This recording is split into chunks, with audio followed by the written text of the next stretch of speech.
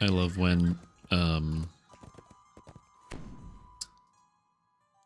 you load something on your computer, like a computer program, a program for using your computer, and the computer program goes like, hey, by the way, I know you're using this right now, and that's obviously why you loaded it, was so you could use it. But what if I needed to update right now? Like this second had to update, no other options. It's kind of where we are right now. Yo, what's up, Big, the one from Mars? How you doing? It's really funny too because I'll put me on camera. So this weekend I did a whole bunch of video editing and got a bunch of stuff done. If you noticed, I posted 2 builds over the past several days, which has been good. As part of this process, I was like, I gotta make sure everything's updated. Updated the graphics drivers, updated my streaming software, updated my video editing software, updated literally all the software that I have. Just to make sure, because then that way it's like, if it's up to date, I can maybe worry about like fewer issues or things cropping up. In theory. But in reality, that was just my computer goading me into thinking everything was okay. And then they could just like karate chop me right in the neck and be like, by the way, you have to update your chat program. What are you going to do? Anyways, good morning, everybody. What's up? My name is Stream Tom. I'm here. I'm streaming. I hope you are all having a very, very good day out there.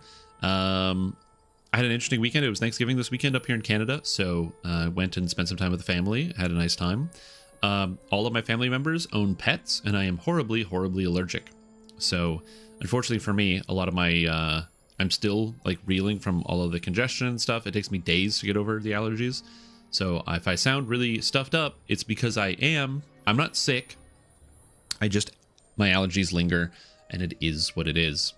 So if you're like, ooh, you have a stuffy nose, Strim, I can hear this kind of like, this like heaviness to the way you're talking. I don't like it. Well, guess what? I don't either. Also, I should be using the alligator horse. I don't know why I'm not. Hold on. Yeah. There we go. Much better, much better. Bubble Boy? Yeah, it's not a bad idea. I used to do that. So the problem is, like, usually for like family gatherings and stuff, I'll wear like the N95s to filter out all the particles. It sounds really dumb to like go to a family gathering and do that, but like it literally kills my whole day the following day to like go and spend time in these environments. But the problem is, like, it's Thanksgiving, so I had to like eat turkey, and that's a sacrifice I was willing to make. Anyways, in case you missed it, where am I going here? In case you missed it, I posted 2 builds.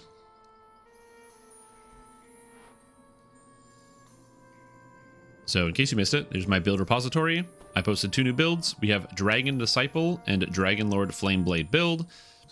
Dragon Disciple is extremely fun and is something I can definitely easily recommend to literally everybody. So if you haven't had a chance to play Dragon Disciple, I kind of have the First Life version of the build, as well as the multi-life version of the build that I played on stream. The many-life version of the build, I actually did put a gear set together for. However, bear in mind, I am bad at building gear sets right now. So if you look at my items, these are not going to be the most optimized. Just putting that out ahead of time, just so you know. You were laid out by a little kitten, but yep. They're so small and cuddly. I know. I'm very fragile. I'm a very fragile little boy, so it is what it is. Anyways, my gear is not the best, okay? So if you are reading through this and you're like, oh, is this what I should go with? This is just a suggestion. I highly recommend you look into it yourself. I spent like 6 hours working on the gear, and I just couldn't stare at the sheet anymore. Especially since I'm not going to be playing the character, so I decided to kind of change it up and go with kind of move from there. But as I said, the build itself and this whole guide is mostly for leveling. This is about leveling and playing the game as opposed to doing end game. So again, don't worry about that as far as like how the end game goes. Mostly focus on like this stuff, the actual like what feats do I take, things like that. So that's kind of the goal here. So that was one of the builds that I posted. The other build that I posted, that was Saturday, The other build that I posted was yesterday, which is Flame Blade. So Flame Blade, we're going to be doing 4 meme builds in here. So right now we have the Flame Blade build. Then there's the Blight Blade, which I'm currently doing, which is what's in the background here. You can see. Outburst, and then Ice Blade. Now, people were asking me specifically what Ice Blade is because they don't know. And that's fair. Reserved for comment. Hilarious.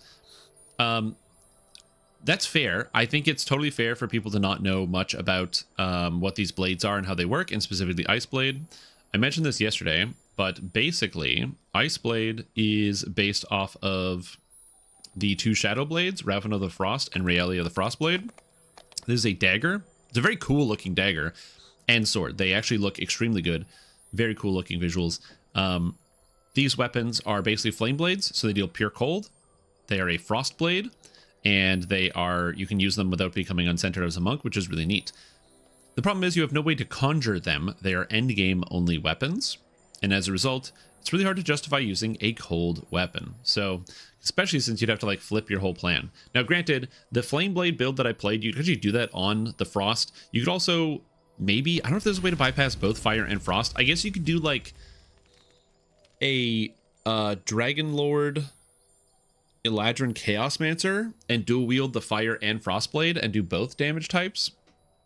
And then as a monk, get the bypass, because I don't know if all of the porous soul or like the weakening effects share a cooldown. It's actually a great question. I have to look this up. But you could probably do like a fire and frost version. The problem is it's bad. And you have to be level at the maximum level. And if you want to use Realia the Frostblade, is at least as easy to get. Raven of the Frost is a Fate Twisted item. So yeah, I'm doing good, Younger Max. How you doing? Where are we looking at? Monk, Henshin, Mystic. Elemental words. Do these share a cooldown? It says cooldown 15 seconds. I don't know if they all share a cooldown. If they don't share a cooldown, you can all-consuming flame into Winter's Touch and just go boom, boom, and have the double weakness. But yeah, I don't know. Anyway, I posted 2 new builds. So if you're like, hey, Stream Tom, where's the builds? There's your answer. 2 new builds, more builds coming. My next build is a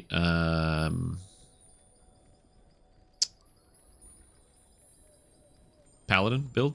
This is going to be coming out. I actually already have the video footage. I played, do I have the film reel here? Give me a sec. Do I have the film reel? I love healers in this group. Yep, I do love healers in this group. Anyway, we did a few quests. So we did Through the Tulgi Wood, one Dame thing after another. So again, this is High Reaper. My damage isn't insane, but thanks to the fact that I'm like mildly tanky, I can tank like a Doom for a little while because of like my dodge. It's only hitting me for 1100. So again, I'm able to manage. Unfortunately, I had to pray and hope for that I got a heal, and it missed me because my armor class is high enough. So that was kind of cool. So again, did some of this. Did Through the Tulgi Wood, ran Covered Culvert, and Kill 10 Rats. And so all of this together is just the footage I needed for some High Reaper content. I don't think did I die? I did die. I died somewhere. I think it was in Kill 10 Rats. Yeah, it was in Kill 10 Rats. Right here. Unfortunately, this is the cube. The cube is very dangerous. You gotta be really careful about the cube. You can't touch it. Even getting close, like boom, it just hit me for 2,000. You need to have ranged for the cube on High Reaper. Even on Elite difficulty, you can't touch the cube. It causes you to become instantly paralyzed. It's just not good. So you can't deal with it that way. But I didn't die there. I died to the Umber Hulks. Umber Hulk. Yeah. So it just like whacked me and I died. And then there I am picking my nose and scratching my head. Come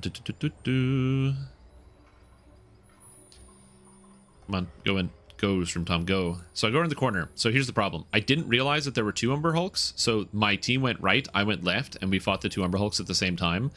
Again, wasn't paying attention. So then I go, oh, okay, cool. 224,000 Umber Hulk. I start whacking them. And then, you know, killing stuff. Paralyze the beetle. He can't do anything. Umber Hulk hits me for 1,800. I got to back up. Oh, and something else. So one of the hits isn't even in yet, but that's 18 plus something coming up. There's another 1,000. I dodged one. But then this is what I see in the map here, that there's no one here. And yeah, unfortunately for me, I died. There's like a smidgen of lag, but I died. I just went the wrong way and died.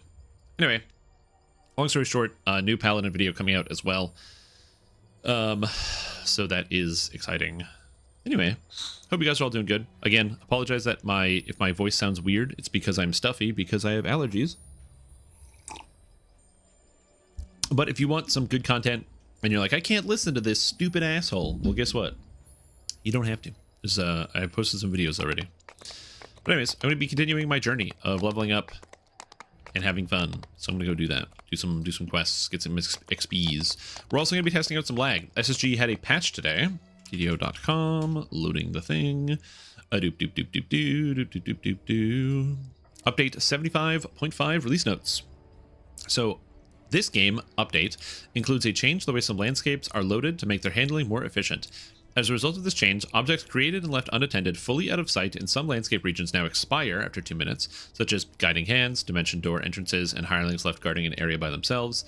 In the case of the hireling will disappear from the party but can be resummoned if their contract is available. An issue has been corrected that prevented characters from reaching Zendaraith in the Isle of Dread Wilderness. Basically, there was like a ladder that got moved or something like that. I don't know. The big change here is basically if you don't look at it, it's going to go away. And this is a good change because this is how video games should work. So what I mean by that is one of the big problems is, let's say we take like a whole adventure zone, right? So let's take, I'm going to get the paint out. I'm going to try to draw this for you for people that don't understand what this is. I'm going to do some drawing. Also, what's up, Kevin Head? Okay. So, let's take a big zone, right? So we're going to get our brush. We're going to get our nice oil brush. And, okay. So this is Myth Draenor, okay?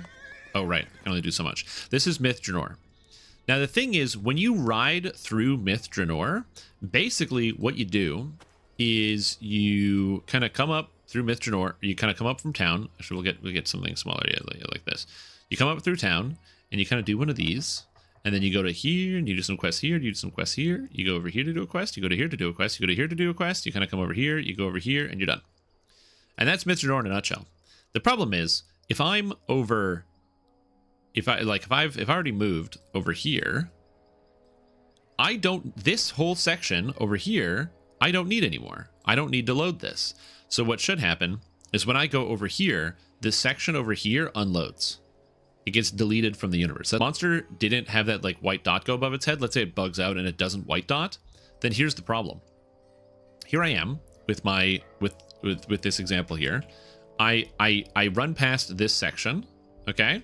And a monster, let's do blue for the monster. A monster spots me, this monster here. I'm running all the way over here, running all the way over here in my adventure zone. This monster is the whole time going to be trying to figure out how to get to me no matter where I am. So yeah, anyway, that's the idea there.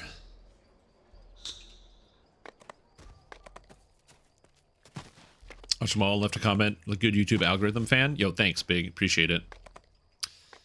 So yeah, we'll see how that works, if that has any impact on the lag whatsoever. In theory, it should. Like, that just makes sense that it should have an impact on the lag. I don't know the size. Oh, 3BCR1. Yo, I need to do the 3BCR1. Let me in. Any idea when the next hardcore league will happen? Never. We're never getting another hardcore league ever again.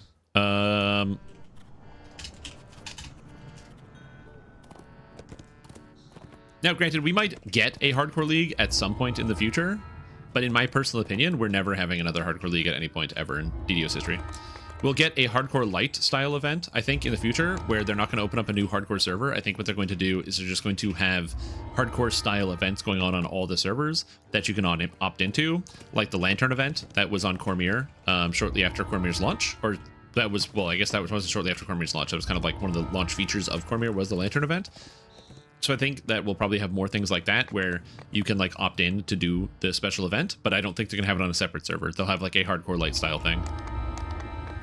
I like the Lantern event. I just don't think we're ever gonna get a new server called Hardcore, and when you log into it, you have a hardcore rule set. I just don't think it's gonna happen.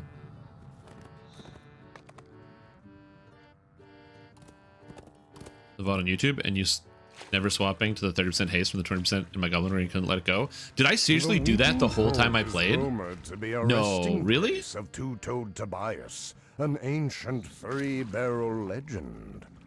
If that's true, that's amazing. And I'm shocked I didn't notice. I'm very sensitive to attack speed.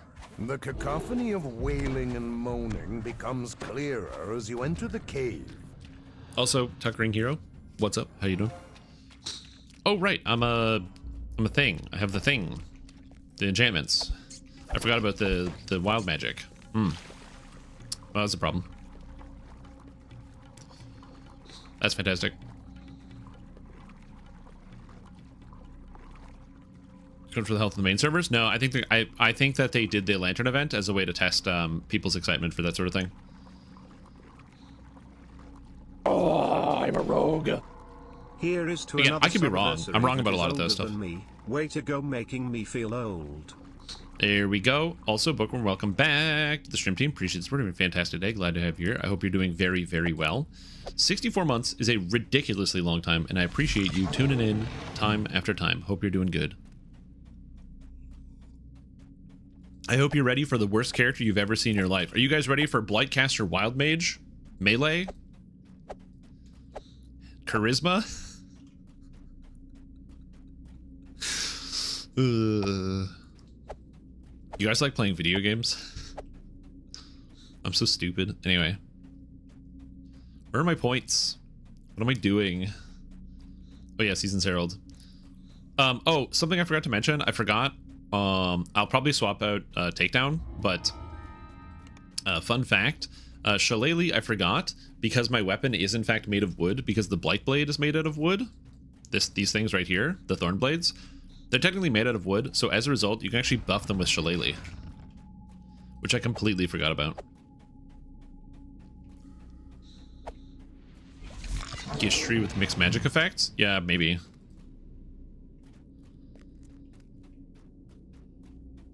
Bit earlier than the big small seeing you more or less. A slight breeze emerges from There's a behind certain the type of wall. like brain disease that I think happens to people when they spend time watching my content, and sometimes it comes up that people come up with funny jokes, and other times it just inhibits their ability to interact with human beings generally.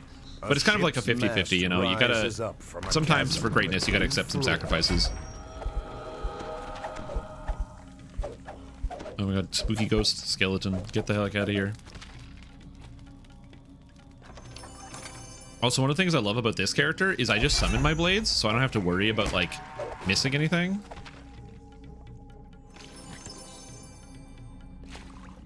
Yeah, but I'm not, I don't need it. I'm gonna have the mana. I'm gonna have different enchantments anyway.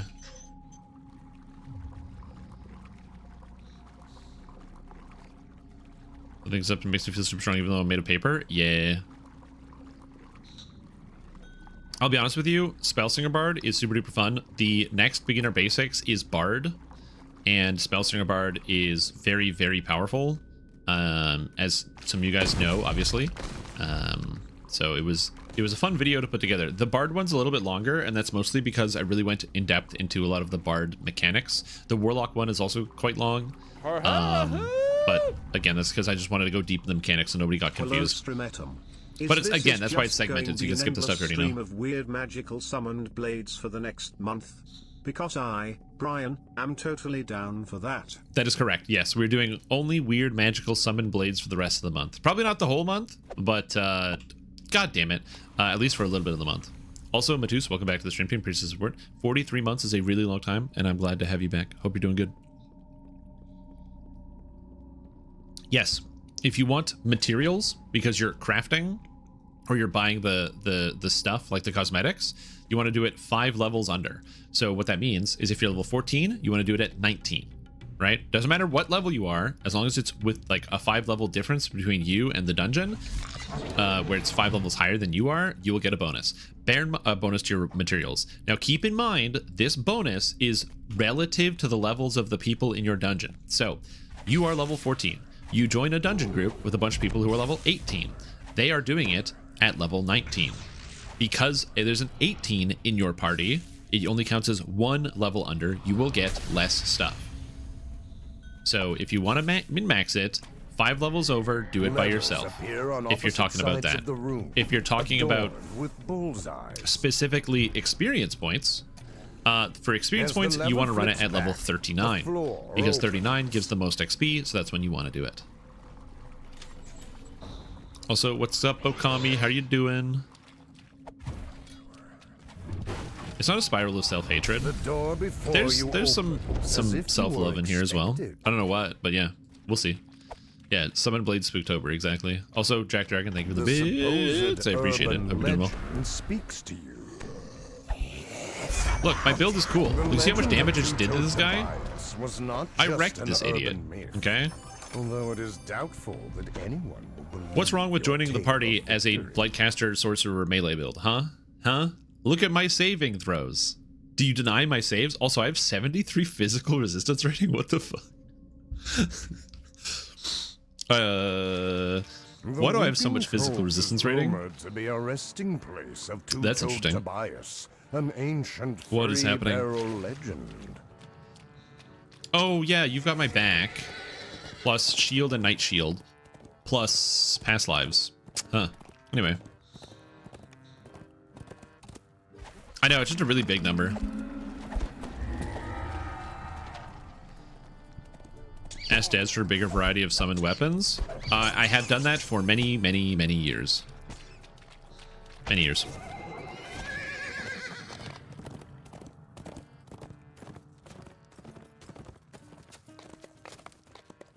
If they are... No, it's not if they're left inactive for 2 minutes, they will be dismissed.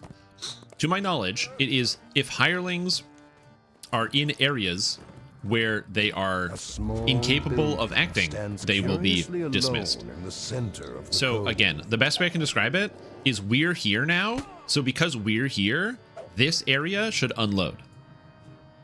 So if your hireling's in an area that unloads, they should disappear. I think I just caught a fly. Let me see. Yep, got him. There's a fly flying around me. I had to catch him. The loathsome orc captain of the ill fate stands before you. No more leaving hirelings at the start of a dungeon. I think it's just adventure zones, but it might also be dungeons. I don't know. My reading comprehension kind of sucks. People were talking about it in the Discord about because several people will leave hirelings at the beginning of a dungeon. So what they will do is they will have like a hireling that can raise, and you just summon it and then leave it, and then if you die, you can pick it up. I'm not sure. This is sure to be the first of many surprises. I don't do that strategy, so I'll have to let other people take on that challenge. For drops and Dry the Demigod? Yep. Yeah, for those of you that saw it, I posted my Flame Blade build this weekend. It's in a Dragon Lord thread that's going to feature multiple different builds of similar quality levels. So there's going to be all the other things. One of them is Frost Blades. I have Frost Blades because you can get Frost Blades from Dryad and the Demigod, the raid, but there's no way to summon them. So I am cautiously optimistic that at some point in the future, we will be able to summon Frost Blades.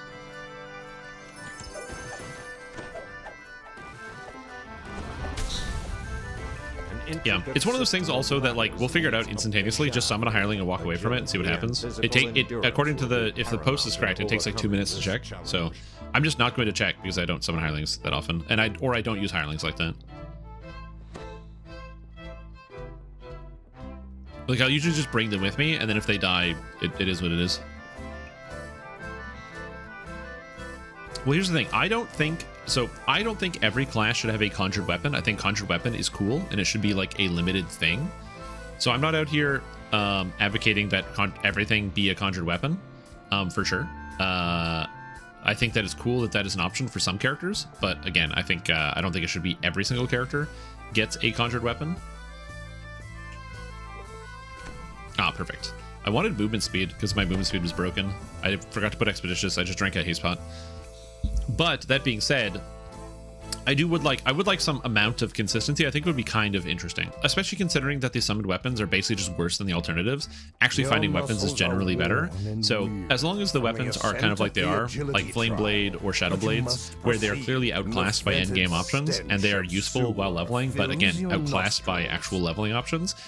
If they made like the example that was given, like a great sword that was made out of light for Paladin, the thing is, even if that happened and that was real, it would still be worse than Sword of Shadow at level 10 and 20 and 30. So there's no real way to like, it doesn't feel like it would be too obtrusive.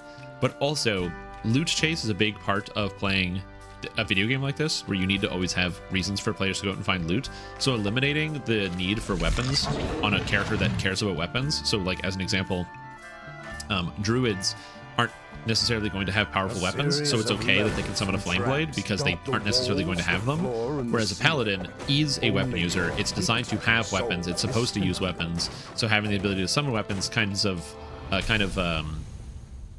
like impacts how you think about and build your character, and maybe not in the best way. So I think it depends.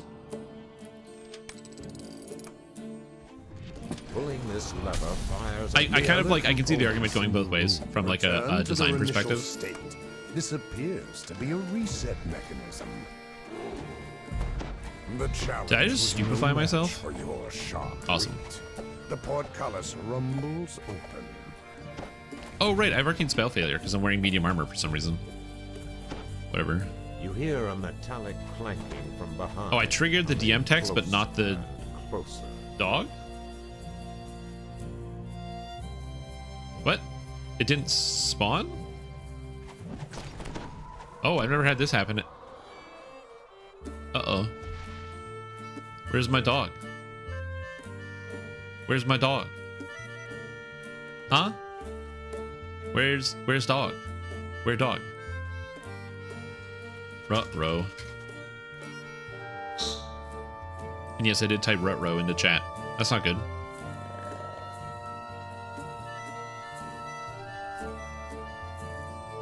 War Soul specific conjured light single-handed sword from War Priest. Yeah, like I said, I don't think that it's a bad idea to have summoned weapons. My personal thought process is that I feel like for weapon users, so like Dragon Disciple is obviously a weapon user for that, so them conjuring weapons seems kind of silly to me because like you should get a weapon. But for like casters, it makes a little bit more sense to give them a way to allow their magic to extend into the real world, if that makes sense. I agree. It would be cool if some of them had options, right? Like there already is Flame Blade. You can get Mirana of the Flames. It'd be kind of cool to get something like that. Yeah. Well, that's it. It looks like we reset.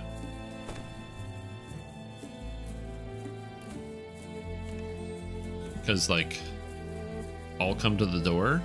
But this person, oh, this person says everyone come to the door. I don't think it's gonna fix everything. I don't think it's a way to solve this problem. But we'll see. Also, like this person's name is Pale Master, and they're a Dark Hunter. Lies.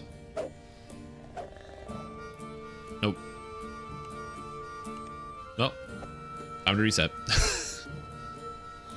Minimum damage and a main side of the enhancement tree. Yeah. So like, so War Soul, because it already gets Wisdom or Charisma damage, the idea of it having a summonable weapon doesn't really change the game that much. So I feel like that's a little bit more, or a little bit closer to reality. Stands curiously alone. You know, you can break that sequence. That's the first time that's ever room. happened to me. So I wonder if this is a new patch thing.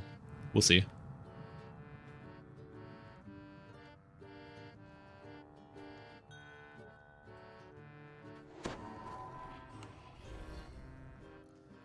Yeah. So did it break because of the patch? I don't know. Be aware. And I'm not going to jump to conclusions. I don't have a jump to conclusions, Matt. Okay, I have to change up my armor. My arcane spell failure is way too high. I was like, I'll just wear medium, and that's not correct. I'll have to go get light armor later. I can deal with 10% arcane spell failure, but the amount of arcane spell failure I have is too damn high.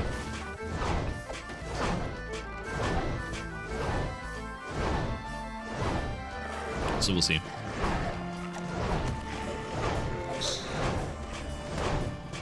Well, yeah, exactly. Again, I do like the idea of that being a spell. I also think it would be interesting as, like, exclusive spells. So consider the following. Imagine if wizards could conjure, like, the ice blades, but sorcerers could conjure, like, the lightning blades or something, because they would be, like, separated based on the class. It would be something that actually makes the spell as different.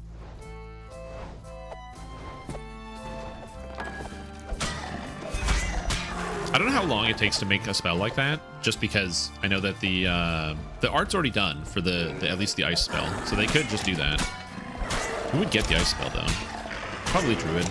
Druids also do ice, so it'd be fiery and ice, which would be kind of interesting. I don't know. I don't know the answer, man. I'm just a guy. I'm just thinking. Very lucky you got a jib in my first run of White Request, never went back. Yeah. I like Three Barrel Cove. I've never had this bug, so this is new. This is a new one. It's kind of exciting to encounter a new bug for me. Based on the current tree, that'd be kind of cool.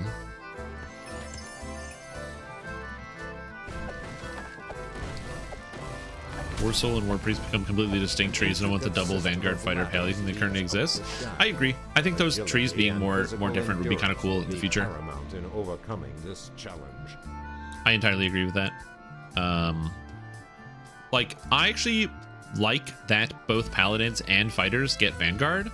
What I would rather in the future, because some people like make Vanguard universal, you could do that, but like it's just really thematic to those types of characters to have like the shield and use that as a weapon.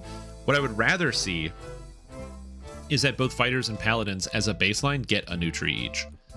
So then Fighters and Paladins have 4 trees because the Vanguard tree is shared between them and is identical. So you would get a new Paladin tree and a new Fighter tree on regular Fighter and regular Paladin. But then at that point, why don't we just make Vanguard universal? Because like, what if anybody wants to be a Vanguard? And like, I don't know. Universal Vanguard would also solve a lot of problems, like the fact that there's so many weapons. Like, there's bucklers in this game that have shield stats, and it's really cool to like shield bash with this to be like a swashbuckling shield user, or to use like orbs from Eldritch Knight. But like, all these things don't work because you need Vanguard to make shield bashing feel good. Your muscles are worn and weary, and the fetid stench of sewer fills your nostrils. Cleric, Sword and Board archetype. Yeah, they could probably do that. They could also take some shield archetypes from, or some names from some of the, if they go with my suggestion, which is to cut down all of the classes in terms of the builds you can play, they can use those names for archetypes. So for example, imagine there's a shield using cleric called like the Defender of Sibris. Defender of Sibris is, I believe, one of the paladin, it's either paladin or fighter archetype, or like pre-made builds. But you can scrape together so many cool names for characters and archetypes that feel thematic. Same, so Fighter Towns really only have one unique tree. I actually disagree with that one. So Sacred Defender and Stalwart Defender are very similar, but like, or they have quite a lot of similarities, but I promise you they are different.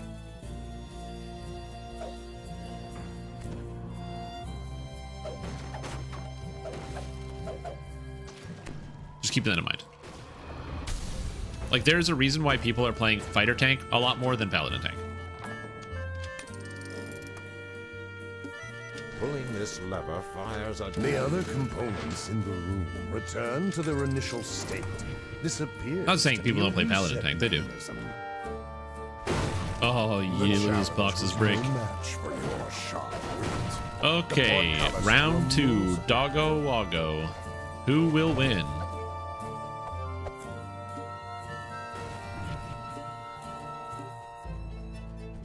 You hear a metallic clank. Hey, it spawned. Let's go. Anyway, we're good.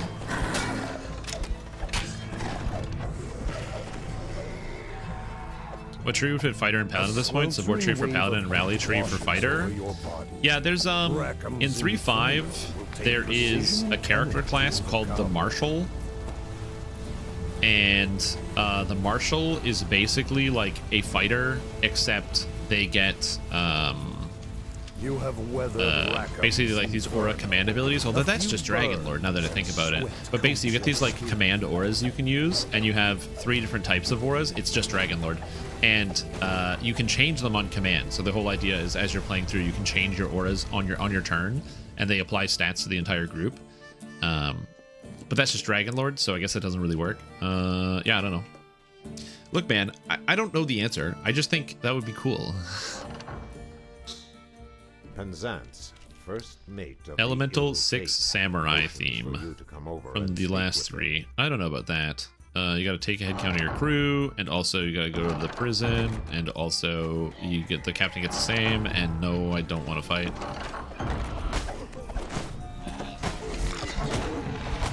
Warlord. Warlord is cool. I don't have a lot of bad things to say about Warlord. It's cool character class. Oh god. Iron Pothead. Oh, I gotta talk to Penzance. I forgot to talk to him.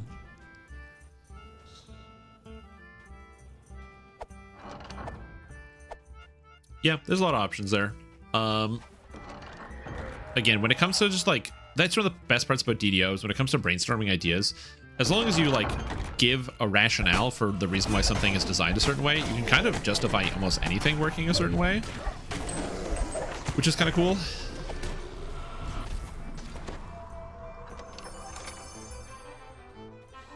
Yeah, so we'll see.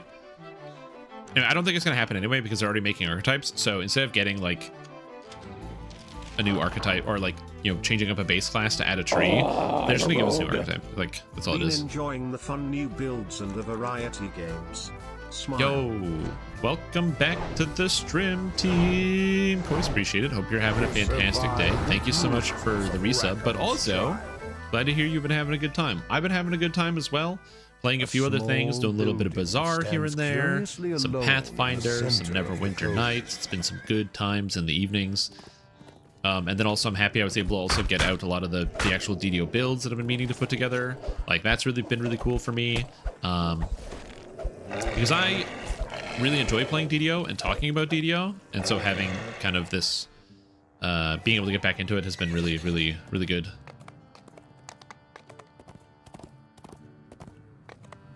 I'm hydrating.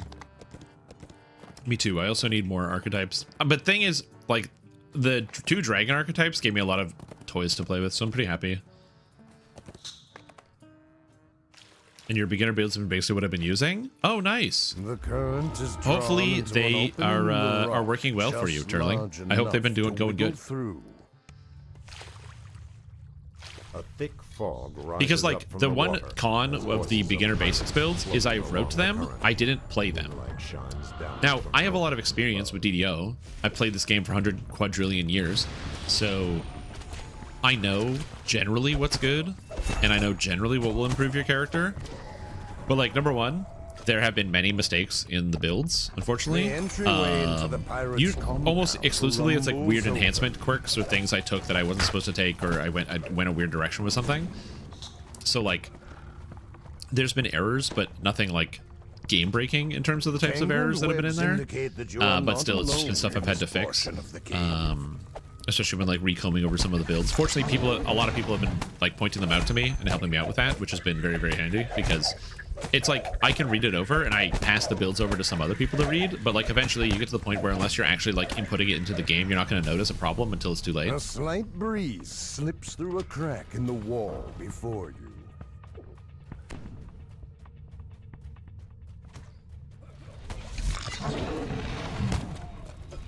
But I'm glad to hear that they've been working out well, at least so far for you. Notice a lever on the back of the ornamental statue. Make changes Vanguard to make that happen. Well, I think Vanguard is totally fine, since the only thing that Vanguard does is, I think it gives like what? It's bonus to like strength.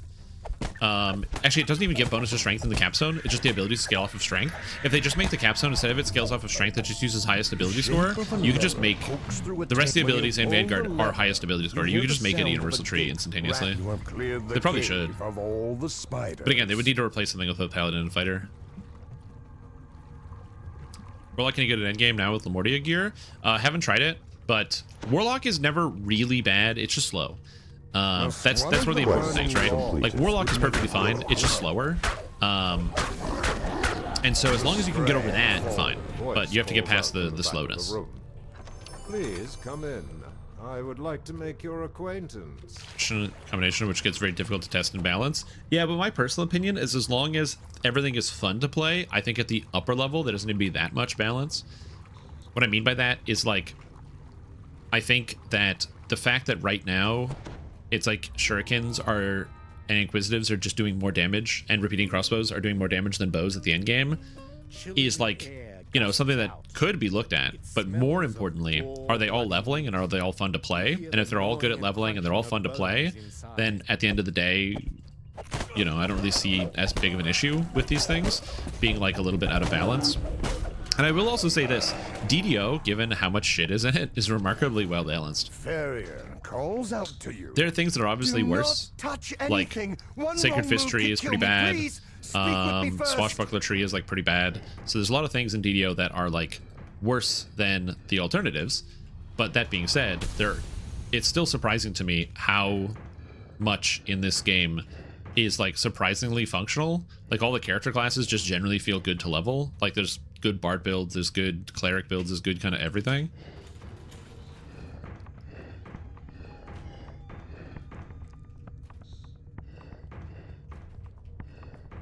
Oops, wrong button. You have freed Farrier Warley. Oh, the guys aren't letting me do the puzzle. Oh, that's rude. I'm out here working the puzzle. I'm still finishing it because I started it. I don't care. I don't care that nobody else cares. I'm doing it anyway. Whoop. Oh, it disappears? You can't even... Oh my god, I'm so upset. I didn't even know it disappears. Literally, you can't solve the puzzle once it's over. Oh my god. Take care. I still need fire caves. The current is drawn into an opening in the rock, just large enough 3 levels of to wiggle Pallion. through. Eldritch Tempest feels so good. Yeah. Was really hoping the Acolyte of the Skin Beam Blast Shape would help with the speed issue, but the blast shape did not turn out how I imagined it in my head. Yeah, you would think the beam would be like lasering stuff, and instead it just makes a slower projectile. So because the projectile is slow, you miss literally everything and hit nothing.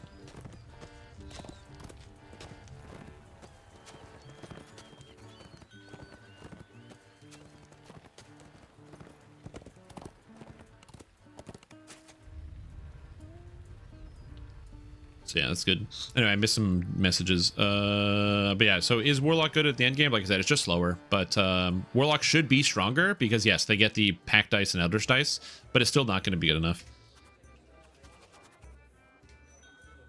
The main issue with the Warlock is that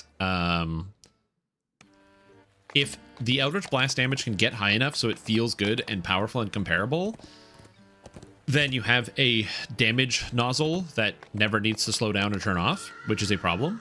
But then on the flip side, if it's not powerful enough, then to increase the power of your character, you have to gain strength by using secondary abilities. So we're talking about like your Dragon Breath and other epic abilities, Ruin, Greater Ruin. And the more times you're pressing those, the less time you're pressing Eldritch Blast. So then you need to worry about how much you're actually investing into Eldritch Blast.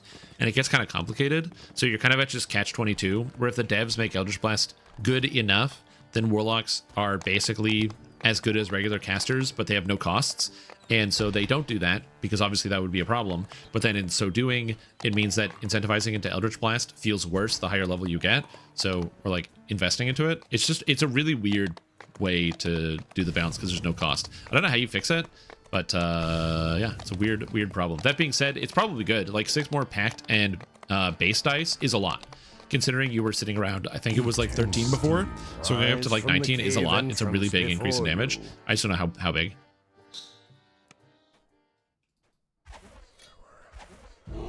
The air here is hot and stinks of brimstone. Vile fumes sting your eyes. Well, it's like I've mentioned a few times in some of my videos that like I don't personally like the way that Quick Cutter works in DDO. I think that Quick Cutter is too good, right?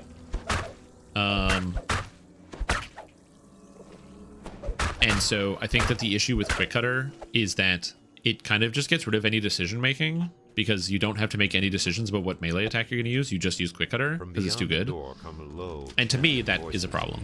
So when people go like, oh, well, if you just buff everything up to Quick Cutter's level, then, you know, that's the solution. Like, don't nerf things. Buff everything up to Quick Cutter. The problem with that is that Quick Cutter is so good, there's no decision making. So buffing everything doesn't matter, because it's either going to be better than Quick Cutter, as in you just use that thing, or you buff it and Quick Cutter is still the best, so you just use Quick Cutter. And you still don't have the decision making element in it. Like, Quick Cutter is so powerful right now that you can take a like a wizard with no melee stats and grab quick cutter and just rip your way through quests like it's nothing.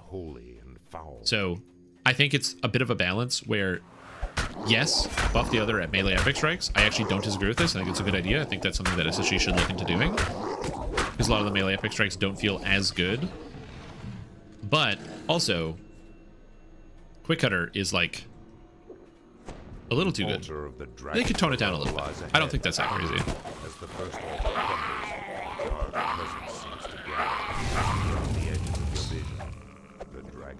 Yeah, Sacred Fist. Also, Sacred Fist is like an extremely expensive enhancement tree as well.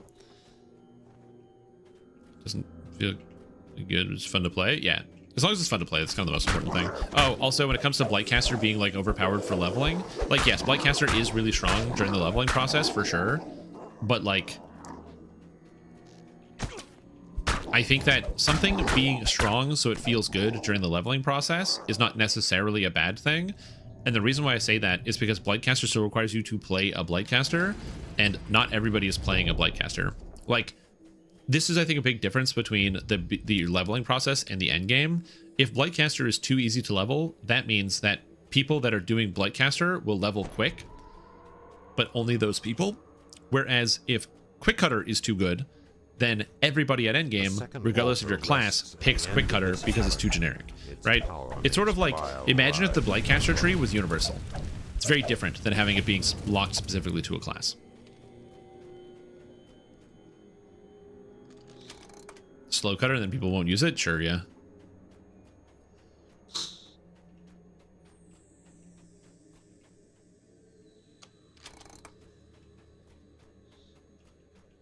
Well, the problem with Dire Charge is what they did to Dire Charge is actually the correct type of balance, okay? So Dire Charge used to be used by every single melee character. It was a level 28 epic feat, or epic destiny feat, and everybody took Dire Charge. Every single person in the entire game. We all took Dire Charge. And the reason we did is because it was a AoE stun on melee characters that didn't have access to that. So it was really, really cool. However, the reason why people don't use Dire Charge now is because Dire Charge, number one, now is exclusive with other epic strikes. So you have to choose, do I want more damage or do I want crowd control? And most of the time you want damage. And also, you have to invest into it. You can't just take Dire Charge for 3 points, like 1 point in Dreadnought and then 2 points for Dire Charge and call it a day. You have to get to tier 4 of Dire Charge to make it feel really good, where it's got the knockdown and the stun. On top of that, the Sunder doesn't take on secondary Sunder effects, which makes the Sunder kind of pointless on the ability. So as a result, it's not going to feel as good, which is a bit of an issue in terms of how people use it. But it's not necessarily a bad thing. It means that as you go further into the tree, it actually does get better.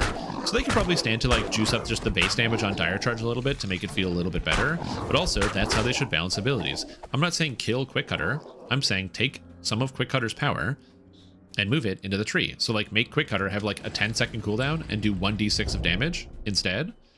And then make it so that the tier 3 ability in, it's like this ability here that buffs up adrenaline, make it so the other option increases, or like at rank 3 reduces the cooldown of Quick Cutter by like 1 second.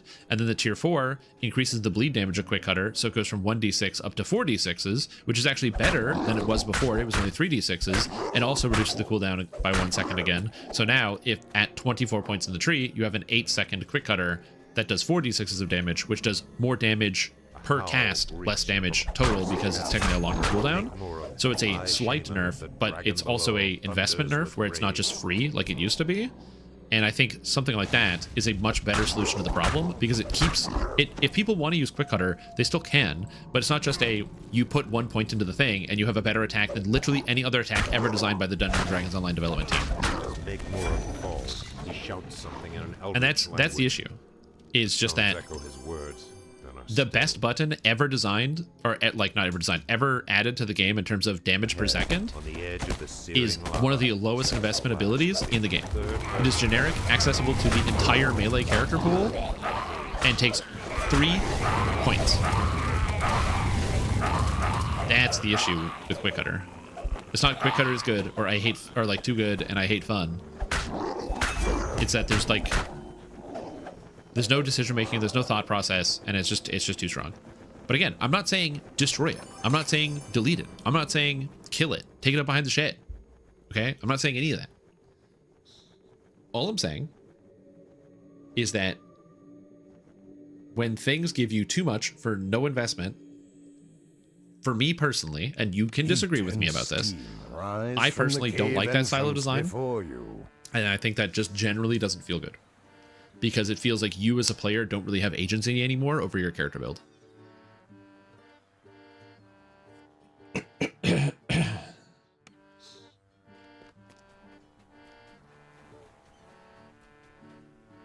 Right? So like, I'm just going to just show it off here. If I go to my Epic Destiny and I go to Fury of the Wild, you have Adrenaline, which gets better. So tier 3, Adrenaline bonus, nothing for Quick Cutter, and Adrenaline bonus, nothing for Quick Cutter. Whereas, so Quick Cutter's entire Giga Power scaling goes here. So what I'm saying is you take this ability, and instead of making a cooldown of 6 seconds, I don't even see if the cooldown's on here, you make it a cooldown of 10. You reduce this 3d6 to 1d6. And then here, you go rank 3, Quick Cutter's cooldown goes down to 9 seconds. And then here, Primal Force, you also do this and you say for each rank, Quick Cutter gains 1d6 bleed damage, so it goes up to 4d6s, so it's actually higher. And rank 3, Quick Cutter cooldown goes down by 1 second. So now it's an 8-second cooldown. It does more slashing damage than before. And it's not just something you put 1 point in and you are done. Again, we can disagree on this. I understand why people, some people will have the super strong ability and they want to just let it ride. And to be fair, I do understand that. Having like the thing that kind of makes the game a lot easier can feel quite good, as it gives you the ability to do content maybe you otherwise couldn't do, because all of a sudden you basically have this superpower in your pocket, and yeah, it just allows you to just do things you could never do before. But for me, and this is like a personal and very selfish thing, I like it when my decisions matter on my character build, and I like having to, like, in a game where you can create your character any way you want, for there to be like things that are better for your character than other things. And as of right now, there's currently no way to make any Epic Strike feel better than Quick Cutter on any melee build, with the one exception of maybe Dire Charge, because you need the stun. And that's my issue.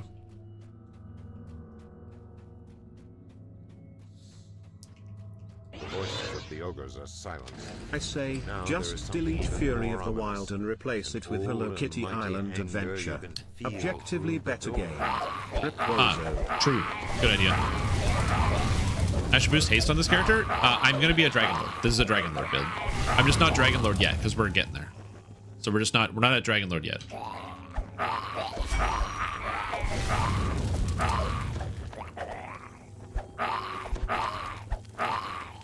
Shipping Strike sets some global cooldown, but didn't put Epic Strike on their cooldown, like Dire Charge 15-second cooldown. Yeah, it would be kind of interesting if Epic Strikes had like a 6-second cooldown or something between all of them.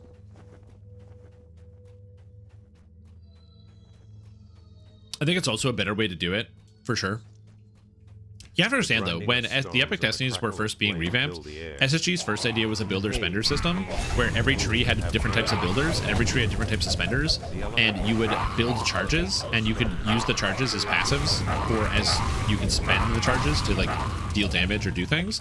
I actually didn't hate that system, although the problem with a system like that is inherently the passives are going to be too good. But, yeah. Yes, except... so it would be like all the Primal Destinies generated Primal charges, all of the Martial Destinies generated Martial charges, things like that.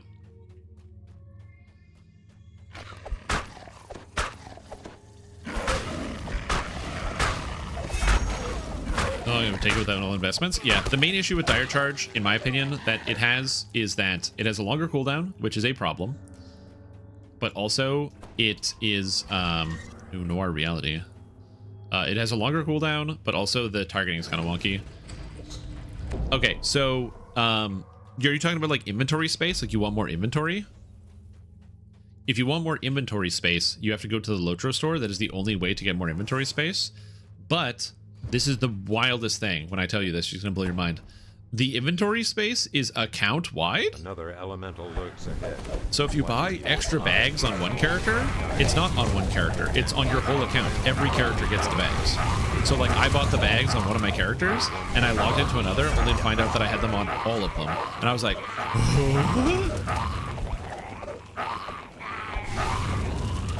Yeah, so like, for example, this character, I bought the extra bag, so I bought the 3 extra bag slots because, like, I've done like 100 TRs on this character, it's worth it. But imagine if it was all of them.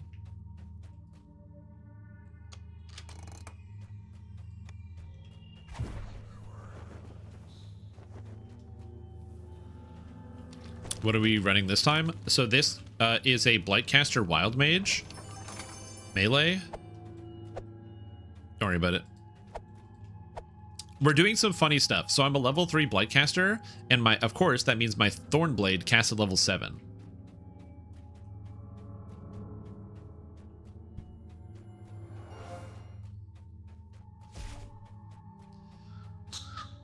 So we got some weird stuff going on. Let's just say that. I got some weird stuff going on.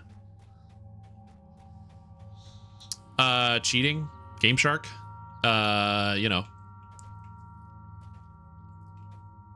So here's how it works. Basically, Thornblade is still a fire spell.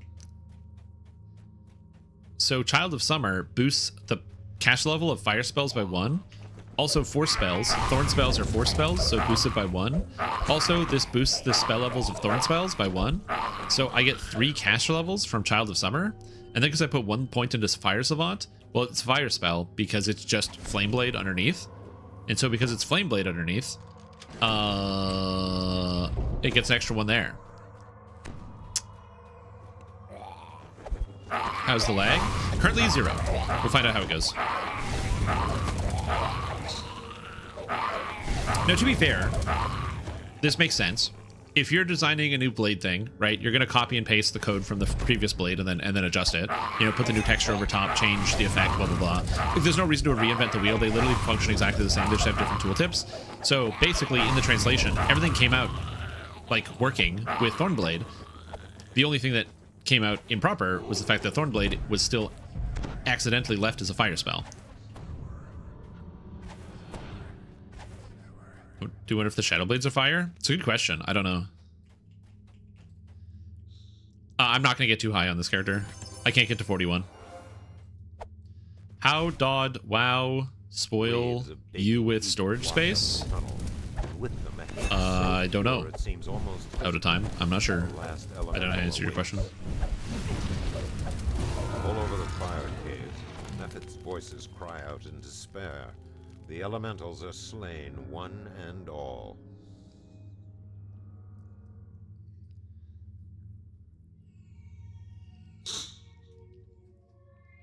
I understand. I just don't know what you said at all. The cave entrance before you. So, but if you want to re-ask your question, oh god, or if it was a question, I don't know. As far as there's another fly in here. Where are these flies coming from? There's like these tiny little fruit flies, but I don't know where they would come from. I don't have any food in here. But as far as like people saying like hirelings are dead, just like bring your hirelings with you. Some people were using them so they would like park them at the beginning of a quest, and then have their hirelings kind of just wait there and they would res them later, which I don't think is a terrible thing to do. It works, but obviously, you know, there's other ways to use your hirelings.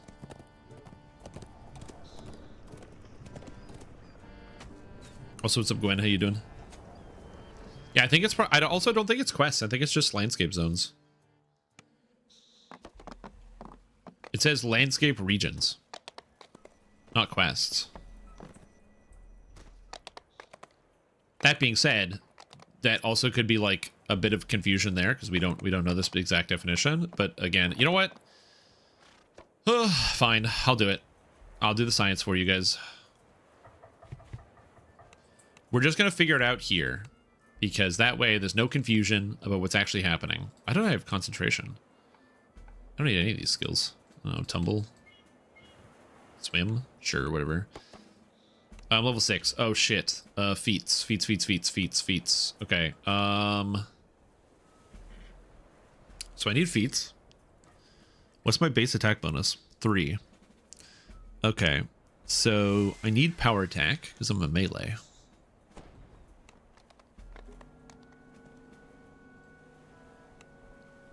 And I need... Do I need a meta magic feat? No, I have quicken already. So I need power attack. And I'll need weapon focus, slashing. I think we'll go with power attack for now. Seems good. I learned a new sorcerer spell. I guess I just take Night Shield. Because then, well... Because then Druid... What other Druid? I would take Longstrider instead, which is actually... There's good reasons to take Longstrider. Yeah, so I'll take Night Shield, and then I can take Longstrider. So I can do this. So I can do... that. Then we can do that. Which makes sense. Don't question my build, okay? But yeah, we'll test it out. I'll just gonna go do the science.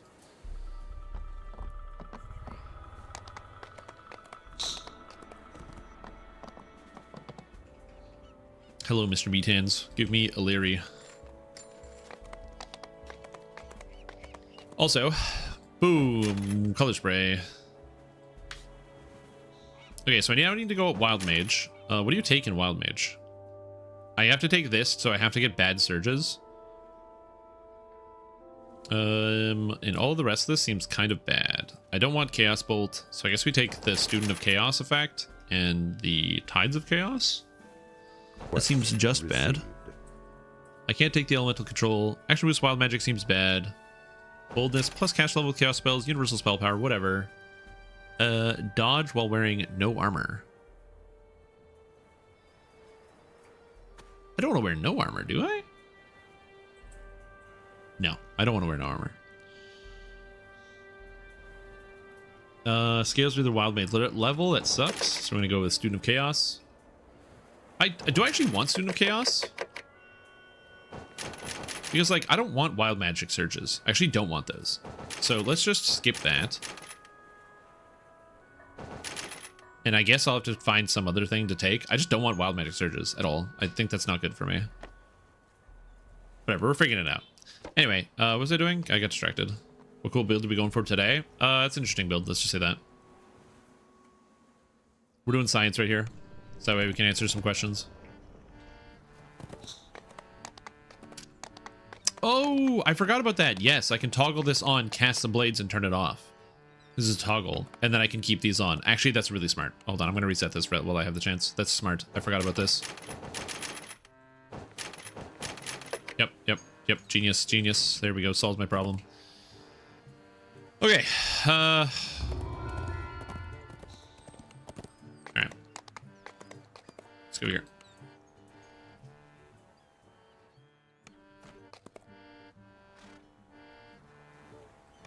So, we summon a hireling.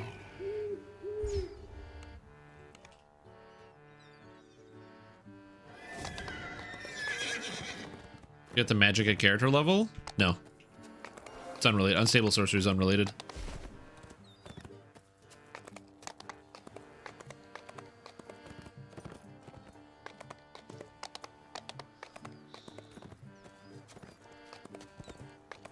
So in theory, a Larry should despawn at some point.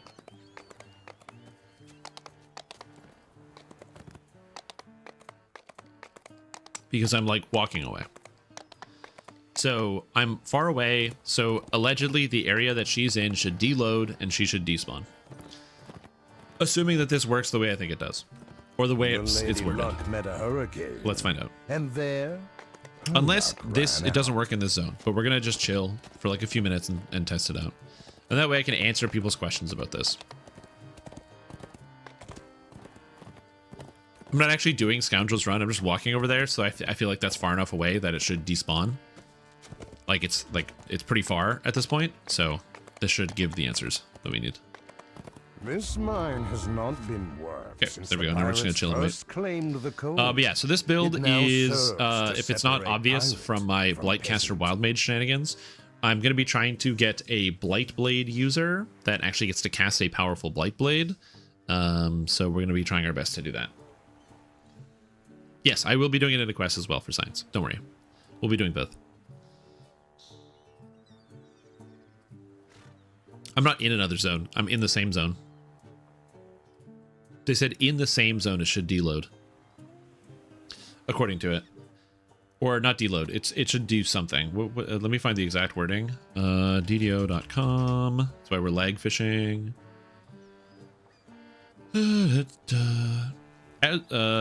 As a result of these changes, objects created and left unattended fully out of sight in some landscape regions now expire after approximately 2 minutes.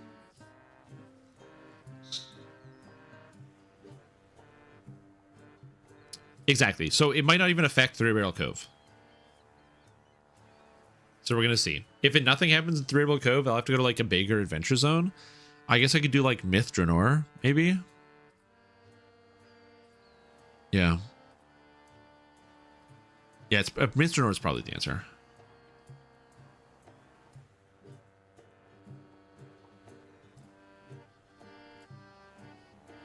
It's probably like the epic zones with like infinitely spawning bad guys. Or not infinitely spawning, but the ones where they spawn like 100 million guys. Okay, so this obviously is not doing anything. We've waited lots of time. So I think it is epics. So we're just going to go check Myth Draenor.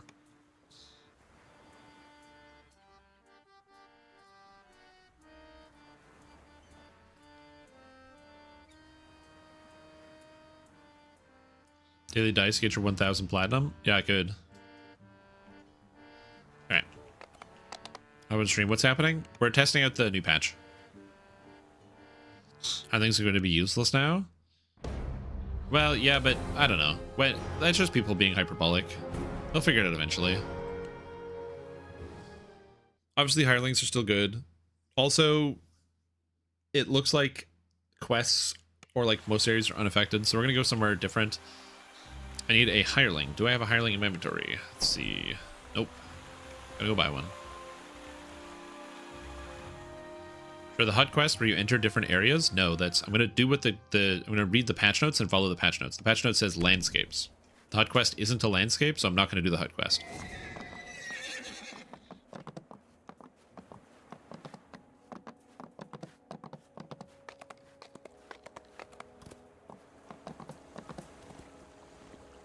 So we're going to go to Myth Draenor, which is an adventure zone that, oh god, that has like a lot of problems.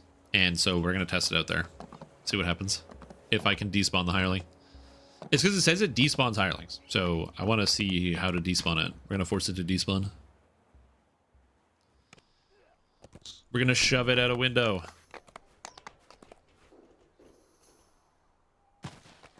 Did she despawn? No. All right, we got Bulwark. Let's go to Myth Draenor. Myth Draenor. Myth Draenor? I don't know. Orchard would be a good test spot. Yeah. Orchard is good. Probably any, like, epic zone, I think would be good. So, but yeah. We're going to test the areas that, like, had problems. So, like, Myth Draenor and Isle of Dread are both areas that were, like, problem childs. So we're gonna test both of these.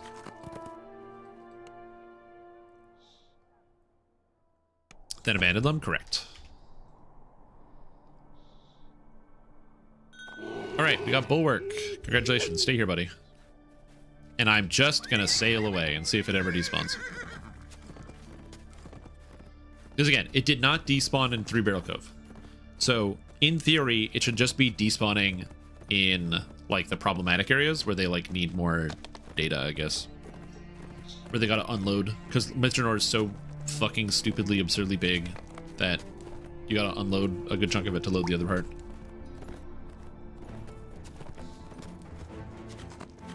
So we're just walking away. You know, making a zone the size of Alaska was causing issues? Yeah.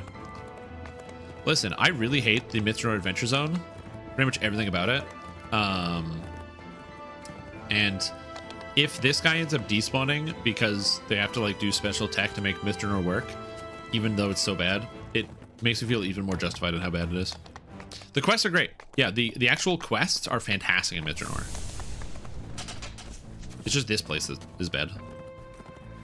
The music out here is even good. I really like the music in Myth Draenor. And the art is amazing. I love the way the city looks. My issue with Myth Draenor is just how terribly empty it is.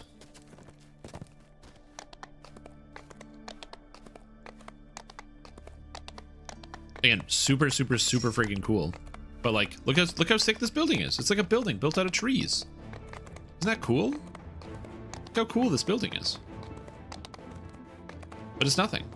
You can't go inside. It's not an explorable area. It looks cool. There's nothing here.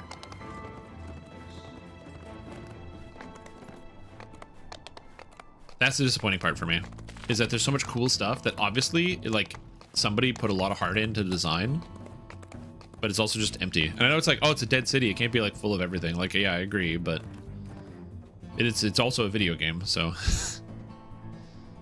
shit ain't real life.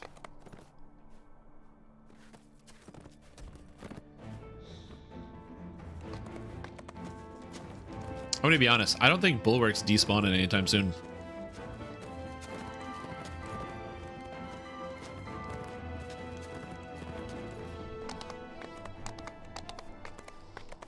Well, I've basically gone as far as you can go. So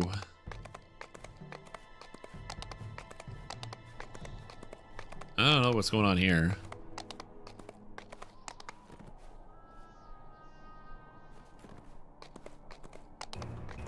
It's been way over 2 minutes.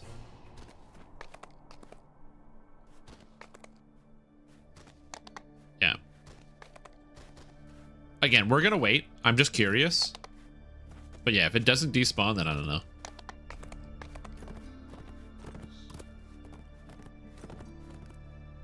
So we'll chill. We'll find out. It's like finding out the Spider-Man set wasn't designed to be a standard set. Just felt justified in my opinion. Yeah. I mean, I feel like there's a lot of reasons why people dislike the Spider-Man set.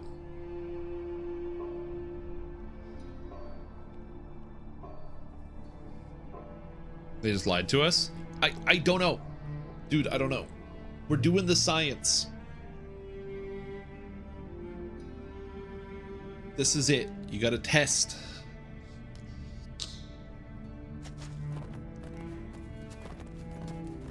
You test Big B hands? Well, no. I'm testing the hireling because it said the hireling should despawn. Because the other problem with testing Big B hands is I have to like go back. It could also be that I'm not loading enough garbage. Like maybe I need more monsters.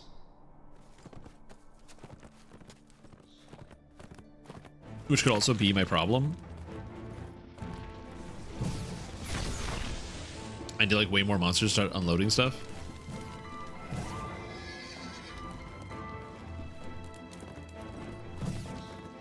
Well, assuming that the marker on the map also gets deleted. Unless the marker on the map doesn't get deleted.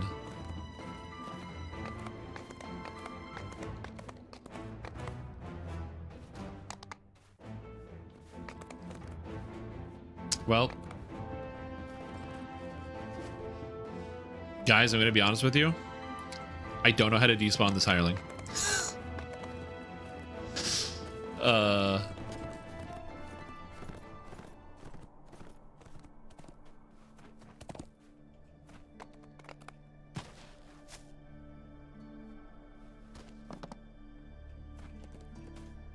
This is all that remains of the Temple of Shondakul, the Rider of the Winds. In the Elven pantheon, he was the god of travel, exploration, Hop into a quest. and portals. I mean, the hireling's going to despawn regardless, because if I go into a quest, after 5 minutes, the adventure zone expires. So if you're not in the adventure zone, the hireling will despawn for sure. I don't really want to wait, like, see if it takes 2 to 5 minutes. Yeah, it did. It really did. So here's the thing. I can't despawn the hireling, so I don't know what this change actually does. Actually, yeah, I just don't have an answer for you. So that being said, all the people who are worried that their hireling is going to get destroyed, or that it's going to, like, you know, their life is over because now their hireling is going to be despawning left and right and they can't use them, I'm going to be honest, don't worry about it. Don't worry about it. Doesn't seem like that's the case. I think your hirelings are going to be just fine.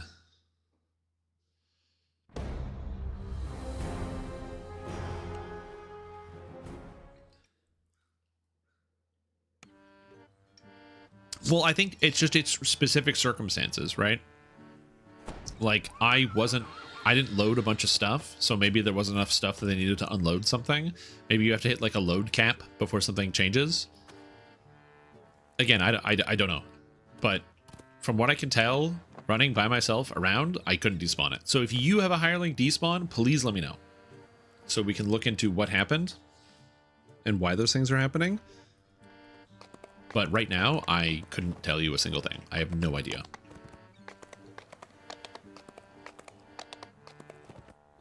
Also, where am I going? What am I doing? I want to do Feywild, but I want to take level 7 first, so I can get all the XP. I don't have to like cap out.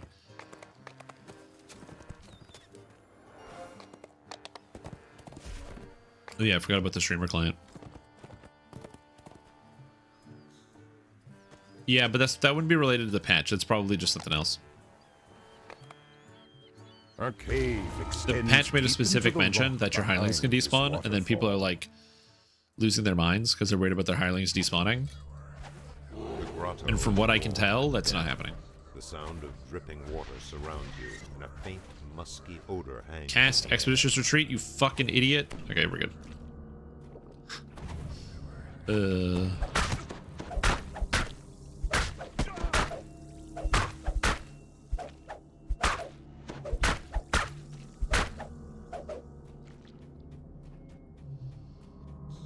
Soloing Legendary Misery's Peak. Yeah, I mean, I don't think we're ever gonna get Legendary Misery's Peak, but if we do, sick.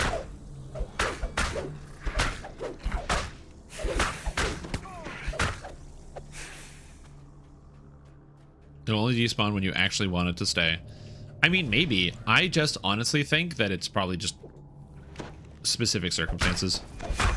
I think it's gonna be very, very circumstantial. Glistens far beneath the stone bridge. So it's only going to despawn, not in like you guys are saying, where it's like only when you don't want it to. I think it's only going to despawn when there's the specific conditions are met that require it to despawn. Splits open, spilling rank smelling. You glimpse a glimmer of light. So again, that's stuff like if there's too many monsters like loaded in a single zone. So like maybe it's like a group adventure zone or something. It's like despawning. So if you have like a hireling, maybe you're doing Orchard Slayers, and you got 4 guys and 1 hireling, and then the hireling despawns. I don't know. We'll find out.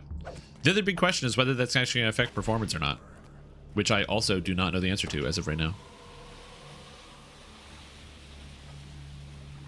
You can't really bring hirelings into Thunderholm because Thunderholm's a raid zone. So like technically you can, but you can't really. So because if you have a raid group, the hirelings don't go in.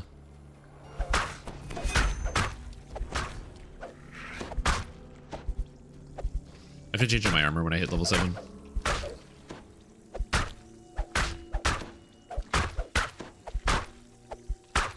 I'm ready to fight the dragon from Misery's Peak. I think that could be a great return to quest line. Yeah, Tyrbior, if you've never done the quest Prey on the Hunter, you should do the quest Prey on the Hunter to find out what happens to that storyline. This huge echoing vault was once the hideout. Force fields. I will say you do get a lot of really positive effects from when you actually have it enabled, so you only get positive effects. It's kind of cool.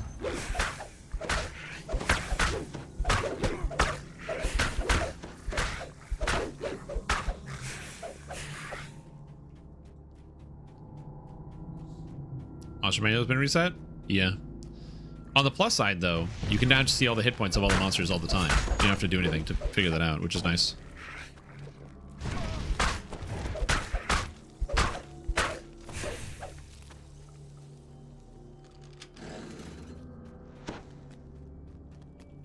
I like Prey on the Hunter. I think it's a cool quest.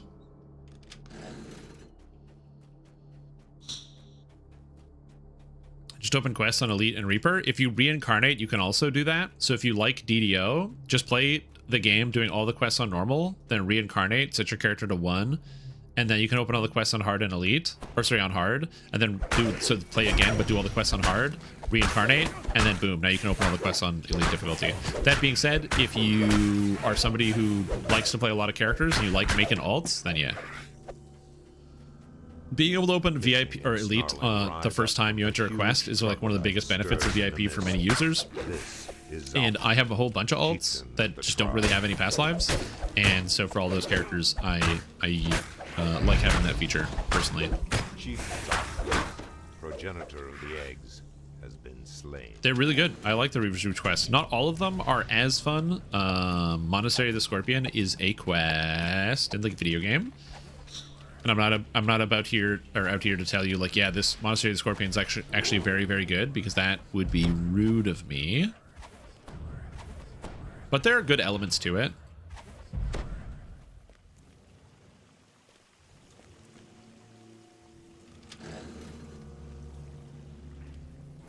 And then Enter the Kobold it's a really cool quest. I actually think Enter the Kobold is a really good quest. The reason why people don't like it is because the final boss fight is genuinely hard. It is a difficult final boss fight. Also, go in there with Death Block. Don't go into Enter the Kobold without Death Block, or you will die. Because all the kobolds have Vorpal swords. So if they roll a 20, you just die. No save.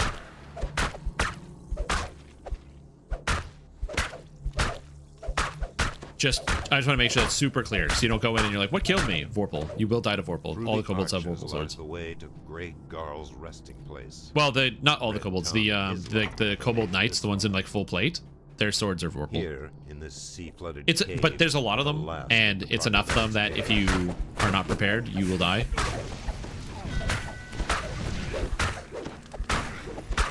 Sputtering greasy slime, the last of the troglodytes' egg structures. Sputtering greasy slime. Destroyed. No, I'm swimming, dude.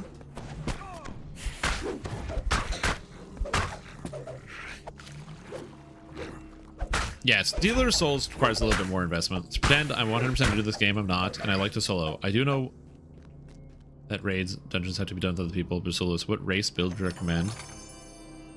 Oh, for soloing raids? Probably that Inquisitive build. Like the 17 Favored Soul 3 Artificer build. The reason is, it gives you full reign to heal yourself, all of the defensive buffs in the game to protect yourself from all the stupid bullshit that raids throw at you. And also,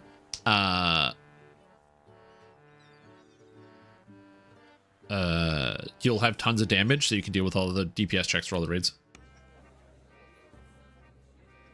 Yeah, not anything modern, but it means you could go with, like, if you're the Favored Soul Artificer, like, dude, you could slam out, like, Reaver's Fate, Tempest Spine, the Marilith one, what's it called, Zawabi's Revenge.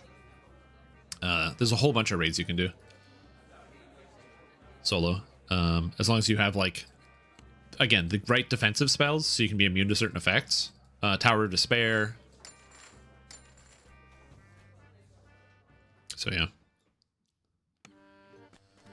No, not soloing raids, but dungeons. Oh, sorry, did I misread what you said?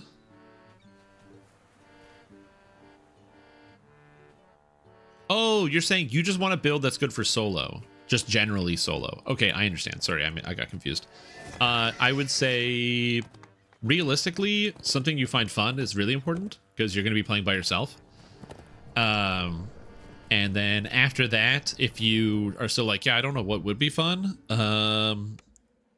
I would probably go with, like, Blightcaster is a great option. The Blightcaster Spellcaster is really, really good as, like, a solo build. So any Blightcaster, I have tons of Blightcasters. There's Blightcasters everywhere. They're, like, really, really good as a solo.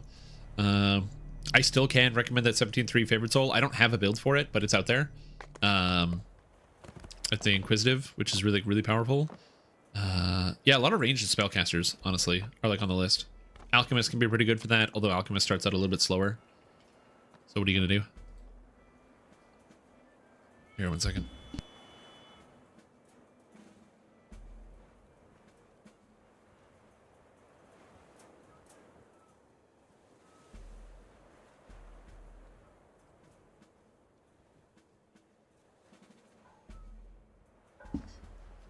Sorry, I am still working my way through allergies from the weekend, so I'm still just a bit behind here.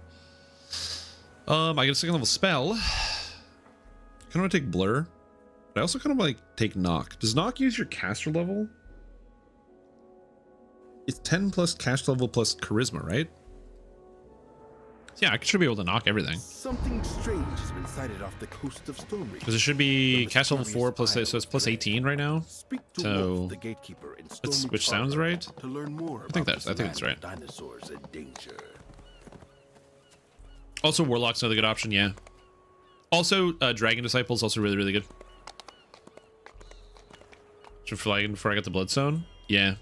Well, the thing is, you need multiple gems for that one. It's so many gems to run Sealer of Souls, so, like, you get the gem, but then you also need, like, all the other garbage. Yeah.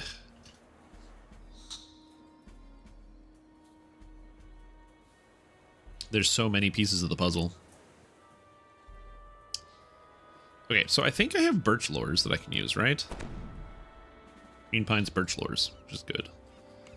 Which this gives me... I don't need wisdom, but the healing stats are nice. Just a little bit. I have the blue raptor feather, which is just nice. Still don't have a necklace, so I could wear something in here. Insightful Devotion. This is just for my tiny, tiny amount of healing that I can do. So this is just going to make it a little bit easier on myself. Tanaroa Sneaking Suit. Gives me con. It's Mythic 4. I mean, shit, dude. It's kind of cool. And it's light armor, so it's only 10% arcane spell failure, which means it'll be slightly less angry when I use it. Reconstruction, ramp, Admiral's wristwatch, accuracy, deadly, blah, blah, blah, blah, blah. Seems good. And we put this back in here. I don't need to make a lot of changes to my character. I just needed to get a couple items to swap around. Oh, Illicit Warding Armor is also an option. It's Mythic 2. It's got the Dusk. It's got the Cold, Fire Shield Cold. It looks really cool. But yeah. Yeah, Stormsinger Bard's good. The thing is, pretty much every single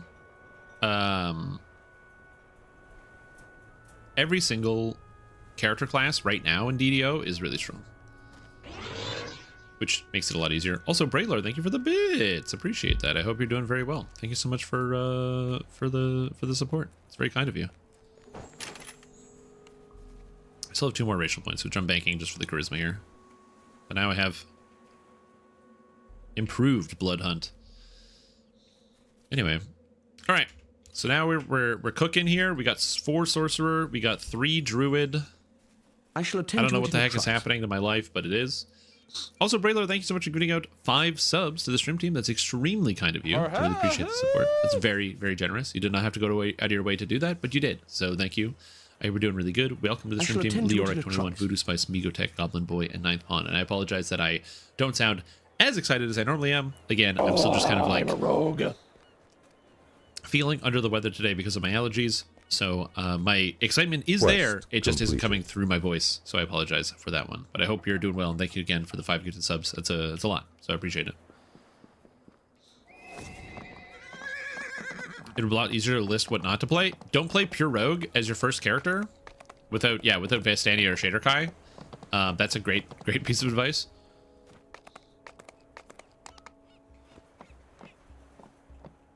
Did I sell? I sold. Okay, I think I'm going to do Feywild now. It's time for the Feywild.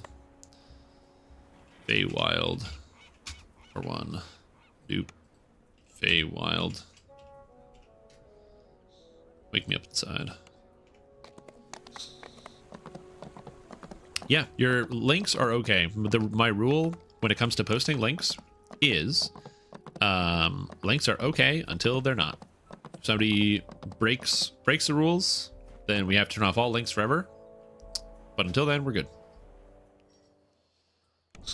Fire very bad in Lotro, apparently. Do you mean like standing in the fire? As in like a goblin dropped a fire pot on you and then it killed you and you died because you stood in the fire and you died? Yeah, that's okay. You are now as good as most DPS players in every MMORPG. Laugh, then scuttles off.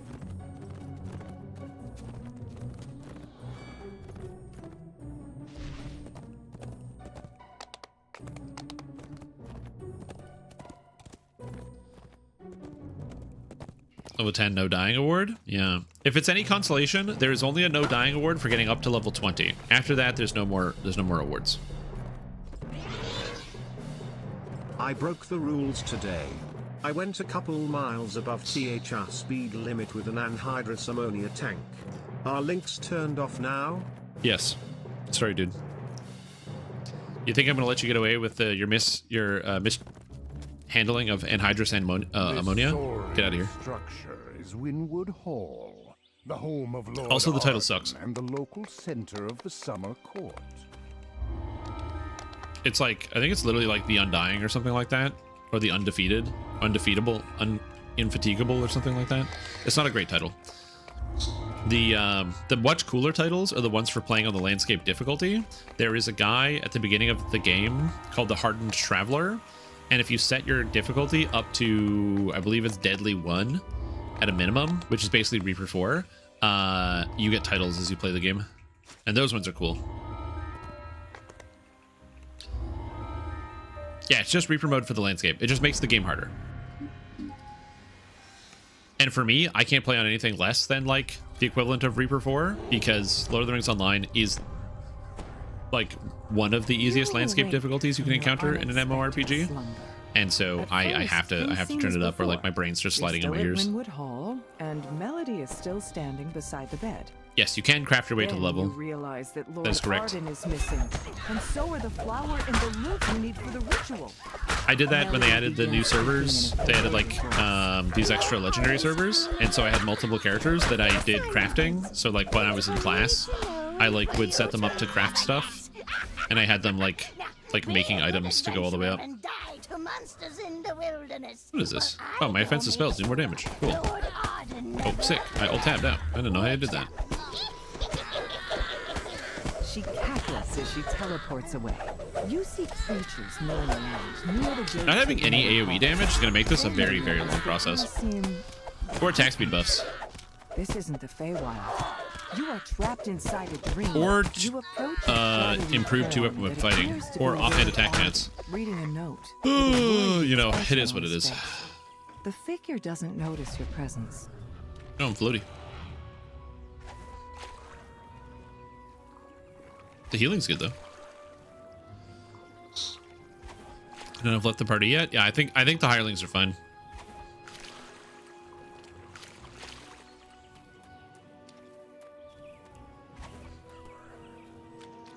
You spot movement underneath the bridge. Moving closer. Yeah, it's 50, and I believe it's 130, which is when they added the landscape difficulty. Fun fact, you can actually, you don't have to play the game. You can get a level boost. So what you can do is you can get the level boost item, then go apply the landscape difficulty, then use the level boost item, and it will give you all the titles. Which it should not do, but it absolutely does do that. I know, because several people in my guild figured that out. So several people have the titles even though they didn't actually level the classes. I got it on all mine. So my Lore Master, my Mariner, my Brawler. Although there's only characters actually leveled, so it's quite silly. It is quite silly, yeah.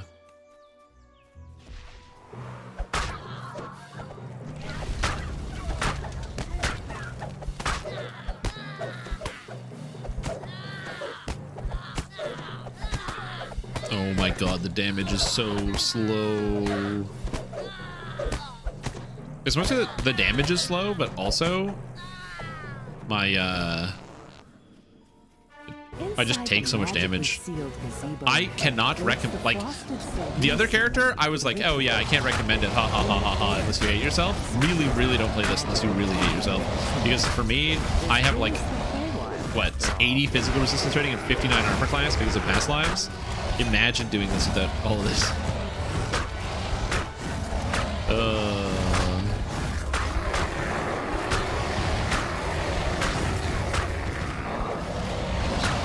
Yeah, I got nothing.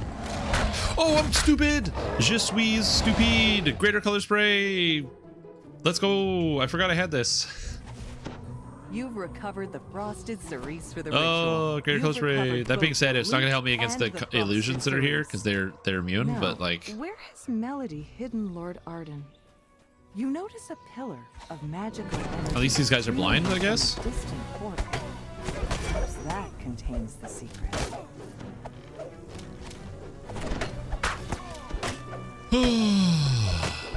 Well, I would be able to do quests. I would just have to do that on normal, or like not normal, on elite difficulty.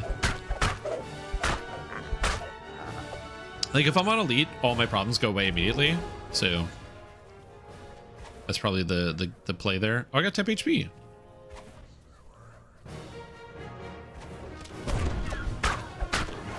big size.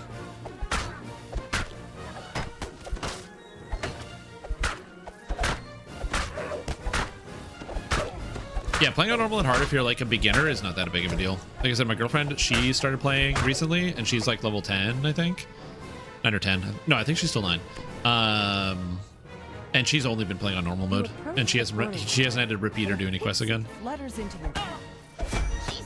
That being said, I have been telling her where to go, so I've been like, oh, she's like, where do I go to find this quest? I need to find more quests. I'm like, go here, go here, go here. You won't get past my friends and me. So long as they are alive, their devotion will sustain me eternally. A portal opens. Race on the legendary servers? Yeah, the race are a bit of a challenge for sure. Good thing she's not immune to acid, because that would be bad. Stop missing. You still need the truth. I only missed on a 1. No, don't miss 3 times and then fall asleep. And find yourself in a strange Ugh, this is a stupid, useless sorcerer druid thing. Resting place ahead. Dude, this is the most complicated and challenging cadence fight I think I've ever had in my whole life. She must have been disguised as Melody the Apothecary the entire Amazing. time. Cadence prepares for battle. Thrice damned adventurers never know when to quit. I should have So, yeah. seen that you can't trust the pixie. Why it looks like a spider? Oh, my character? I have a crocodile outfit on. I don't know why you say spider, but I got like a crocodile outfit, and then I have poisoned blades that I summon. They're called thorn blades. You summon them from the blight caster. Wild cauldron leftovers. I wouldn't go anywhere What near race am the I? person. Drow, I think? No, tiefling. I'm a tiefling. That's why I'm not immune to sleep. Good this time. Weakened and battered, Cadence tries to surrender. All right. Spider archetype? That'd be kind of cool. Something that's like very heavily poison focused. Kind of neat. So then, let's make a deal. You've reluctantly All decided right. to allow Cadence Make to believe live next. in exchange for Lord Arden's true name. Let's roll. You lay out the ingredients for the ritual. and Level 11 for repeat this build comes steps online to 4 Wild Mage, reverse 3 the Blightcaster, curse. 4 Dragon Lord. First, I mean, yeah, Play the lute. but you know, Grind up we're the just gonna keep flowers going. roots. You know, we're just gonna keep going. Burn That's what we're the gonna do. We're roots gonna go. We're along gonna with keep Lord going. Arden's true name. You I'm play not a gonna stress brief about it. We're just gonna melody on some keep flute, chugging then along. mash the flowers This character roots build is with not your good, but you know what? little It effort. is. You set a small That's right, blade, not good. All right, then keep drop chugging the along. crushed Let's go. roots and Lord Arden's true name into it, completing the ritual. Yeah, they could have had a spider As the form. They have a smoke hive rises, form, which I Lord do Arden's like. Like, I think that the hive form is quite cool. The idea that you just springs become out made of of the bed. bees. Lord Arden thanks You need a for horse? awakening Ah, him well, from his you can get a curse. horse right now He from the urges Halloween you to event. speak They are with him farmable, back so at as long as you Ringwood Hall don't in mind the putting some Waking time into World. it, you can get a horse from the Halloween event absolutely for free. Also, there's the coupon code Gather Your Party, which is in the the title of the live stream here, and using that gives you access to the Keep on the Borderlands, which is the other area you can just quickly get yourself a horse. So you can get yourself a horse on your account a couple different ways right now. It's not too bad. A motley group of red It's not caps instant. guards the gate There ahead. are ways to instantly get a horse because you can just buy a horse at the DDO store. The summer court would retain Bluff. those violent, unpredictable creatures as servants. Do heroic Halloween events with? No, they're very A easy. curious tree stands here by itself. It's normal A difficulty single stuff. Brilliantly red apple hangs from one of its branches. The tree itself seems to sigh as you finish your song. So yeah. Its branches quiver, and the apple drops at your The feet. easiest way to do it is in the Keep on the Borderlands. The Keep on the Borderlands is a level 1 adventure zone, so you can get a horse at level 1 right away. However, it's just time consuming because you have to run around and slay rare monsters. There's a guide how to do it on the wiki for Keep on the Borderlands. But the easiest way is definitely doing that. Night Revels is a harder way to do it. But Night Revels gives you cooler looking horses. The slash say stone. Slash say stone. There we go. I am Riddlelock. Come, let us talk. Keep the horse in your inventory and not use it upgraded to the fast one. Well, it's slower. It's at an 80%, but yes.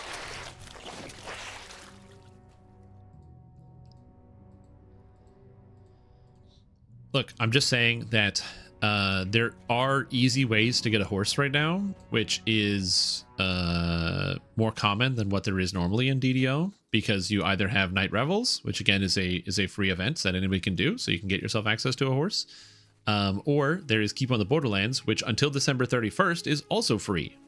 So you got a couple options there to get a horse. And then if you do like doing end game stuff, a lot of the raids drop mounts now, which can be very convenient because if let's say you do the raid Dryad and the Demigod, which is from the Feywild expansion, which this expansion is on sale now for 99 DDO points, which is going away at the end of October, so it'll go from 99 to like 3,000 again. So it's on like, I don't know what that is, like 90-something% off. Anyway,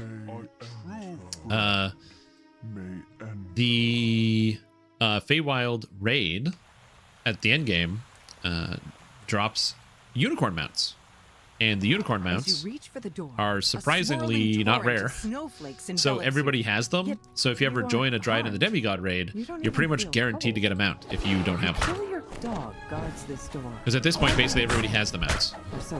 So you'll join a raid group, and then like both of the mounts will spawn, and then people will go, anybody want? And then there's silence, and then the mounts get left in the chest, sadly. I don't know why the drop rates in the mounts are so high, but they are. Yeah, there's just people just leave loads of unicorns, just dump them out. Of the summer court await you in this room. One of them holds up I actually can make the check, which is really funny there. Strangers, I would parley before we come to blows. You may step forward in safety to speak. You are faced with an unavoidable battle with the Electro. They weren't on launch of the raid? No, I think so. I think somebody just messed up the numbers. I think they're probably supposed to have like a 1% drop rate, and they have like a 10% or something silly. I think the decimal is just in the wrong place. Only a single target? Yeah. Can you get Feydark Losers for free if you're VIP? No. You can only get it from the Feywild expansion, which is what I'm currently playing and the thing I was just talking about. But the Feywild expansion is on sale right now for 99 points. So if you are a VIP, buying VIP gives you 500 DDO points. So for 99, you can get the Feywild, which is a level... I'm level 7, and I'm doing Feywild right now. And once you do all the Feywild quests, you unlock Feydark Illusionist on that one character that you did the quest on. So it's not available to VIPs, but it is available from the Feydark Illusionist, or not Feydark, from the Feywild expansion, which is 100 points. And then you just got to do all the quests on Elite difficulty.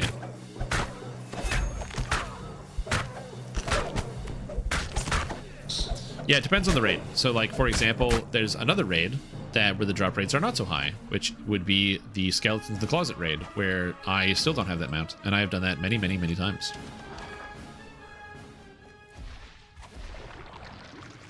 More red caps. These look like they have fresh blood on their weapons. This is a slow process. Fortunately, go get them, Greater Color Spray. This is why Greater Color Spray is so good. It's just like, oh man, these monsters are difficult to deal with. This is an annoying part of this quest. Don't worry about it.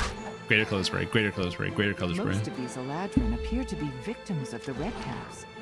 Whoever has replaced Greymoss must be desperate now. You have reached I'm probably going to have to do a little bit of a respec here because I still am not going to have my caster stuff for a while. The Unstable Sorcery, because of how many points I've spent in Feydark so far. So I could claw back 5 points, but oh my god, I still need so many. Oh yeah, and also Season's Herald. Yeah, this is an interesting conundrum. Listen, we're just gonna keep leveling, okay? I'm just gonna keep leveling up. I'm gonna keep leveling up. I'm just gonna keep leveling up. We're just gonna keep leveling it up, okay? Our levels are gonna go up. That's what we're gonna do.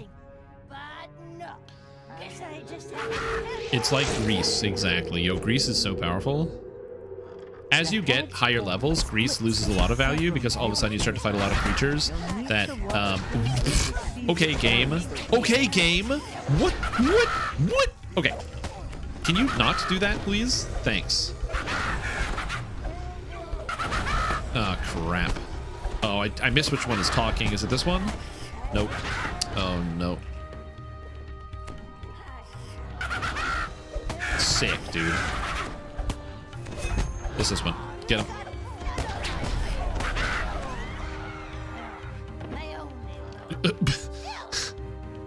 Whatever. The hag dies, screeching to the Fine. lights. After a moment, Throw your reapers the at me. Viscount rises to his feet and blurts. Who was that? What's So going stupid. on? I demand an explanation.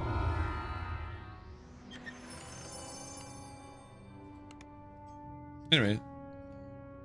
Life is pain.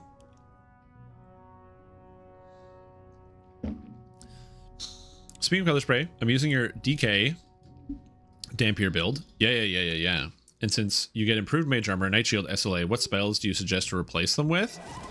Oh, you get the shield spell-like ability, not night shield. I still like having night shield because it gives a bonus to your saving throws, which is just good for leveling. And do I recommend taking the spell mage armor? Question mark? I don't recall taking the spell mage armor in the build. But maybe I do. You'll have to give me a second to double check on that. I don't recall taking mage armor though. If I do, that's amazing. A harried housemaid waits on the raucous Go, Reapers, get out of here.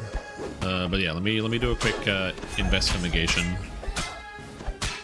Because again, I don't recall, but that's okay. Nobody's perfect. Okay.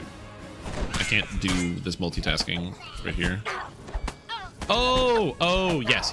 Okay, so I actually do, yes, you're 100% correct. The main reason is because you're not actually casting any offensive spells. So replace mage armor with swim. If you want to replace a spell, swim. Okay, Reapers. Sick. All Reapers all the time. Or Sonic Blast, you could do that. That's also a good option. I don't know why, I just really like having swim. Merfolk's Blessing, sorry. I really like Merfolk's. Merfolk's Blessing is just convenient because it makes you swim really fast. But yes, Sonic Blast is also a good option. A satyr calls to you as you enter the I just don't do courtyard. it that much. Hello there. Welcome to our revels. There's food in the kitchen and drink, well, everywhere, including the floor, I see. Make yourself at home, and don't forget to pour one out for our dear host, to Lord Arden. May his slumbers... Also, in case anyone just tuned in and you are curious about what's happening with the patch and the despawning of stuff, from what I can tell, I haven't heard a single person report of anything being despawned, and I tried to despawn the hirelings and stuff, and I couldn't, so I'm not sure what the patch actually did. Or where it has an effect, so I think it's just something conditional. So my best guess is that what happens is the if the game server gets overloaded, then it will despawn stuff. So like if you're in an adventure zone and there's too much shit loaded, it will start despawning things, but I think just generally it's not going to do that. Jump lets you jump over stuff. Jump has a cap of 40, so once you have 40 points in jump, you can't jump any higher. But jump lets you go over top of things and climb things. There are several adventures in DDO where you need to climb, and in most cases, those adventures are designed in such a way that they can be played without the jump spell, but it's so much easier when you can jump. Quest received.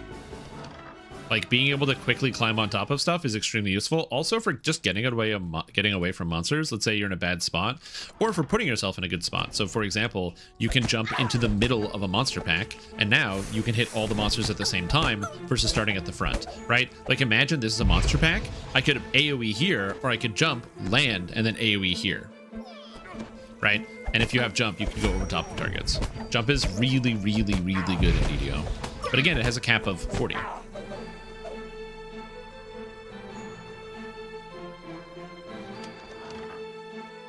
They said the highlight change won't affect quests. Oh yeah, but I couldn't get it to work in an adventure zone either. Springhouse. It seems someone was trying to hide it. Ooh. We're all coming back, baby.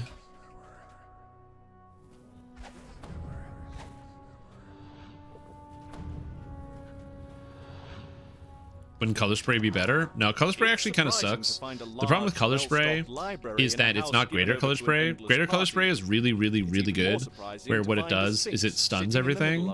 And regular color spray has a way lower DC, so it's harder to work. And also, it's only a daze, so if you touch the monsters, they break immediately. Then Lord Arden's deal with the satyrs would no longer apply. Water gushes up from the ground in one corner of the room. Greater color spray is unbelievably powerful, and regular color spray is kind of whatever. To be fair, greater versus regular, but yeah. Towering weeds spring up the instant you cast the magic seeds on the ground. The twisting brambles suck up every drop of water Spies jumping on the nearby, second air jet. leaving cascading Oh yeah, streams I don't dry think as a that bone. wouldn't matter. They're moving around. Large barrel is marked flash That being said, if you powder. want to try regular Large color spray letters. and you find it works In for even you, I'm larger not trying to letters like below are the words, combat "Keep anybody's away lived from experiences open here. I just personally don't think that regular color spray is that good of a spell for the lower levels. It's good when you need something for some character classes. So for example, like bards who just have like nothing to take at early levels. So, you know, they want something. It can be good for that. But I think in general, color spray is not as powerful. Greater color spray though is absolutely cuckoo bananas and is a really, really good spell. The careless satyr swings his torch too close to the powder keg, which explodes in a shower of sparks. The partygoers turn to gawk at the spectacle. It's a simple Get task frozen to remove partygoers. the satyrs are still Yeah, so far I've had no lag today whatsoever. So again, we'll see how that goes as we go forward. But it's also reset day, so the game is usually stable on reset day. So we'll find out how the rest of it actually feels as we go forward. Also, there's a dog that is borking outside. I don't know what the problem with the dog is. We'll leave. Nothing in the deal says we can't But the dog is borking. The revels have finally ended, and not in the way the More level 1 satyrs slots? expected. No. Just, if you want Expeditious Retreat, you can just take Expeditious Retreat instead of Mage Armor.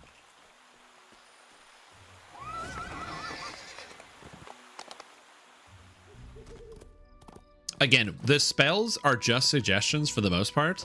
Generally, I will say that, like, especially for me, I use a lot of these. I use the Giar's Boots of Dashing most often because they give you the increase in movement speed. They give you 3 charges of Expeditious, and so you don't have to worry about getting the extra movement speed from somewhere else. But, as I said, I don't think there's anything wrong with also going for it. Take the good spells, not the bad spells? Yeah, kind of. You enter the grove the villager told you about. I'm trying to think of the best way to describe it. I try to plan my builds around people who are approaching DDO generally for the first time. So something that's going to give them the most consistent experience. So with that in mind, you may want to take other spells if you have that experience, because you know, oh, I'm actually going to need X or Y or Z, because you know that's going to give you a better time. So for example, right, Feather Falling. Feather Falling is a really good spell to have later, because sometimes you don't have a Feather Falling item, or you end up doing a raid where everybody needs Feather Fall and somebody doesn't have it, you can cast on them. During the leveling process, Feather Falling is not nearly as good because you're always going to have like a low-level Feather Falling item. Boots and cloaks and all that other crap just drops all over the place. So you're gonna have all those items. That's not a problem.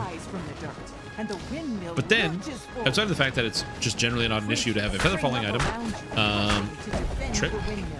Other than the fact that it's just generally not an issue to have a Feather Falling item, you're also going to not have a lot of reason to need Feather Falling again during the leveling process. Not nearly as much as you would be if you're doing the higher level stuff. Is Pumpkinhead always a thing, or is this a Halloween thing? I don't remember the Pumpkinhead ever being here. And the windmill shakes violently. Is there a Halloween themed Wild Surge?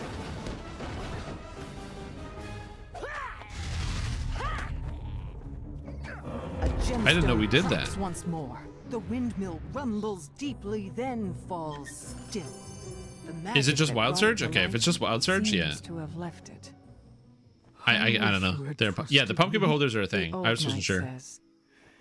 Still, but yes, yeah, swapping a Featherfall for Expeditious is totally fine, and then just putting it back in later is also there. I don't know if I mentioned it. There's usually a video associated. I don't know if I talked about it in the video, but usually I do. Again, it's fair that I don't. Or like, if I didn't, I'm not trying to be like, no, actually, you missed out this crucial piece of information that only you missed. I'm not trying to say that. One third is pumpkin. Yeah, I also turn off the bad surges. I wouldn't say 1/3 are pumpkin, but you know. Within the distance of just a few I have bluff short check steps, now. the Spellcraft, temperature concentration. plummets, Ooh. and snow covers the ground. Whatever caused this Yeah, I need unstable sudden sorcery. What do I do change up here? in I the take climate this. Surely wasn't natural. Prismatic Mind, that's not good. Charisma. Oh, I have to take a lot of bad abilities, don't I?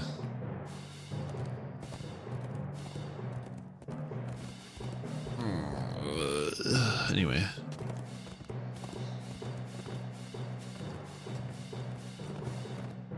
Yeah, wild surges are weird.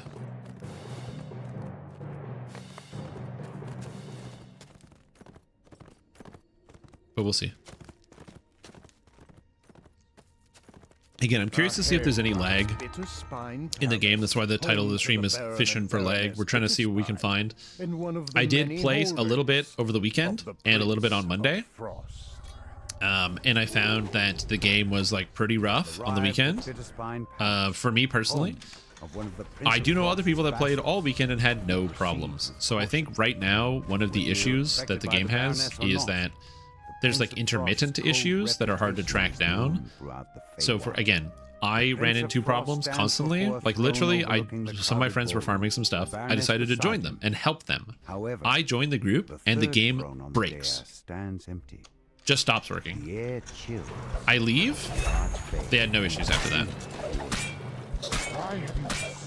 So I think that again, it's going to be it's a thing. Yeah, I'm the problem, exactly. It's because my account is too big, man. I have too much data on my DDO account because I've been playing for too long. So I join a party and then the game stops working, which honestly could be a thing. He's likely to be avoiding the crowd somewhere. Getting down to server allocation issues? Yeah, possibly. You hear a bell chime in the ballroom as you pull this lever. That being said, as long as we keep getting patches that say game being improved, working on lag, to me, that's really the most important thing. Because like, yeah, it's not always going to be perfect. And if it's like a work in progress is not ideal, I'd much rather like the work be done so then I can progress on my character build. But that being said, like if the game is a work, or if some of the elements here are in fact a work in progress and they are working towards, you know, actually having the game function really well, and we get closer to that, I don't really have a lot to complain about, to be honest with you.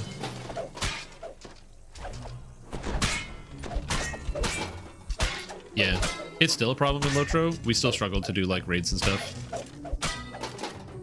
So hopefully they work on that. You hear a bell chime in the ballroom as you pull this lever. Not good. 2-hour invitation dinner with soul crushing. Can't move lag. Yeah. Depicting the wintertide ballroom. To your surprise, a good way to think about, like, this is where the swamp analogy comes in. Where like, this door leads out to the imagine you have like a swamp.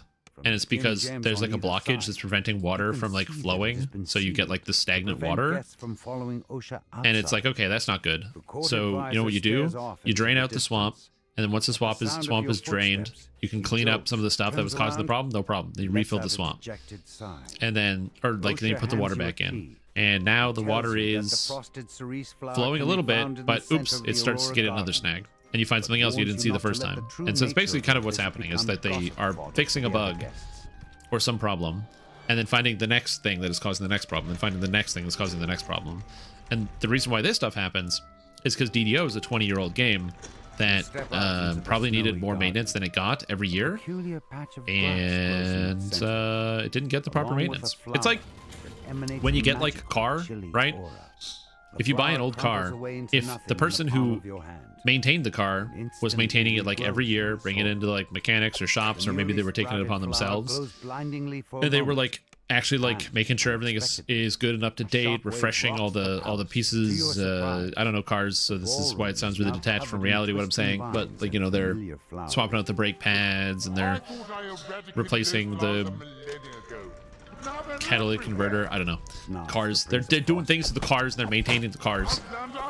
Then what you can have happen is you might buy this car from this person and it might run more similar to a newer car because they've actually been putting the proper maintenance in, versus if you buy the car from somebody who has the same age of car but they just drove it and then they brought it in for an oil change whenever it needed an oil change, and other than that they did no maintenance whatsoever.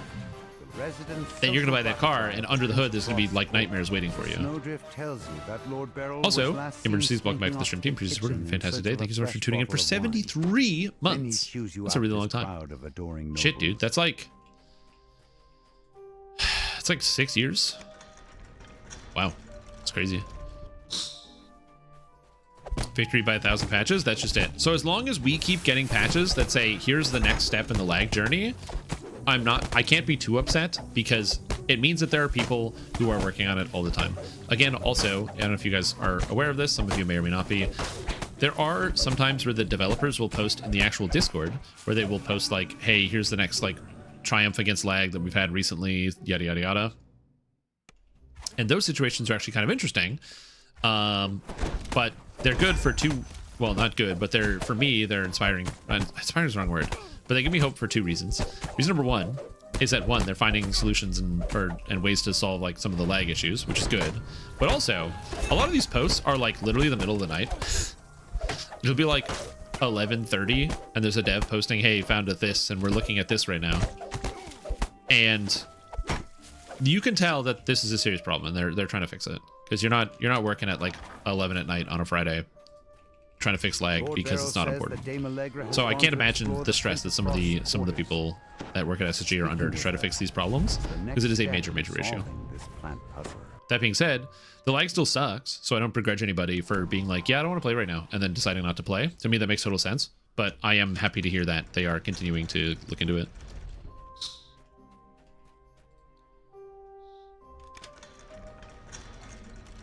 So we'll see. Everything ghost touch, and then they changed that everything was Vorpal. Yeah. Man, I remember having like so many level 1 and 2 Vorpal items. That was so cool. I still have a couple of them, but now the Vorpal set is so rare. I actually don't even know the last Vorpal item I saw. I don't even know if you can still drop it if it's in the item pool. I'm gonna be honest with you. I don't know the last Vorpal item I've seen. It's been many a year since I've had a Vorpal item drop.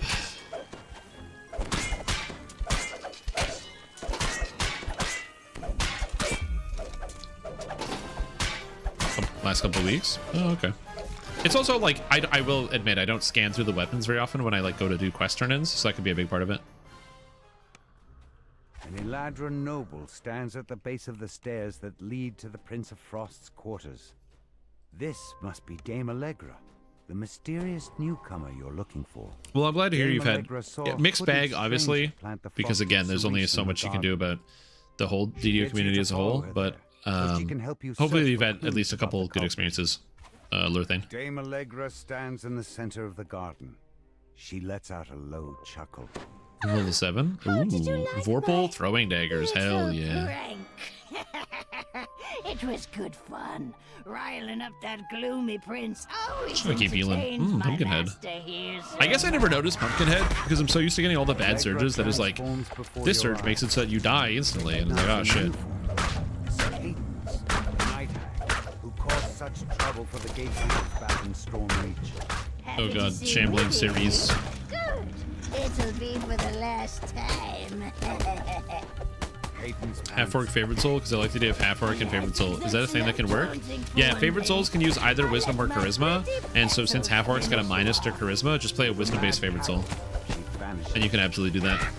And you can either use a weapon if you want. Just bear in mind that the only two-handed weapon you'll have access to is a quarterstaff from the Orion deity, if you want to do that, or use if you're like a melee, or maybe go with like longsword. Like a great axe is just out of the question entirely, or be a caster, because both are good. This time, the bloom stays Vorpal snowball or throwing flask. A Vorpal snowball. It's just a snowball that's packed with rocks.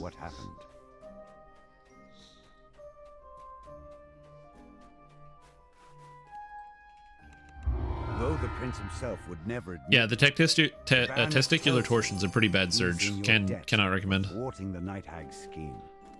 And now that you have the frosted cerise, you're one. The Vorpal Warhammer. Yeah, exactly. I think of that as like you just hit somebody in the head and their head explodes, as opposed to it cuts off their head. But yeah, that's also an option. To the Baron and Baroness Bitterspine in one of the many holdings. The Prince of Frost glowers down at you. Yes. Why have you come here? Out with it! Is the Prince of Frost a champion? He's one of the Night Rebels champs. I didn't know he could spawn as a champ. That's kind of neat. Asking for favors when you impose on me by your very presence. I didn't even know that could happen. That's great. So cavalierly. But as I feel numb with tedium, I will allow it. Not a fart after the surgery? Yeah, you always gotta wait after surgery for somebody to pass gas. I can't remember the name of the condition. It's like a condition where like you get like a paralyzed bowel. And a trio of portals open nearby. Go and be quick about it. Each second you stand here is a second of my patience. First half Half-Orc Favorite Soul was so meta around the time when Slave Lords was released. I remember everybody playing Warlock at that point. It was all Warlocks all the time when Slave Lords came out. It was everybody was running Enlightened Spirit Warlock, and your Slave Lords would get done. It wasn't fast, but my god did it just go smooth, because they would just stand in the final room and take no damage and kill everything. You skillfully tend to the Griffin's wounds. In time, the Griffins will be able to return to their usual lairs. The amphitheater can now return to regular use. That takes care of one favor for the Prince of Frost. The tramp of approaching boots echoes through the amphitheater. There are shields that have Vorpal. I believe not the I think the Golden Age. Is it the Golden Age shield that has Vorpal on it? There's a shield that has Vorpal. And I think the Purple Dragon shield has Vorpal as well. So there's a couple of them. There's a couple of them. You there? You have the look of an adventurer. No, impact is increased critical range. Vorpal is instant kill. Yeah, best defense also has Vorpal. I'm in no shape to do anything about it. Instant kill on a 20. Please, I beg of you. But with a health threshold. You overhear an argument between Vorpal's still really good. Perhaps there's some way to take advantage of this strife? Intimidate.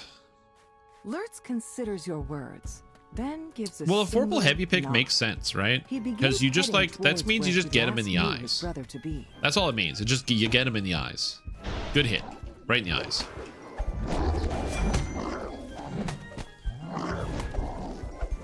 Feydark Ogres. Feydark Troll Shaman. Kill Crew. I like how, like, these monsters can't kill each other because they're so weak. Lurtz looks you over greedily. Well, I get to keep all them despite having two. Or I'd leave two. Alright, take care. Enjoy the rest of your entire day. The Or don't. Fomorians have been defeated, and the village is now safe. Yeah. Getting knocked down is very annoying. The nice thing about being knocked down is, remember, you can always block while you're on the ground. So if you hold shift while you're being knocked down, at least you can reduce a lot of the damage you take.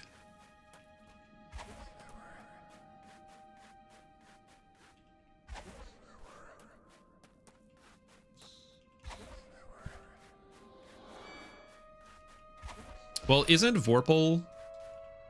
The Vorpal blade is from the Jabberwocky, right?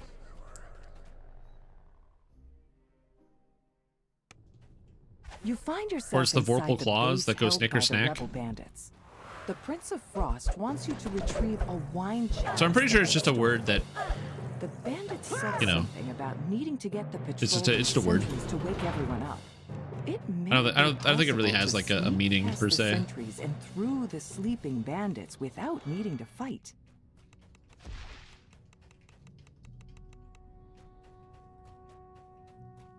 Yeah. To be fair, I think making up words is kind of sick. Like, yeah, you know what? It's like, I can't think of a word for this exact situation that I'm currently doing. So you know what I'm gonna do? I'm just gonna make one. Screw it, man. Just make words.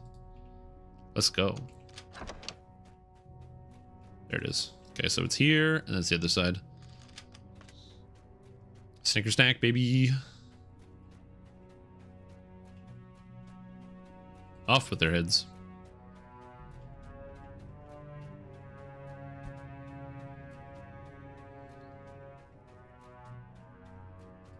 What's the poem when it cuts the head off? Oh, that's good.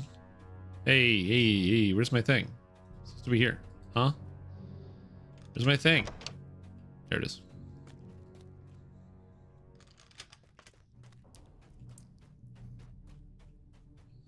Frabjous Day, Kalu Calais. I remember some elements of the poem, not all of it though. My my Jabberwocky knowledge is limited. Oh no, not the knockdown! Not the web! Oh no, not my expeditious retreat turning off. I gotta go. Perhaps he'll return one. The name no one would ever pick and it's taken. It was a good one. Yeah. This is why I just go with Strim Tom, because Strim Tom's easy. Because in the event that somebody already has Strim Tom, so let's say like, because nobody's gonna have Strim Tom, that's just not gonna happen. But let's say that somebody does decide to take Strim Tom for whatever reason, like so let's say a new video game comes out and somebody's like, I'm gonna take Strim Tom so he can't get it. I can just call my character like Stram Tam or Strim Jim. Like it's really easy. It's very hard to beat my strategy. You have to take thousands of names to get me out of here. Ahead lies bitter Shows how old I am. Oh no, for sure. We learned about that. Although for me, I never did anything like I didn't do any type of like English as a post-secondary or like any type of literature in post-secondary education. So I memorized like I was in STEM, so I memorized all of the science and the thermodynamics and the organic chemistry. The Prince of Satyrs through the gate. We meet again, As opposed to I see you're still here, analyzing poetry and other things and writing. You know that I am bound Different stuff. to this place, Prince. It was your command. You don't Lore-friendly seem very names? Yeah, it's not too bad. about it. I don't always. As Well, it one for happens, like consistency's sake, I'm about to have but a also very too like coming up with names is really hard. And I So don't wish to be I have a lot of disturbed. respect for when I'll leave designers some can guards. create like whole villages and Reliable towns that are guards based not off a of like grumpy a name. So they'll be like, oh, this character's name is like whatever, and they'll Let's see. like write whole towns worth of stuff. I think it's really cool. It's a very challenging thing to do. Don't bother to So I have a lot of get respect up for people that can there. like actually come up with all I these wouldn't names. want to interrupt your busy schedule. Lesser Vigor says cast level max 6, but in the text it says cast level max 9, and I don't know who to believe. You might as well come in. He grumbled. Memorize the periodic table? It's less memorized. I mean, it's been a little while for me. But when I was in school, there wasn't a memorization of the periodic table, insofar as you need to know everything, but you did need to understand how to be able to read the periodic table, and there was memorization up to the first 20 elements. Because the first 20 elements are pretty common and are used all throughout the universe and in daily life, and so it's pretty important to know those. Your hydrogens, your heliums, your carbons, your oxygens, your nitrogens, your boron, obviously, sodium, calcium, potassium, all that good stuff. So you don't remember a lot of those, but once after 20, there was nothing really required. After that, it's just like you need to be able to read it. So it'd be like, here is iron with its atomic weight, with its neutrons, with its whatever, or its atomic number, and now do work based on this. Because memorizing the periodic table is not really, it doesn't serve a purpose, other than like obviously as a tool for showing you can memorize stuff. In and of itself, that knowledge isn't necessarily important.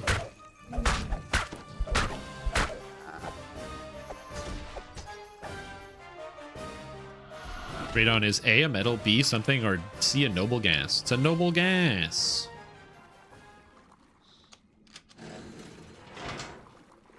Of course it's a noble gas. Don't ask me about the periodic table, because I'm a total loser. I have a periodic table shower curtain, so like I know that shit.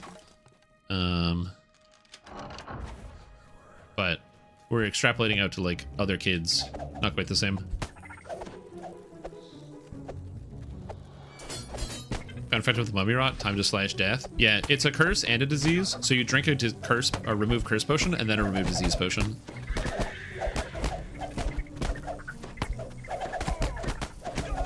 Man, this area sucks. A lot of spiders here, and I can't blind them either. There's a lot of champs. Die, spiders. Die. Go.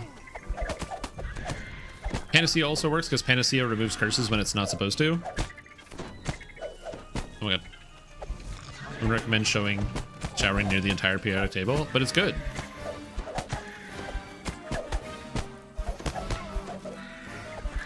Which is funny because the noble gases can actually be quite reactive, especially towards like as you start to go down.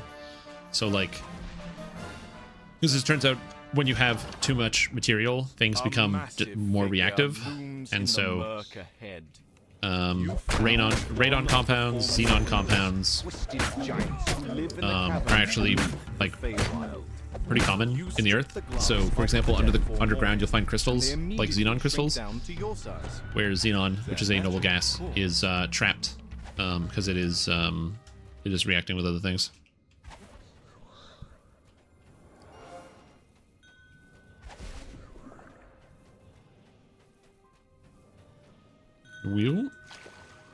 Welcome.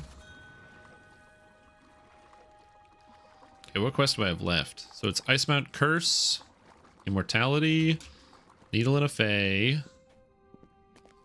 Thornright, Witch Hunt. That's it. Well, shared. Electronegativity of hydrogen was controversial. I don't know. The portal flickers to life, and a dark Knows whatever the hell Valence Shell was? Yeah.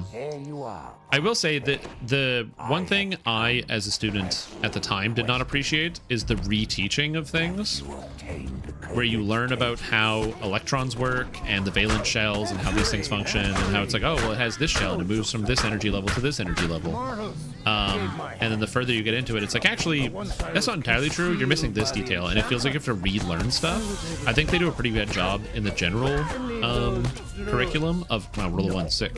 Of the general curriculum of having to make you relearn things when you really don't have to. It's sort of like how, for me, we learned calculus in the 12th grade, but calculus is something that you can learn like right away.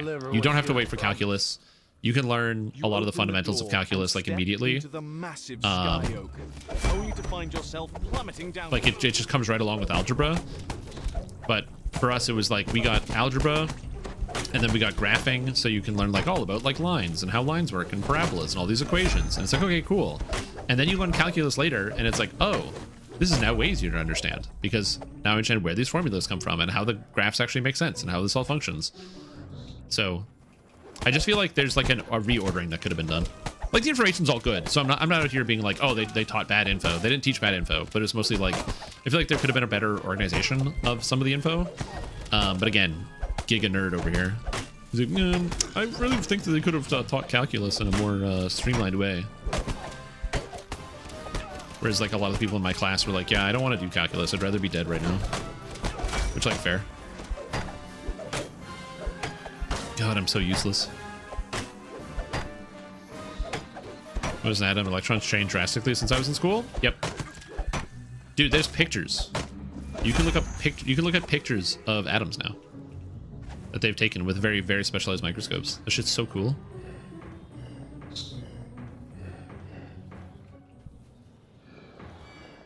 That being said, again, there's a lot of understanding energy states is really important, and that element doesn't change. Get it? Element. Ho ho ho ho. A blob of sky oak sap seeps out of the massive. So like that stuff is still relevant. Like it's like there's like grains of truth that are like still relevant because it's just kind of teaching things as stuff was discovered as we went along. With the branch out of the way, a strong current of air blows up from deep. The wrong model chemistry, like 5 different ways. That is correct. Yeah, but again, redoing curriculums are complicated, and you do eventually get to the point where you start learning the proper stuff. But yeah, I kind of wish there was like just more like if it was up to me, I would restructure it so you'd have like a more generic stream where they give you kind of like the big overhead of a lot of chemistry, where it's like, you know, just give me generalized ideas for people that need generalized ideas, and the people that want the more specifics can get into it. My old roommate, she was somebody who never went, she wasn't in any of the STEM fields, and it wasn't so much that she struggled with them, she just like, where she struggled with them was not that she didn't have an interest, it's just she didn't really jive with the teaching method. And during the pandemic, she would like she would just ask me a science question, and I had like a big board that I would be like, okay, and I would just sit there and start like giving a lecture on like, this is this and this is this, but trying to put it in a way that she could like visualize and see to help things understand. Is the tech secret doors worth it? No. It doesn't scale very well. Versus engineer and a chemist. I have a degree in music. Yeah. It's okay. Everybody needs a bard. As long as you tell the funniest jokes, then we're good. As long as you're the funniest person at the table, you're fine. If you're not the funniest person at the table, Tier Bjor, I don't know what to tell you. Take up drinking, I guess. Custard-filled cakes. Sugar and butter and flour too. Science in the order that was developed so the students understand that the science isn't true, it's a social construct.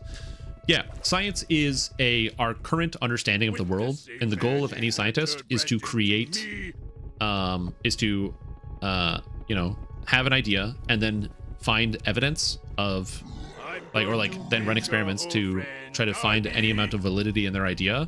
And one of the most impactful things as a scientist is when you have a hypothesis, and when you test it, the information that you receive does not coincide with your hypothesis, which means that you need to readjust your framework and try to figure out what it is that you're actually seeing and try to explain it, which is like one of the best things. Like if you can come up with an idea and then you do a test and the test does not give you the results you thought it was going to, that's good, because that means that you now there is something that you're missing and you now have more to learn, and you can keep finding and searching for that thing. And that's why science as a whole is a very evolving field. It's one of the reasons why peer review is extremely important in science, and why scientific papers are really interesting, because they will get published depending on obviously the levels of interest in what people are doing. They can get published, and then lots of people will review them, you know, verify the results, test, do other stuff, and it's really cool. It's just the scientific method. Genius stuff. I'm glad I have somebody in my party that can actually help me. This person is really powerful, and I'm not. Yeah, you need more weapons. You should deliver the news to win. You're big into music theory, true. You can use that information to plan your next move.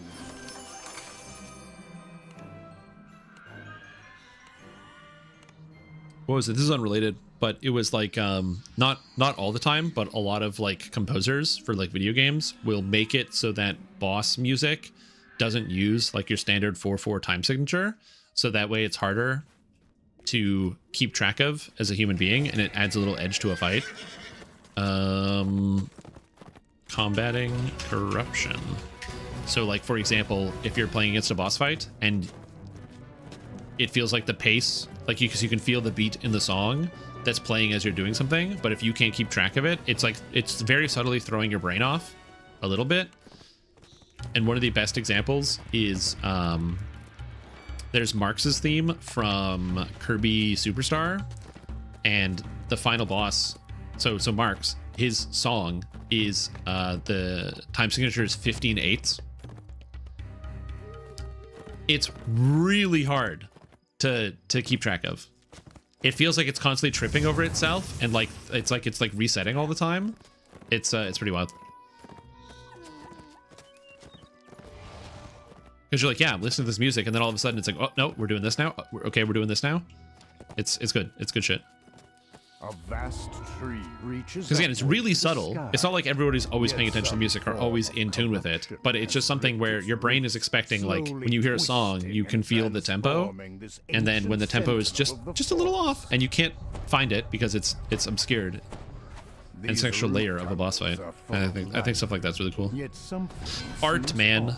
It's one of the reasons why I am not an artist, because these are ideas that I would never have, and I love learning about. Yeah, also, you can just punch them. It's true. Whoa, whoa. Your lives have scratched on private groupings, so that was the first time I played with randoms, so rusty and slow. That's okay. Don't worry about it. It's if you haven't played in a long time, Decorum, and you're coming back, and you're just okay, I'm gonna play a little bit of DDO, and you're gonna get a feel for it. It's okay that you're coming back and you're relearning how to do stuff. That's kind of cool, because it means you've all this room to improve, especially if you remember doing things at a different pace in the past, or being better at something. And now it means you have something to work towards. You can kind of get better at that skill. For me, I actually do really appreciate that. That's kind of what drives me sometimes towards nostalgia, is where I will do something that I know I've done a lot in the past, And so I will, whether it's like playing a game or doing something else, you just like play it. And then once it's like riding the bike where all of a sudden you get back on the bike and you're slowly being like, oh yeah, I remember this now. Oh yeah, I forgot about oh yeah, this. And it like the piecemeal starts returning to their brain. I really enjoy that.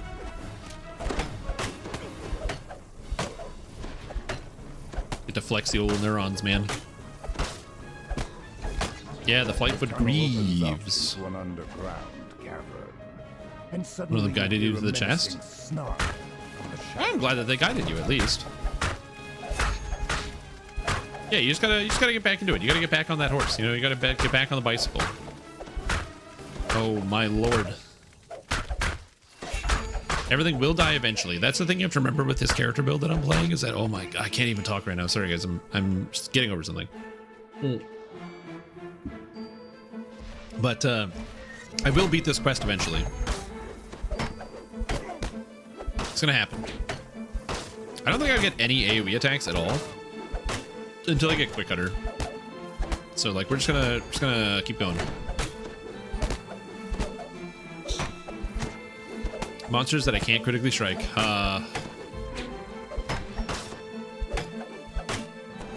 Almost there. So good. Are you making the video now? I am streaming, if that's what you are asking.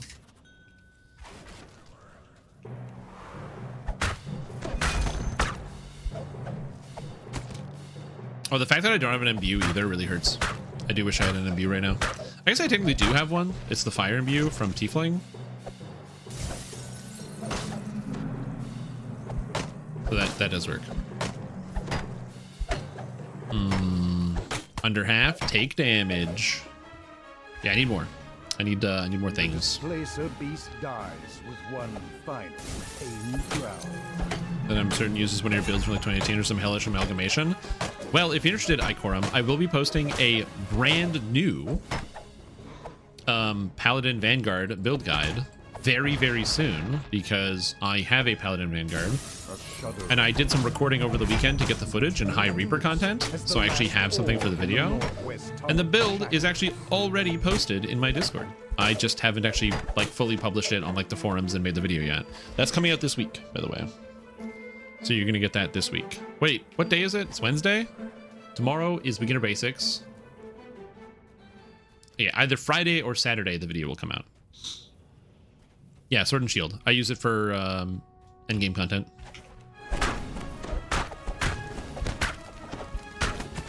So if you can't wait till Friday or Saturday, in the Discord there is a link, or not a link, but like the actual build file is there, so you can like dig through it yourself and make adjustments based on what you have. But if you can wait till either Friday or Saturday, then you're good there.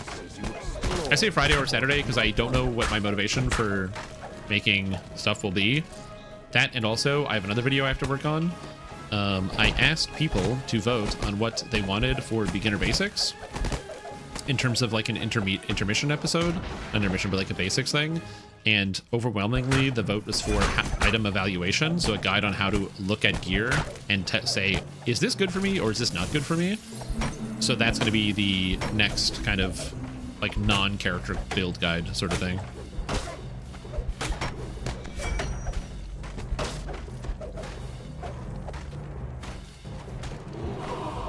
So hopefully that will be useful to many. So I have to make that. And basically what I'm going to be doing with that, I'll give you guys a sneak peek, but it's going to be in two parts. Number one is going to be the section where I take a character. I'm going to be running 2 characters through all of the harbor, off camera, obviously. And then I'm going to go to the vendor, or like the quest rewards, and evaluate all the items to try to show what stats I'm using and how I care about this. And then I'm also going to be building in a page that will have general stats for each character archetype. So then you, as a player, let's say you're like really bad and you don't know how to read any of these numbers, you'll have a chart you can reference, so you can either print it out or like just have it on your other monitor or whatever. And whenever you find an item, you can look at the chart and go, okay, this item has, resist fire and, bluff. and then you look at the chart and you go, okay, well, it says I don't need resist fire or bluff for, you know, range type characters, so I'm gonna skip on this, and you can like use that as an easier evaluation.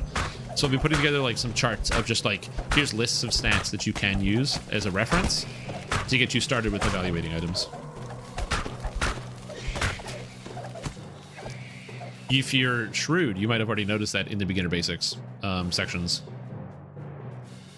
Yeah, this is evaluating items, not endgame gear builds. Endgame gear builds are much more complicated and take hours. Hours. The Paladin build that I will be posting, it is a Dampier Dark Bargainer Vanguard Paladin. So it is an undead Paladin, which is really funny.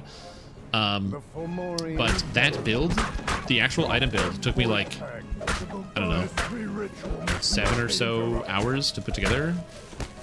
So like, please don't look at it and then go like, oh, this is easy. Like, no, it's not. I also got input from other people. I had people reviewing it. Like, it takes a lot of time to get all the things you need.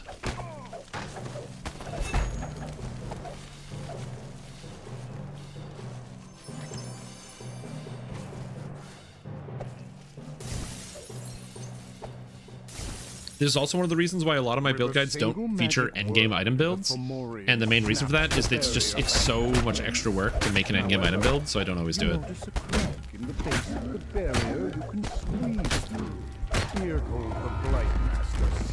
Get out of here, ear ghoul. You're not powerful enough to stop me from turning this the thorn right. The Blight Master crumples to the ground, gasping. I was so close. So close. That was scary. Yeah, the purple names in Chilla Ravenloft are pretty dangerous. All that's left is to tell the pixies it's safe to return to the blessed tree. The thorn right. Here we go. If you don't mind a personal question, am I working? No, I'm still looking for a job. I have applied for basically every single job in the entire city that has come up, and I haven't even gotten a single call back, which is sick.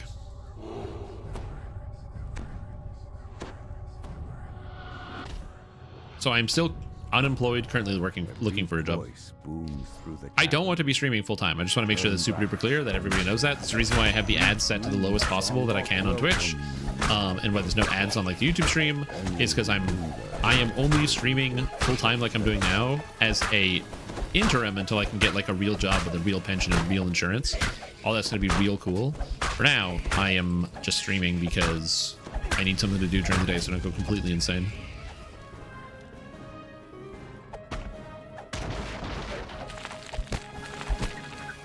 No, it doesn't pay the bills, unfortunately, so I can't do that. You're streaming for fun? Yeah, and also, it pays some of the bills. But the unfortunate reality is that being a DDO streamer is not going to allow me to buy a house, ever. So, you know, it'd be cool to be able to buy a house. Now, granted, I probably can't buy a house anyway, but, we'll see. I don't have any plans of, I'll say this in the best way I can. I don't have any plans of ever returning to the United States of America.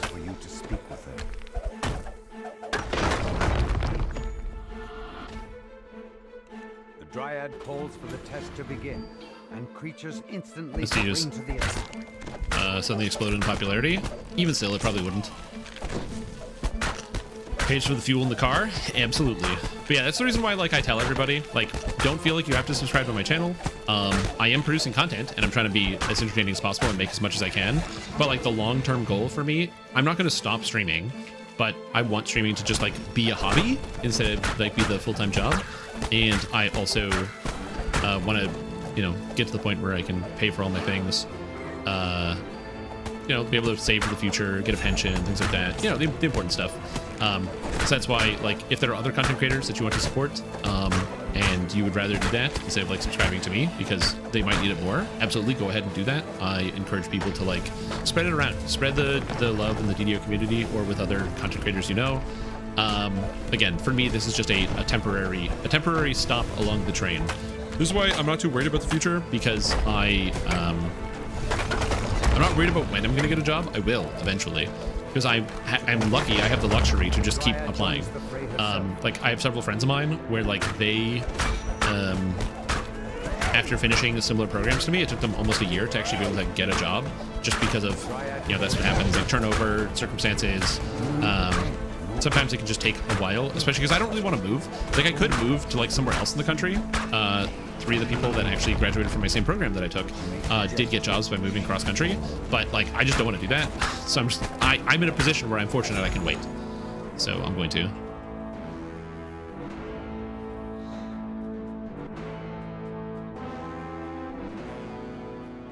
Gnarled woodwode carefully picks through a pile of brambles, plucking out the largest and sharpest thorns. Surely this is the Thornwright. The Thornwright explains that he crafted a magic needle. Where do I live now? I'm in good old Ottawa, Canada.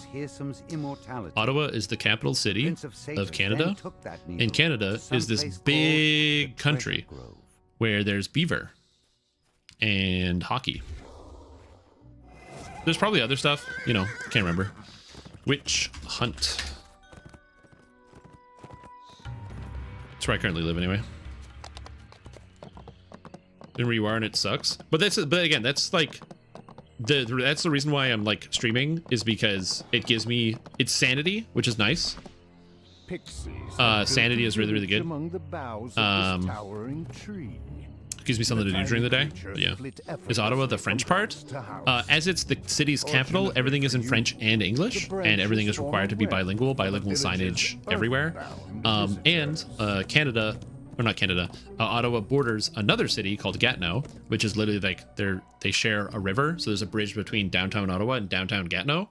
And in Gatineau, it's really funny. Ottawa is 100% bilingual. You go to Gatineau, and everything is exclusively French. And it's so French that there's like a McDonald's that is literally, you cross the bridge, and it's like maybe like a quarter mile, and boom, there's a McDonald's there. And I've been like just going through, like, yeah, can I get a coffee? And having somebody be like, quoi? Like, because they don't speak English. And I'm like, bro, you're on the border. Come on, do the English. Un café, s'il vous plaît. Like, what are you talking about? Come on. It's so close. I get if somebody's in, like, rural Quebec, you know. But I was like, you can see Ottawa if you stand still. It's at front. This is funny. Transcription making like $50 a day. Oh, freelance transcription. Are there dams? Yeah, there's lots of dams. Hydroelectric power is pretty relevant in Canada.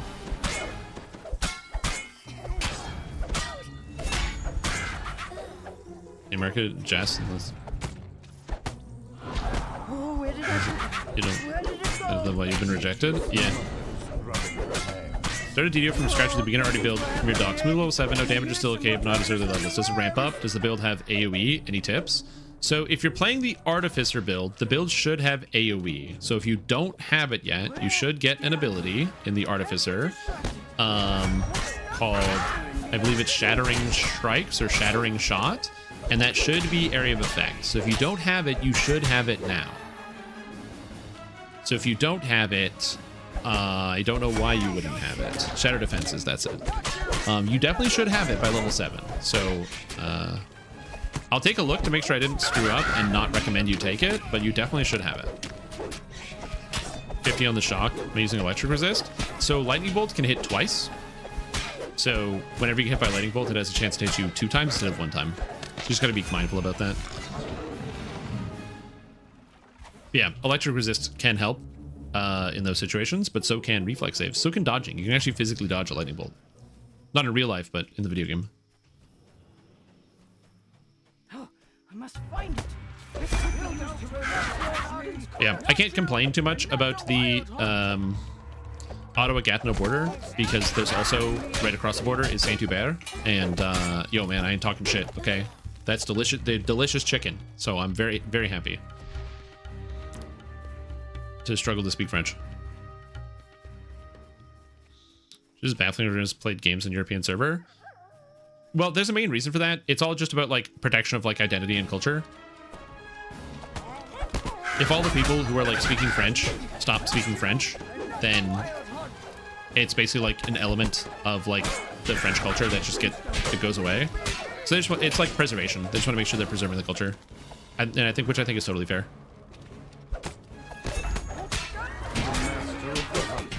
Now somebody at McDonald's working on the border of an English city. Didn't need my help after all. Impressive. That one's a little more sus, but the general concept I don't have a problem with. Artie, then 3 levels rogue. Yeah, I believe the 3 levels of Artie is specifically for that ability. I'm just gonna double check here, but I'm like 99.99999% sure that I did that.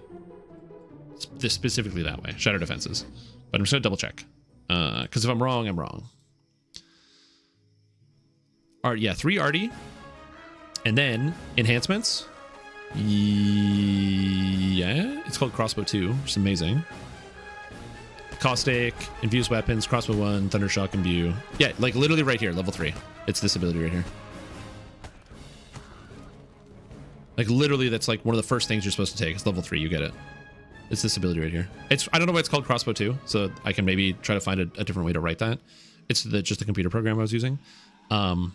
But if I go Artificer, Battle Engineer, it's this ability right here. So this one. You get this at level 3. It's an AoE shot. So you wanna grab this. Again, I don't know why it's called Crossbow 1, but anyway, doesn't matter. That's actually probably a huge issue. It should be called Shatter. Should be called Shatter Defenses. But anyways, get Shatter Defenses crossbow right here, and all your AoE problems go away.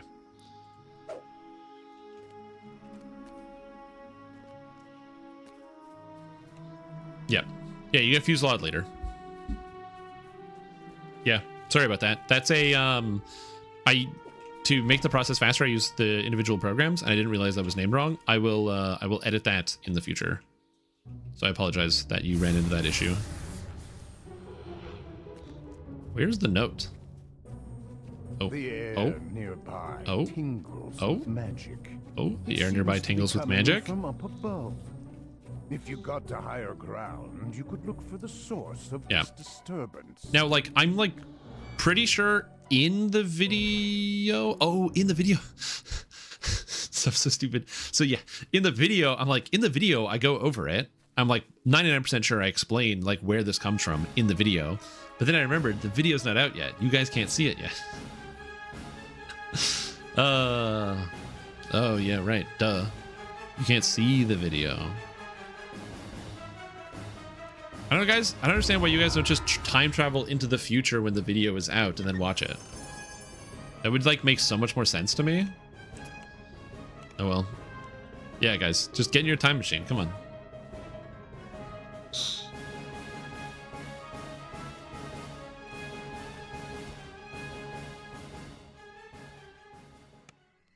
Have the same error? Yeah. I can see that.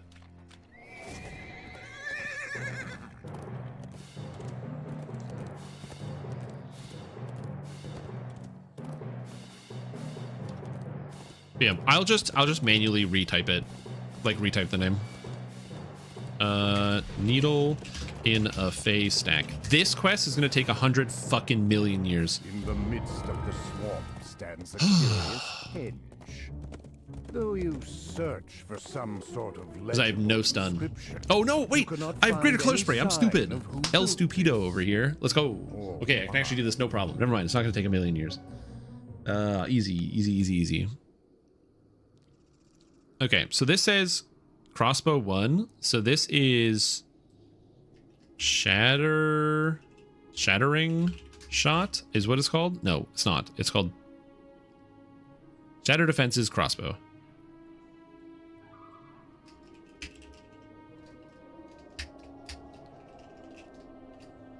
Perfect. I just hand typed it. So there we go. Problem solved. Okay, fixed. Mr. Trim, what build is this? Somewhere in these woods, there is isn't it obvious? Cousin Adam? One specific tree deserves more attention than others. Is my build not obvious? A chest containing Hearsom's magic needle. What's confusing about this?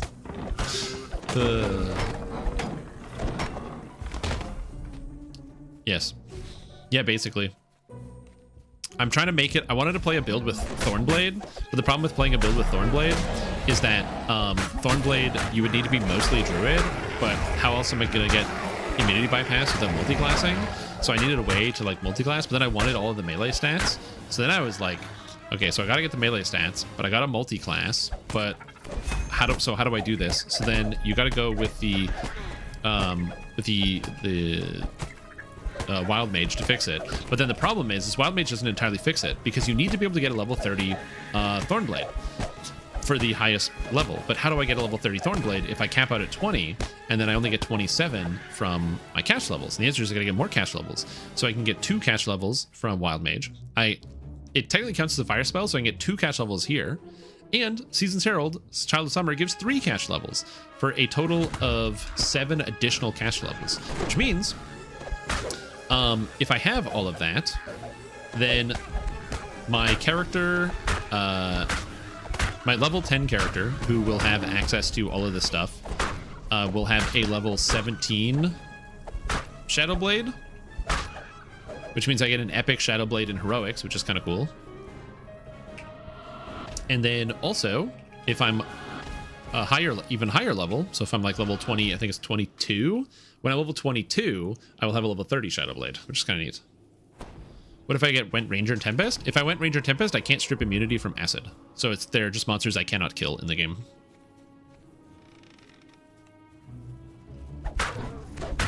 But somehow worse. It's technically better because I can damage way more monsters, but it's significantly worse because I am a sorcerer and a druid.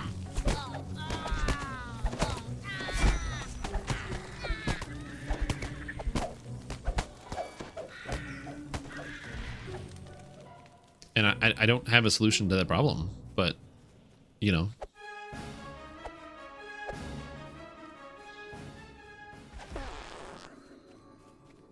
You know, Blightcaster stacking Bloodcoats and Tangles in the chest can one-shot all the mobs as they spawn.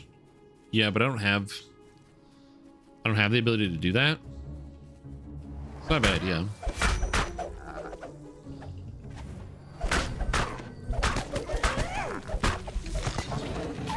These things hurt so bad, dude. Why?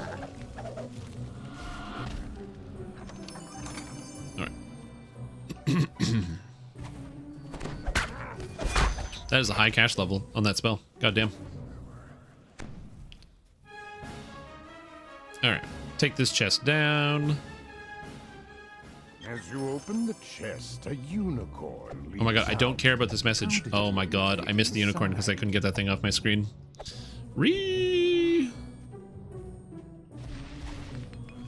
Fuck. Well. Oh, I got the trip. Sick. I didn't think that would work. As you defeat the unicorn, a deer bursts out from it. Is that normal?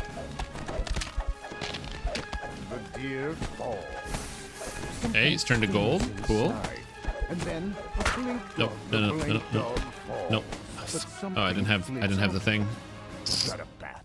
A bird?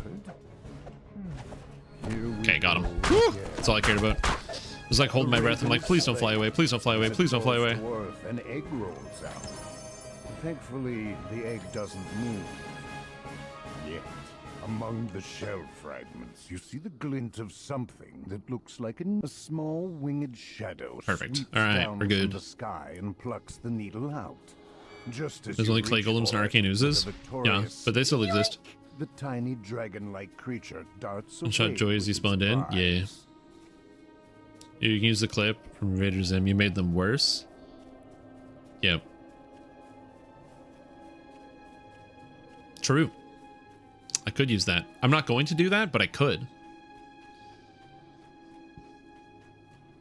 I don't know if this is a controversial take, but I was never that big into Invader Zim. I thought it was a perfectly acceptable television show. But I had many friends that thought it was the greatest television show ever created.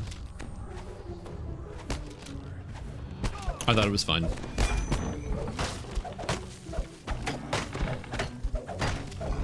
The little dragon disappeared through this portal. Yeah, I'm much more partial to Kung Pao jokes.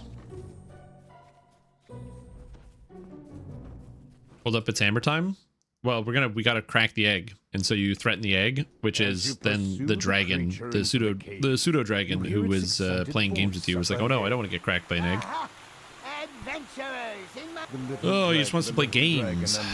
He's a real gamer. Hiding tag. So first, you close your eyes, no peeking, and count to 10, and then find me and tag me, and then. Okay, I hear it, and then, but where is and then it? you run. Ha! Ready? It's this way. Still hear it. There it is. The little dragon. Goodbye. Out. You found me. Run for your life from the dragon, dude. Whee! Here we go. Problem solved. Game properly instead of just hiding on a bed. Yeah, probably, but I'm gonna hide on a bed because I can. Some very incorrect stuff going on under the hood. That's fine though. Sometimes you gotta have your characters. It's kind of like you, right? Where you also don't reincarnate. So sometimes if there's like a mistake or a flaw that's in you, you just have to learn to live with it. And over time, you know, you get there. Over time, anyway. What fun! Thanks for being so brilliant. With Earson's precious needle in hand. I mean, although you can like obviously make more changes. He can't refuse. Yeah, the nice thing is, like, especially with the new Epic Destiny abilities, is that the Epic Destinies are pretty malleable, so you can try out a lot of different stuff, and it's not just like one thing that works on a character and nothing else works on that. Like, you can just try out like a few different things and see how they go. Which is something I actually really like about the current Epic Destiny system, is that they're pretty flexible, that you can do a lot more than you used to be able to with the system. There's like different ways you can build up the characters, and you can get some cool secondary effects. What am I going to do with this character? I don't know. Quick cutter, and then I'll figure it out later.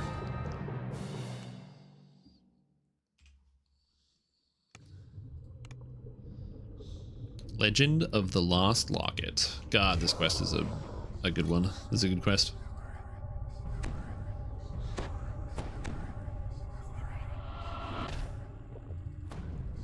Or whatever I said, old Divine Crusader strike down. Yeah, the strike down, the triple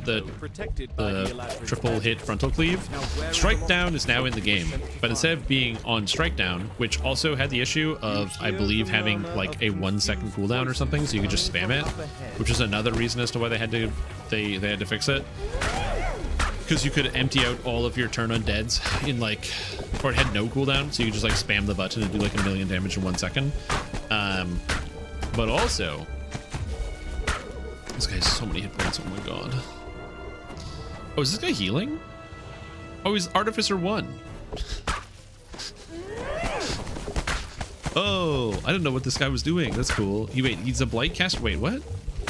Blight Caster 3, Dragon Disciple 2, Artificer 1. Cool. Dude, that's awesome. That's sick. I love when people have cool builds. I have no idea what this person's doing. Their build is good though. It's got AoE, it's got healing. It's got everything. I'm zippy. The first lever is pulled, yeah, dude. And a deep rumble travels through the water. That's one of my favorite parts about this video game. Is that when you see somebody playing a character, you're not going to know what it is unless it's like really obvious. Sometimes you just join a group and somebody's got some crazy build and you're like, damn, that's like, you get to learn something about like what it is they're doing, or maybe they've come up with some secret technology to do something.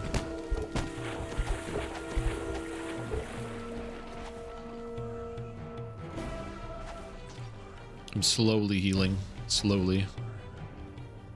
The light filtering through this shallow pool illuminates. I do have a good amount of like actual healing spell power, if I recall.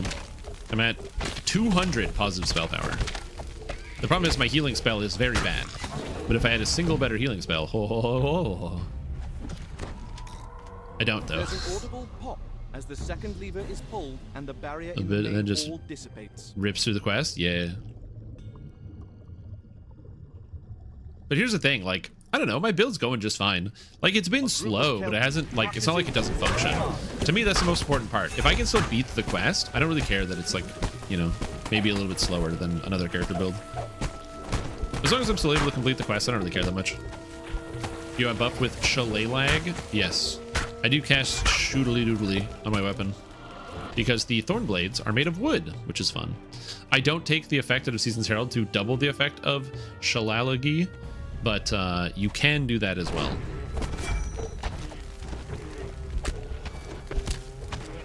Yeah, dude. It can buffs all wooden weapons. They're made of wood. That's why it counts. They're literally blades made of thorns, and thorns are made of wood. Room's an exceptionally large and powerful Kelpie as it charges.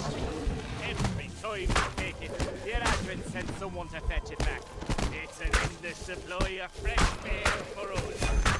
The Kelpie Lord calls out. Go die, Kelpie Lord Merc Runner. But the struggle makes the beat all the sweeter. Elementals, attend me! There we go. Kelpie Lord falters, then collapses. You just said drop Consecrate every 2 minutes, but it must have like 2 or 3 iterations passive. You drop Consecrate. Oh, yeah, that enhancement is also like broken, where what it does is it doesn't actually have a cooldown on it, so it'll just always do it whenever your health drops lower. Does Reaper count as elite for quest ransack purposes? Yes. Yeah, I would need more points to get double it, but I don't want to double it. Isn't it pronounced shill gauge? Yeah, shill gauge. Ah, is that what we're using to measure me now? The shill gauge? So stupid.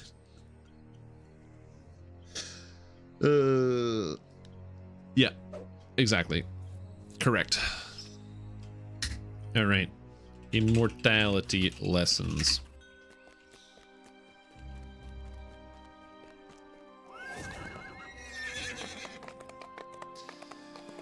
Okay, so now I have 4 more points to spend. So I'm going to take a point here for the concentration. I'm going to take a point here for, I guess, the bonus of saving throws. And now we have Power and Chaos.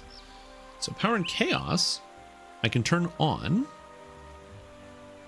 When I turn on Power and Chaos, I cast all my buffs, and then I turn off Power and Chaos. Which is interesting, because it'll make all my buffs last longer. Not all of them, but several of them.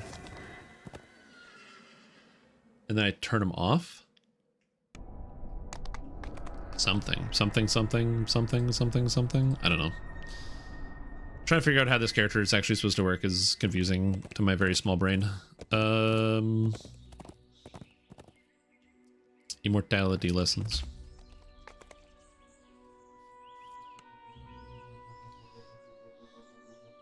Okay.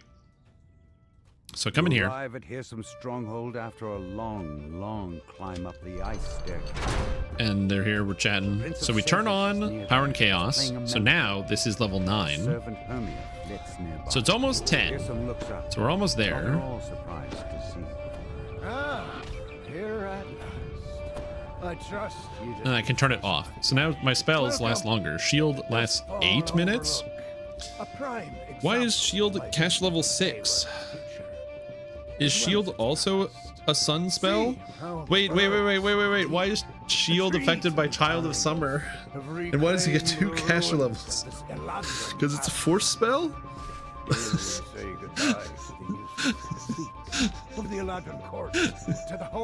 Dude, I don't know. I don't know what's happening, man. Oh, shit. Okay. Anyway, sorry. That's really funny to me. Worry not. We'll begin soon. But first, I hope to teach you about what I want to achieve. Is there a reason why they don't ever put Isla Dread discount or put it on sale in the DDO store? They definitely do, both of those things. But also, it's just because it's a more recent expansion.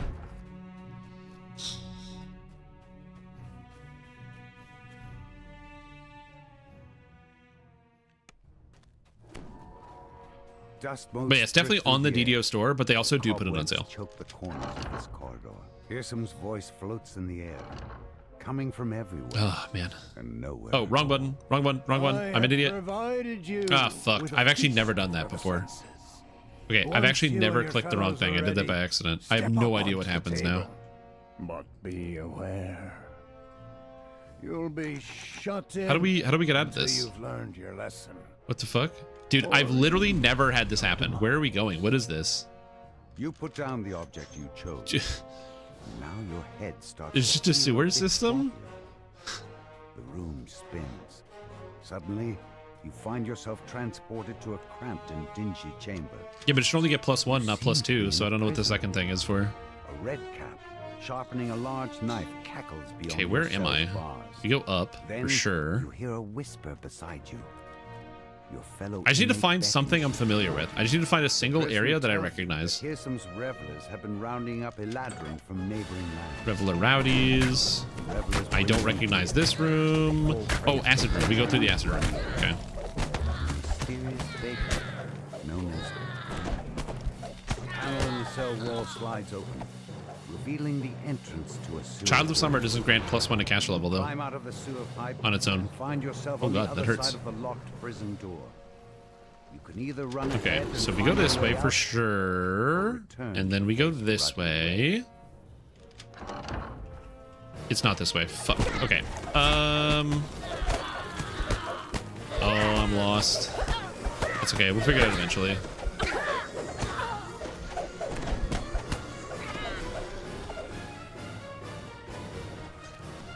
Maybe it's here? I know it's one of these directions. This is where we're supposed to go. I remember you have to go through like the acid pit or whatever. Why do you go that way? What's down there? I didn't. I clicked the wrong thing by accident. I wasn't paying attention. I've never solved Hermia's riddle wrong, where she's like, "What? Pick the item that Hirsum would want." I've literally never done it wrong. So this is my first time. So I accidentally clicked it, and I guess I'm going this way. And it puts you in jail, and you have to find your way out. Oh, it's here. We're here. We're free. We're free. We're free. Nice. Okay, good. I was like, there's a way out of here. I just don't know what it is. In theory, we could go for the grandmother and get the extra chest, but no, I'm good. I'm done. I just want to leave. Oh, I know all the answers. I was just spacing and I clicked the wrong thing. I was just spacing out.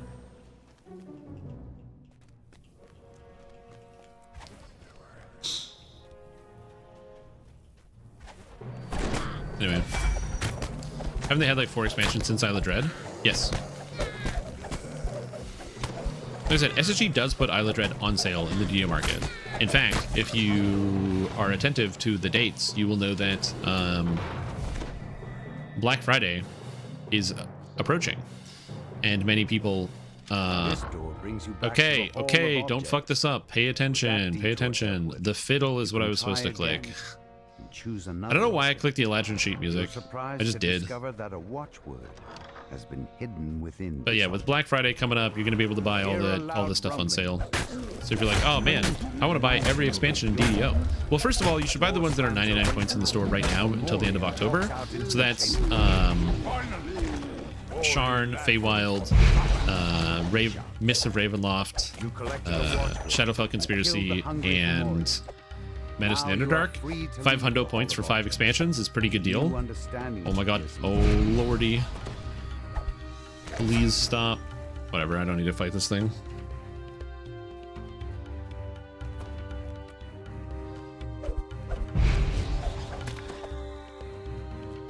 Yeah, 100%. A curious door glimmers into view.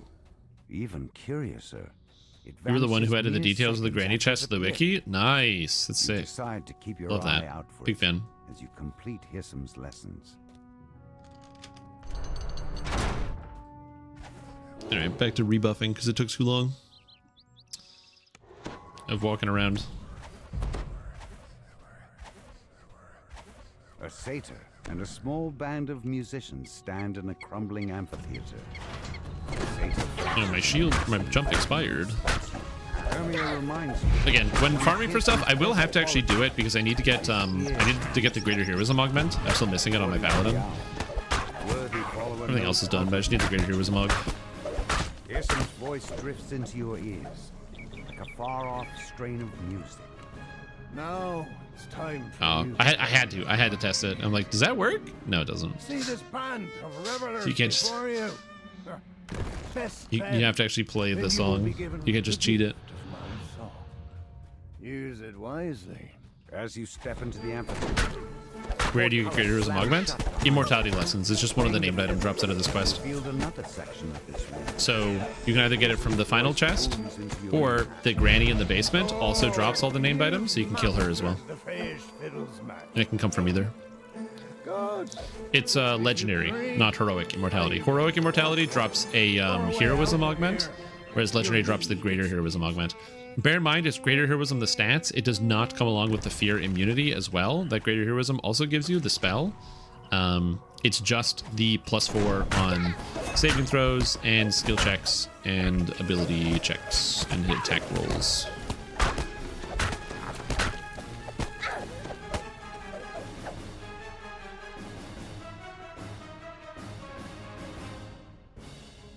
Uh-huh.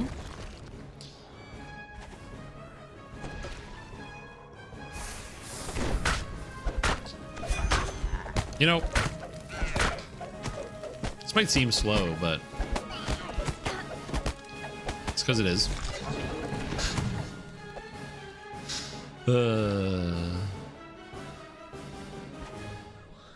I do appreciate that I don't get a better healing spell.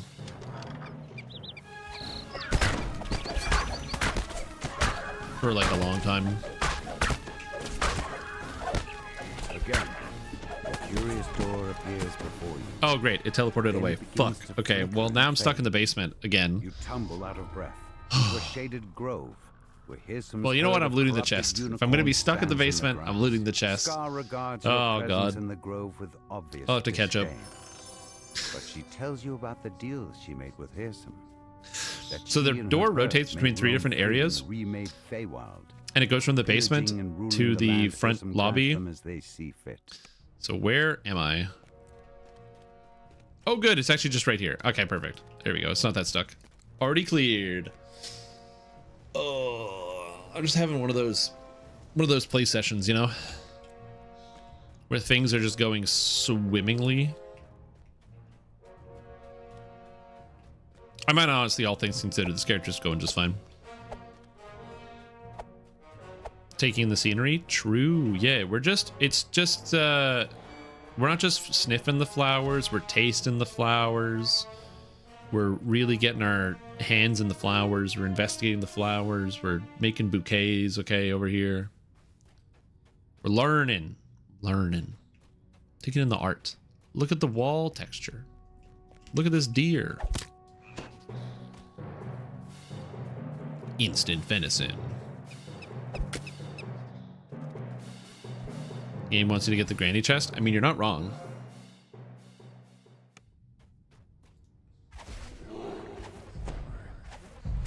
It's gonna be a really long time before I get acid immunity bypass.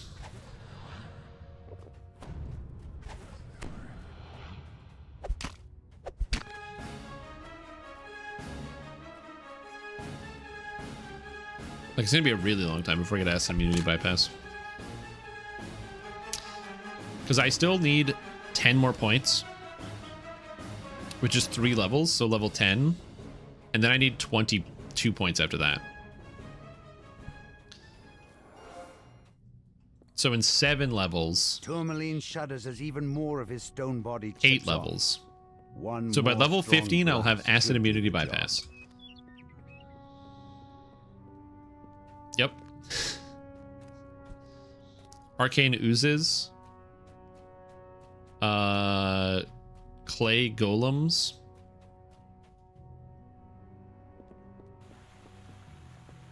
The red signal crystal on the wall lights up when you pull this lever. Acid wit. Yep, green and black Abishai. Oh no! Oh no, Abishai! Oh no! Mad Tea Party. Huh. Well, there's blue, There's red. Is there a black Abishai in Mad Tea Party?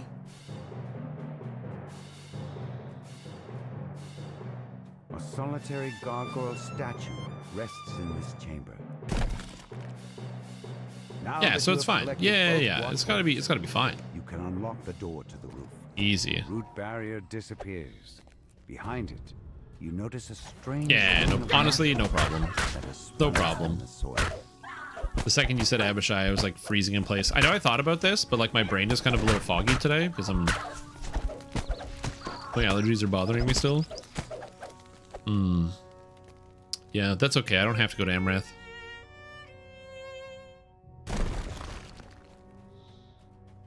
No. So the build always could be an iconic because I'm just playing as like a tiefling. So I could have just been an iconic in the first place. I could have played as like a Eladrin Chaos Mancer, and that would have been fine. But the thing is, then I would have just skipped all this low levels and all of this hard part, to enter this labyrinth. or like the tedious part. The exit. And then I would have had people in Now the that you chat have the constantly watchword, taunting me and typing no free to balls. leave. And I don't need that in my life. This door has been sealed with a Nope. magic incantation. Unbridled. Only the The bounty? two Spirit. watchwords Slash can say unlock it. unbridled Kiss the spirit. in his stronghold.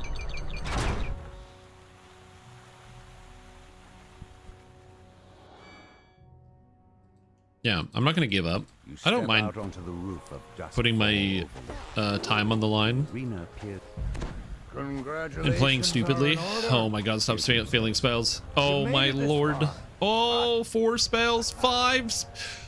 I have just one tiny lesson left. All you see 4 in a before you row. is an illusion. Dude, that's... Memento. Oh yeah, What buddy, the let's go. light is now. And 4 in a row, that is not likely. That's some probability right there. You call that RNG. Shimmer into view. Illusory versions of Lord Arden, the Prince of Frost. No brain? True. these two boars, your ally, stand in my way. Strike down I got this guy just like running around at the speed of the sound. He's just infinite. Then Lord Arden's illusions faint into motion. Oh no, Fey Blade Poison? Illusory Lord Arden falls to the ground. Your saves and speed are slightly reduced. Huh. Takes you. A vision. I get stabbed by one of these, like, fairies? Oh my god, I'm getting multiple stacks. My saves are lower. Is it just all my saves? Just -1 to all saves? Huh.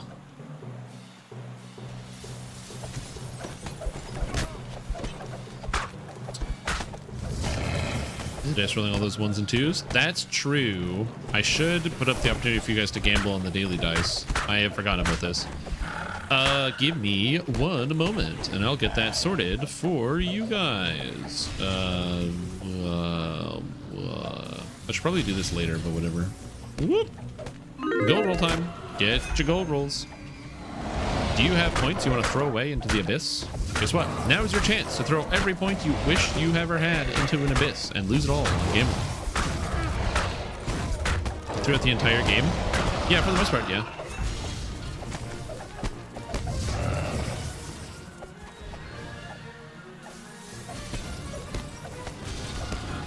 Orphan falls, shattering in a spray of ice and snow. Spray of ice and snow. Walls of the room dim, then fade away.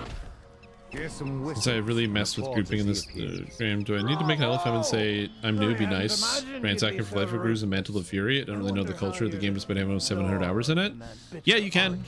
So what you can do is you can just make a group. So like you can just like read groups so you can kind of get a sense of what people are doing and how people are running it. So for example, new to game, let's do Necro 4. This person's just saying Reaper 1, indicating thing, Reaper 4 looking for boots. So there's a guy named Mand who's farming Death House already for the Flightfoot Greaves, but he's doing them on Reaper 4. But obviously you don't want to join this person's group because they're farming for the boots. Anything like that. Yeah, you could just be like farming for boots, any help welcome, something like that. You confront Pearson with the magic needle, that holds his immortality. So they're better to buy first, get them in level order. Yeah, I would say the most impactful one is Sharn by a mile, because Sharn is a level 15 and 29 quest chain. And 15, if you're totally free, is where you start to run to slower stuff. But because of the DDO point code thing that they gave out, or not DDO point code, the DDO quest pack code, where you get all the DDO quest packs or quests in the game for the most part, you kind of don't have to care that as much because there's so many other things you can run. Like Sharn Docks and also Lower Moorgrave are actually quest packs, so like Soul Splitter and Lower Moorgrave. So Grip of the Hidden Hand, I think is what it's called. So as a result, you could probably just do it in level order, which is fair. So, and then run it as you level if you want. So do like Feywild into Mists of Ravenloft, into Sharn, into Menace in the Underdark, into Shadowfell Conspiracy, which is kind of the level order there.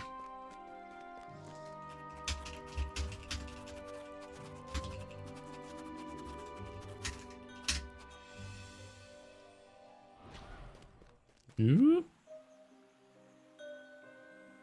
Okay, I'm going to level up, and then I'm going to take a quick break here because I have to use the bathroom and get some water.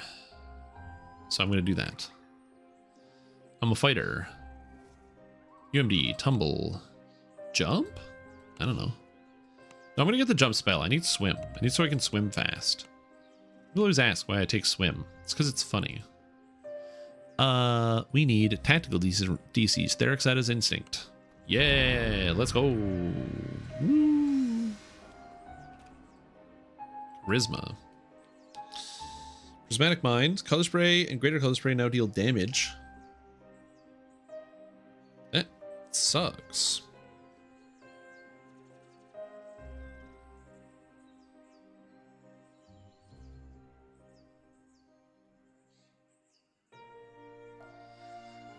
I'm gonna figure this out. I don't know the solution. Right, I'm gonna step away for a minute. More skill points retroactively? Yeah, unfortunately they don't give you skill points retroactively, which they could do. The tech exists. I don't know why they don't do that. 99 points is end of the month. The coupon code for all the quests is December. Before I step away, we're gonna do the point roll because the gamble. It said chop chop. What does that mean? It means chop chop, man. Chop chop, come on. Pick it up, chop chop. I have no idea. If I joined an elephant that said chop chop, I wouldn't even know what to tell you other than pick it up. Go roll gambling. Lose your points. 86. I don't roll high ever. So there's 250,000 points on low. Oh, that's gotta hoit. That's gotta hoit. It's good for me though. That was great. So sorry, you guys. Anyway, I will be back. I will return shortly as the payouts go. So good job to all of the people who thought we would win Go Up High. Ah, damn. That is some money in the pool. Oh, Rap Fan at the minus 200k. Ooh. Okay, I'll be right back. But I will leave this so you guys can read through what my character does. Dragon Lord. I think this is fair. No, not Vistani. I think this is what we need. Here we go. I'll be back.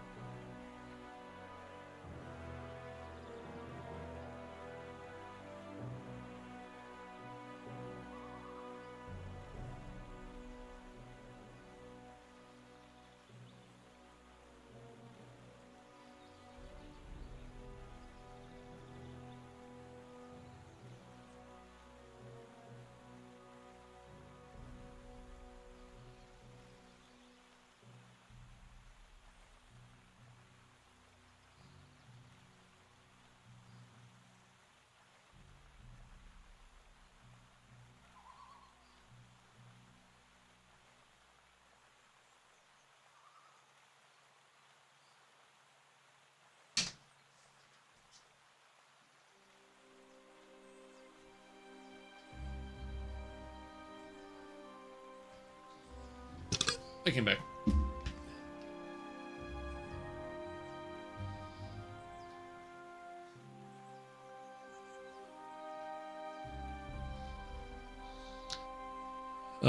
I don't know if this is unhinged or not. Does anyone hold on to gear that gives plus to skills so they can do more with skill checks and quests?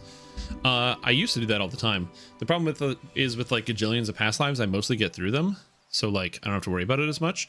But you can condense a lot with legendary green steel. Because legendary green steel can give you, obviously it's only for like legendary, so, or like above level 26. So it's more limited in terms of its like application. But you can get plus, basically for free from one run of Shroud, you can get plus 33 to intelligence, charisma, dex, whatever skills you want. So like on my rogue that I have at endgame, that character just has a green steel belt that gives plus 33 to all intelligence skills. You can also get, it can go up to 39, but the 39 is much more expensive to craft, and you can't get it in one run. But you can get the other one in one run, so. And a lot of people don't want to be farming out like legendary thing all the time. Ooh. I'm like, I don't know how to describe it. I'm like weirdly woozy. Yeah, so the reason why it's a big investment, here I'll show you. LGS. Okay, so the reason why it's a big investment is because the way it works is you have to get a base. So you have to craft a base item. So an accessory. So let's say a belt, right? You have to craft a belt. And the belts can be expensive. So then you have to craft each of the tiers of augments here, which can also be expensive. So let's go like tier 1 augment recipe, right? So if I wanted to get the skills, it's like dex skills as an example, right? Or like, let's say in this example, we want charisma skills. I'd want to get charisma. So you would need to make a inferior focus of positive energy, a diluted ethereal essence, and a cloudy gem of escalation. So to get all of this, you need a whole bunch of small materials. The thing is that no one that runs Legendary Shroud needs any of the materials. So if you run Legendary Shroud and say, hey guys, can I have your smalls and mediums? Like, I have an infinite amount of these materials. So I'll just show you.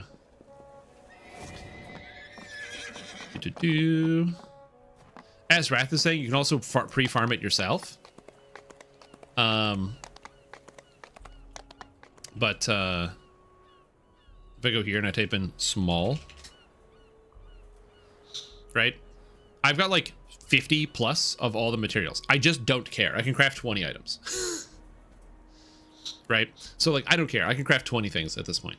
And I don't, obviously. I don't even run Isle of Dread anymore. Or not Isle of Dread, Legendary Shroud. So as a result, if you join my group, if I'm running Legendary Shroud, and you say, hey, I need smalls, well, in the chest, I'm going to pass you all the smalls. And then when you say, I need mediums, medium, hey, look, 40s and 50s and 80 glowing arrowheads. I don't care. You can have all the mediums. Where it gets complicated is the larges. The larges are rarer, so you're not going to have as many, because the reason why this is the case is that the first 2 encounters in the raid give like 2 chests that give smalls, and the second 2 encounters give 2 chests that give mediums, and in the final encounter you get a small chest, a medium chest, and 2 large chests. So you get 6 or 5 small chests, 5 medium chests, and 2 large chests. So as a result, the larges are always what's lagging behind, so you're always missing on larges. But again, the smalls, with all of the smalls people can give you, plus 22 to whatever skill you want. So it's charisma skills, so it's all of them. And then you go to tier 2, literally the same recipe. So positive energy, ethereal escalation, but this time using the mediums, plus 11. So you can have one item of whatever item slot you want that gives plus 33 to all charisma skills. Or plus 33 to all intelligence skills. So like in this example, I'm just gonna swap over. I'm gonna log into my rogue. If Feeling woozy? No, it's allergies. I'm just recovering from allergies. Allergies affect me in a very heavy way, unfortunately. I wish that was not the case, but it is the case. But if I log into my rogue can't disable traps. I've got a 71. Like, bruh, I can't disable anything, okay? I literally can't disable a single trap to save my life. But I can activate my bard song. Never mind, I'm giga-lagging. Hold on. We have the giga-lag. I can activate my bard song, and I can cast Greater Heroism on myself, which brings me up to 79. And then I have my legendary green steel belt here, which gives 22 to int skills and 11 to int skills, bringing me up to 112. And now I can disable every trap in the entire game. Search 117, disable device 112. So, and this, again, if you have never done Shroud before, if you flag and you just ask people, when Shroud is not something that gets run all the time, so you kind of got to watch out for it. Holy moly. Who's riding the storm out? But there's some raiders in there, so. Anyway, people run raids. It's an in-game raid. It's a full group doing riding the storm out? That's crazy. Anyway, it's an in-game raid, but people just run it, so you just gotta watch out for the Shroud run and then join in. You don't have to be flagged for Shroud, so to get into it, you have to do To Curse the Sky and Creeping Doom, which are 2 quests in Meridia. But like each quest takes like 10 minutes, and then you're flagged, and then you just watch for the Shroud run. If you want to check, it's not an expansion; it's a quest pack, so you don't have to own any. As long as you put in the code to get all the content, you're good. You do need to be minimum level 26, I believe, to enter the raid. So if you're not at least 26, you can't even enter. Keep that in mind. But where is it? DDO audit. Where is DDO audit? There it is. But if I go here, there's a website, DDOaudit.com. Sure. And DDOaudit.com lets you keep track of raids. So if I go to the quick info, you can see the population of the server, so how many people are playing. But where's the raids? It's in here somewhere. Grouping? Yeah, it's under grouping, I think. Current raids. So this will actually, you don't even have to log in the game. You can just go grouping tab and see who's raiding. And you can just like look at this every once in a while and be like, oh, there's the raid I can do. Currently there's one raid on Thrain and it's riding the storm out, which is a nightmare. You can also just check the groups here as well. So you can be like, oh, yo, Cormier? Oh shit, there's a guy running Beyond the Rift. I love that quest. So you can log in and join him. Barovier Slayers? You know? It even tells you like where they are, what guild people are in, which is kind of cool. How many people are online in this server? How many people are on Moonsea? 652 on Moonsea, Thrain 540, Shadowdale 603. Yeah, so it lets you keep track. You can also see the server population, so how many people are playing in each server. So Shadowdale, then Thrain, then Moonsea, then Cormier at the bottom. So you can actually see the pops, which is kind of cool. You can see the peak hours, so when people play. So like Moonsea is already dipping now because all the Europeans are turning off the game and they're gonna go to bed. Whereas the North Americans are playing now. You can see the distribution by time zones.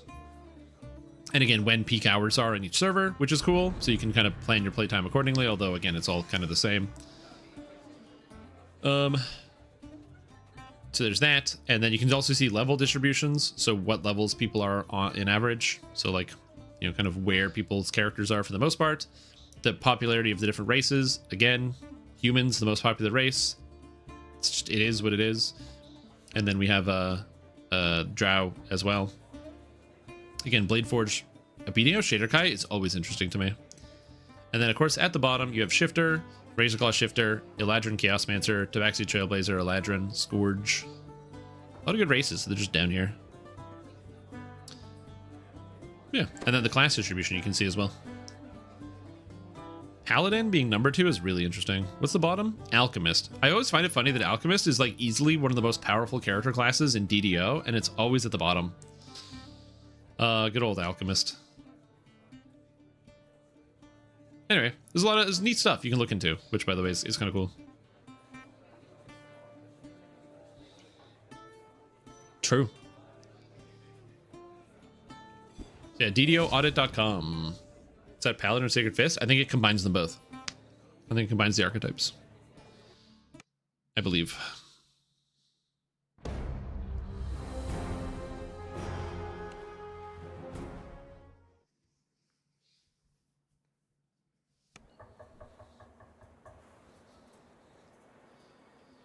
Read some type of try to refresh the page of the issue. Please report it. Error.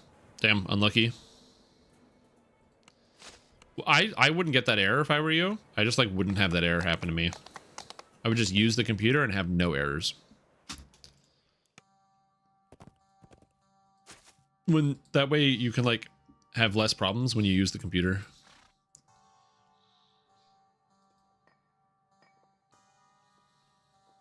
I know. I'm a genius. Hold the accolades. Thank you. All right. What am I doing? Isla Dread or something?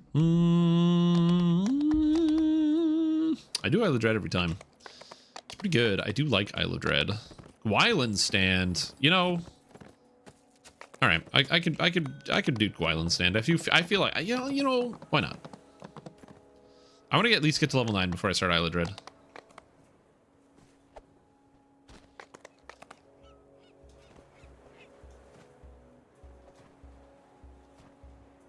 Oh, I don't think I can join this person's group.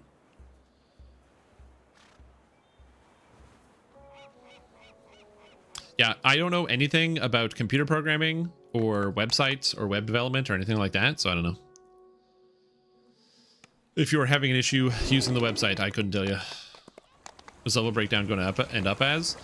I believe my goal was 8-8.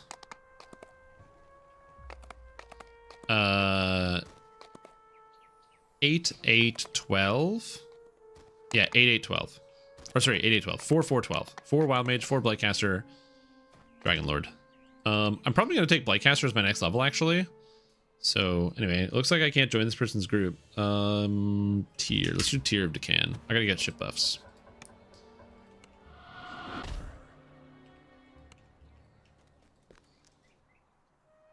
Eight 12, yeah. Yeah, 4-4-12. Oh, only for Dragon Lord past life? No, it's so I get more feats.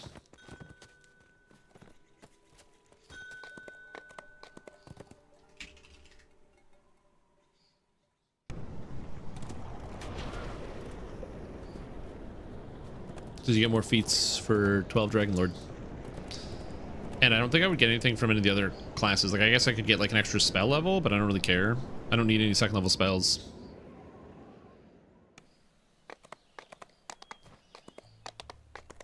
Knock is catch level 4, but it's going to go up because I'm going to get more catch levels based on my character level or character class. Yeah, and the Dragon Lord cores for the aura. Like, the thing is, there's just no reason to have more than 4. 4 gives me the form. 4 gives me the, for Blightcaster, so that'll be good.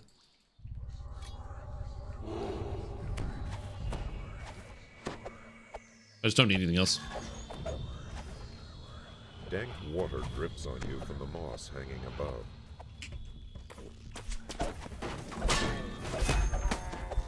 Not dank water drips on me from the moss above.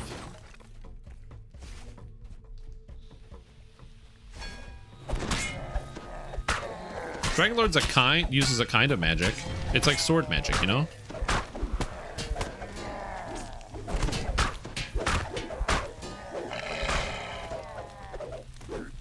Yo, when somebody wants to join my party, welcome.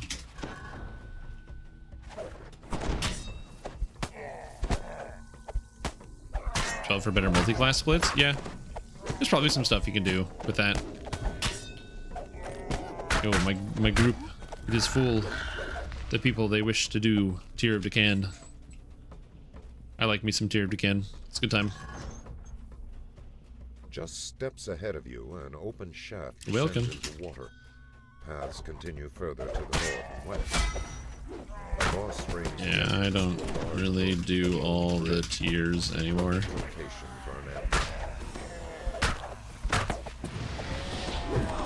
Oh, get nuked. Uh-oh. Ugh. It feels so satisfying when that ends up going off randomly. There was a time where I used to do all the tiers and Tier of Deccan every single time, but it is not this day. I think my next level will actually be Blightcaster, and I think the reason why I'm going to do Blightcaster is so I can get access to the form, and also I don't really need more Dragon Lord, because more Dragon Lord isn't going to help me. Like, I don't need any of the feats right now, because my next feat's going to be Improved Sunder regardless, so I'd rather save the feats for when I have more base attack bonus. Because my base attack bonus is 5, so 1 Blightcaster brings me to 6. Oh, I guess I take 2 up in fighting instead of Sunder. I don't know.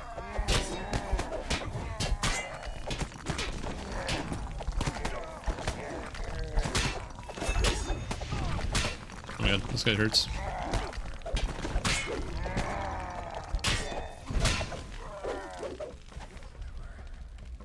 Looks cool. Confuses people even more. True. It's also about like being confusing, which is a big element to this. Like, I want to make it so when people like look at my character, they have no idea what the hell is going on. They're like, what are you doing? What's your character build? It's good. That's the reason why I was tempted to go Blight Wolf form instead, because of the extra cash levels. You don't really need Thorn form. And Wolf is cool because you get access to a lot of the Wolf utility, animal form stuff. But the problem is, number one, you actually get -4 to your charisma as a bug in Blight Wolf form. Or which is a bit of an issue, or Plague Wolf, whatever it's called. So that's problem 1, and then problem 2 is that you also can't show off the blades, and I need the weapons to be out. It's really like, it's very important to like flexing on people with the weapons is by actually having the weapons physically visible on screen, because if you can't see them, I can't be like, yo, look at my cool weapons, right?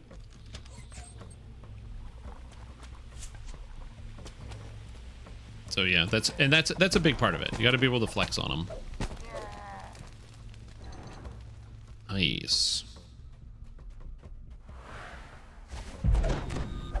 Another one of these guys.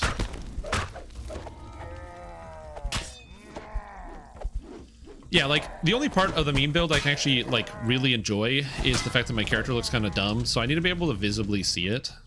It's a big part of it. That's why I wanted to get like the crocodile outfit, because it's kind of like poisonous, you know, and it kind of fits with the aesthetic.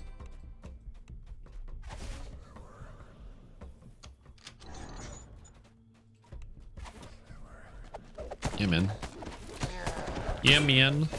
Yes, that's the idea here. We're just making sure we're letting people know. We're letting people know what's up. Like I said, it's also because it's just, I don't know, just something fun to do. This character build is not good in the way that I've organized it, and for the record, that's kind of intentional. I'm trying to like figure out what some of the breakpoints are. I think that generally you don't really need to have I don't even know if you would necessarily need to have any Dragon Lord for this character, just because acid immunity bypass is really not relevant for this weapon type. If anything, you probably want more poison immunity bypass, so you can deal with like the secondary element of the swords, which are that they grant poison damage because they have poison blast, and acid is going to work on basically everything. But still, we're doing things, we're doing stuff. I also kind of like am doing this as I go and then like plan it out, so there's that. A pipe waits at the end. Well, the big problem with a build like this is base attack bonus, right? That's one of the things that is nice about going with like animal form druid is you don't have to worry about base attack bonus because all of your feats are just natural fighting, which has no base attack bonus requirement. You just take natural fighting 1, 2, 3 and call it a day. Again, another reason why animal form is kind of good.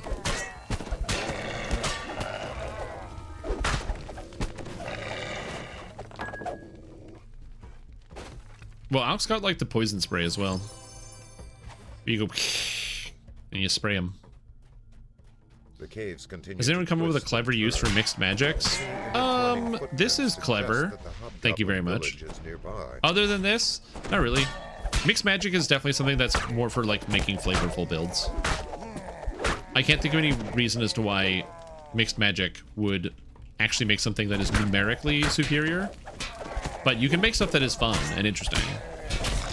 And I think something that for me is a big factor in like making stuff fun is like I played this game so many times after so many years, and I just need to like change it up every once in a while. just add like, you know, new abilities and new spells and to kind of go at a different pace and look at different things. Playing the stuff that's not quite as good. It's like it's kind of like one of the Magic card design philosophies where they talk about how when you make a card game, you need to have like bad cards in your game for two reasons. One, it teaches people that there are bad things, and so that they're able to like learn the difference and find the good things. But separately from that, there's also the issue of like some people enjoy like winning or being successful with bad things. Like some people like winning games with bad cards because to them it like presents a challenge of like, okay, if I use this bad card now, what can I do? And I definitely think about that quite a bit of like, it's not a good idea to make a character using the blades that I'm doing right here. The thorn blades are fine, but you know what's better than the thorn blades? Literally any sword and going strength is just better than what I'm doing right here. But like, I don't know, it like breathes life into something I've already played before and makes it be a little bit more fun. The tunnel opens into Yeah, sometimes you just gotta do something that's good, that's like fun for the brain, you know? Accolade the skin? No, because you don't need cash levels.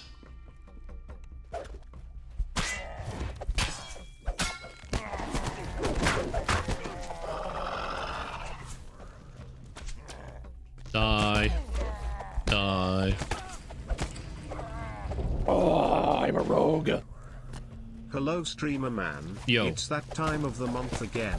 Is it? 64 months. The amount of time it took me to run Majora's Mask in the background of my PC on an emulator that I legally obtained and scraped the game off of my own cartridge to get the blue dog to win at the race. I believe the odds were a 1 in 4 quadrillion odds, so that's pretty pog anyways. Hope you are having a good day, friend. If you haven't seen that video about the blue dog winning the race in Majora's Mask, it's absolutely wild, where both the like determining the seed in which there's like a glitch that causes the race to end when one of the dogs reaches it at the exact right frame, and so like even the dogs in the like there's like a specific place in the track that carries, it's like one specific location that on the right frame will cause the race to end with a different dog, because it's like the end of it reaches to the middle somehow based on the way the geometry works, which is interesting. And then also the amount of time it took for them to actually figure out, okay, is there a seed in which the blue dog actually wins? And the answer is yes, there is. Very wild, very fun thing. Also, thank you for the resub, Fairy. Appreciate it. 64 months is a really long time. Happy Nintendo 64 to you, and thank you so much for Who the cares sub, about dude. the dog when you got the fish beating Elden Ring? The fish beating Elden Ring. The fish.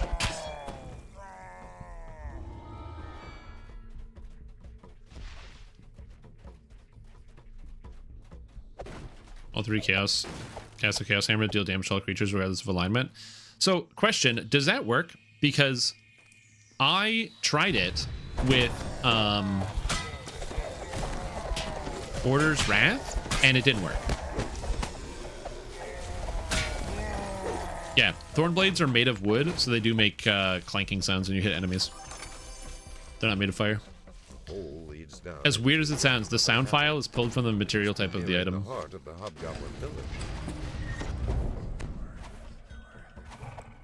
This is just, I guess it's just where it's stored.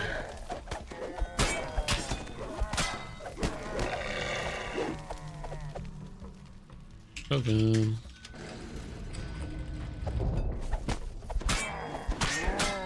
We're like literally at the end of this. I'm not gonna wait. Unless I die, then I guess I don't have a choice, but...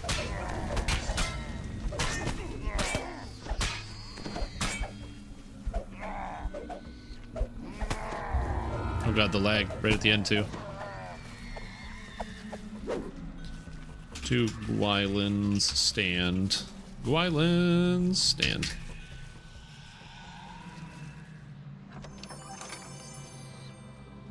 Yo, what's up, Tenoshi? How are you doing? How is it going?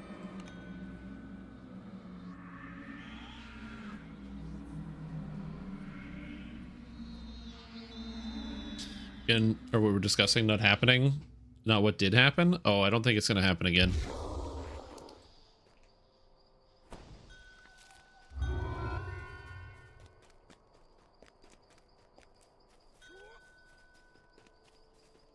I don't know why I'm doing Gwyland stand. I just am. My brain is melty right now. I'm just kind of, I don't have a lot of focus. Chilla Ravenloft, really enjoyed it. Me too. I really like Chilla Ravenloft. I thought the quests were like cool. The story was good. I really like a lot of the monster types. One of the problems I have with regular Ravenloft is that there's just so many really annoying monsters in regular Ravenloft. It's like all undead and constructs and this, and there are constructs in chill, but the constructs are like wacky constructs. They're like the servitors, which are like humans, which is cool. So they're like partial constructs. They only have some resistances, and I'm like, oh, that's nice. I like that.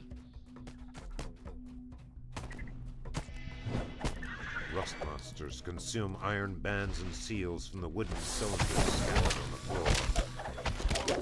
Your life is working Safari calling it the bonk build. I mean, if it's working, then that's good.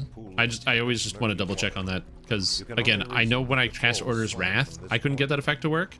So if you're able to get Chaos Hammer to apply to all alignments for full damage, that's sick. And I'm glad that that has functioned. It was not working when I tested with Order's Wrath. So if it is working, that's good because I've wanted to play like the Chaos build as you're kind of playing it right there.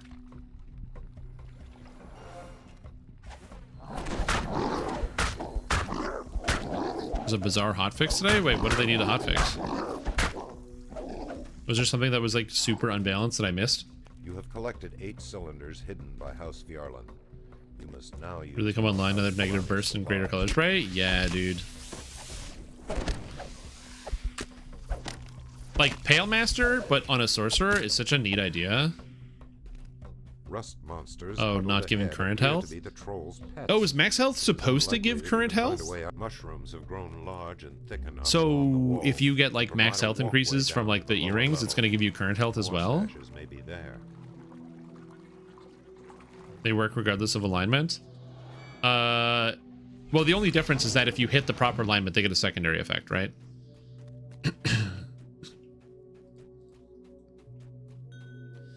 After further evaluation, we decided that max health should provide current health. Thus, we reverted the bug fix from last hotfix that adjusts this. Note this does not count as healing. Okay, that makes sense. So it's not going to reduce like burn or poison that you got. That's interesting. Cold room, restorative cold room now triggers off a freeze. Cutlass buff? Cutlass buff? Oh my lord. That's crazy.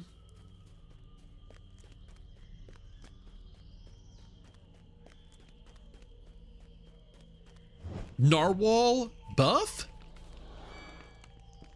Holy. Actual madness. Fiery pistol sword buff is huge. The stonework path splits in 3 directions ahead. The sound Switchblade of buff. And jingling chainmail echoes off the ruined walls. T-set. Doesn't matter. Supplies Fix. Okay. Here.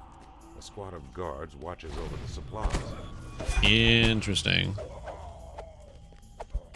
3 seconds for half the damage? Yeah. But the thing is, you just get another scalar. It's a 3-second aquatic item. What are you talking about? What do you mean nerf?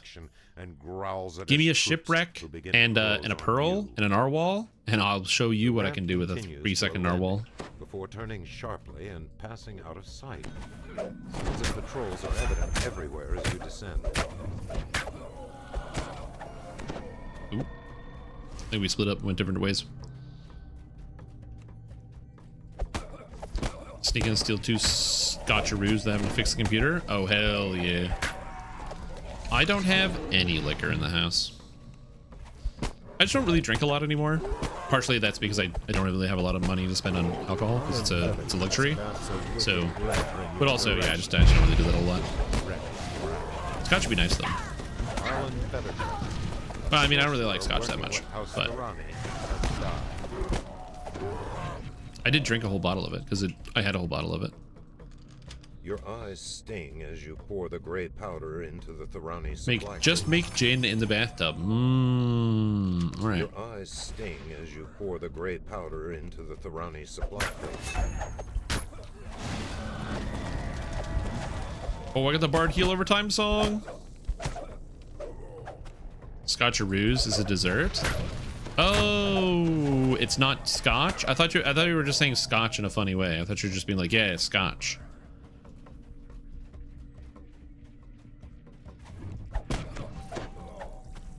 It's just like they're feeling the damage portion. I think Narwhal's damage is totally irrelevant. In my opinion. I think the damage on Narwhal is a irrelevant number. And the only thing that's relevant is its cast speed. Personal opinion. Okay, where is this dead person?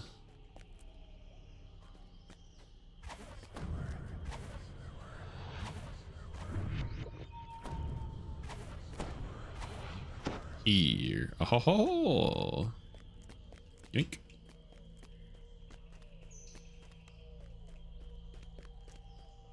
Oh, wait, I can just raise the dead. What am I doing?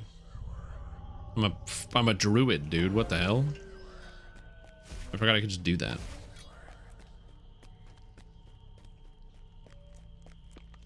Playing on optimized characters and succeeding despite them. As you pour the I have a Shade, Warlock, Necromancer, and Tabletop.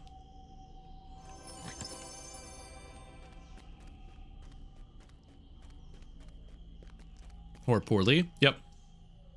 Yeah, I ran in a tabletop campaign. I played a character who was a he was like a fighter. This is the storyline because we had a roll. We rolled for our stats. So I played a character who he was a devout cleric. Sorry, he was a devout cleric. And the reason he was a devout cleric was because he was like a fighter who like worked in the military. So he was like a veteran. When the war was over, he didn't have any money and also had a lot of like war trauma. So just turned to like alcohol and ended up living on the streets. So was like part fighter, part rogue, kind of like stealing, breaking in stuff, you know, doing crime. And then eventually like found himself, you know, waking up on the steps of the church being like, oh no, I got to turn away from this life. And became a cleric and became like a very, very devout cleric. So I had a character that was, it was 2 fighter, or it was 3 fighter, 2 rogue, and the rest cleric. But I had like an 11 wisdom and no charisma, so I couldn't really cast any spells. The character was not terribly good, but the story was fun. It was fun to engage with the story that I kind of wrote together, and it was fun to play.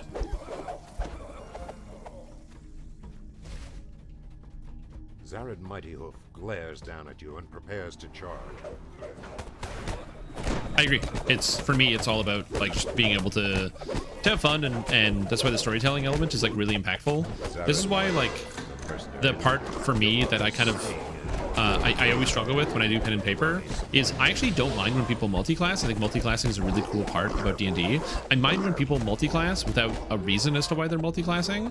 So what I mean by that is I just personally don't really like it when people like multi-class their character and they don't have a justification as to why they do it. They're like, yeah, I'm playing like monk, warlock, paladin, barbarian, wizard. And it's like, okay, well, when did your character afford... How did you have time to go to school? How did you have time to go to wizard school? What's your warlock patron? How did this come up? You know? How are you a monk and a paladin and a barbarian? What's the storyline? And the answer is, well, because the numbers are good and look at the numbies. But from my perspective, I'm like, no. There's... where's the story? I want the storytelling element. If somebody can justify their multi-class by being able to tell me a story and explain to me why their character went through what they went through to like have this trajectory in their life, to me that makes perfect and total sense. It's just hard when yeah, I understand the desire to skip the role-playing element and go just for the numerical element. So yeah, but again, this is also what I do in my campaigns. I'm a stickler for that sort of stuff. So why do we drink it at 4 p.m? I don't know. It's Wednesday. You can drink whatever you want. But yeah, this is one of the reasons why like I'm a stickler for that sort of thing. And so if I run a campaign, you're allowed to multi-class whatever you want as long as you can explain how it happened. If we're playing pen and paper and I'm running the campaign, I don't have a problem with people multi-classing as long as they can explain how it happened.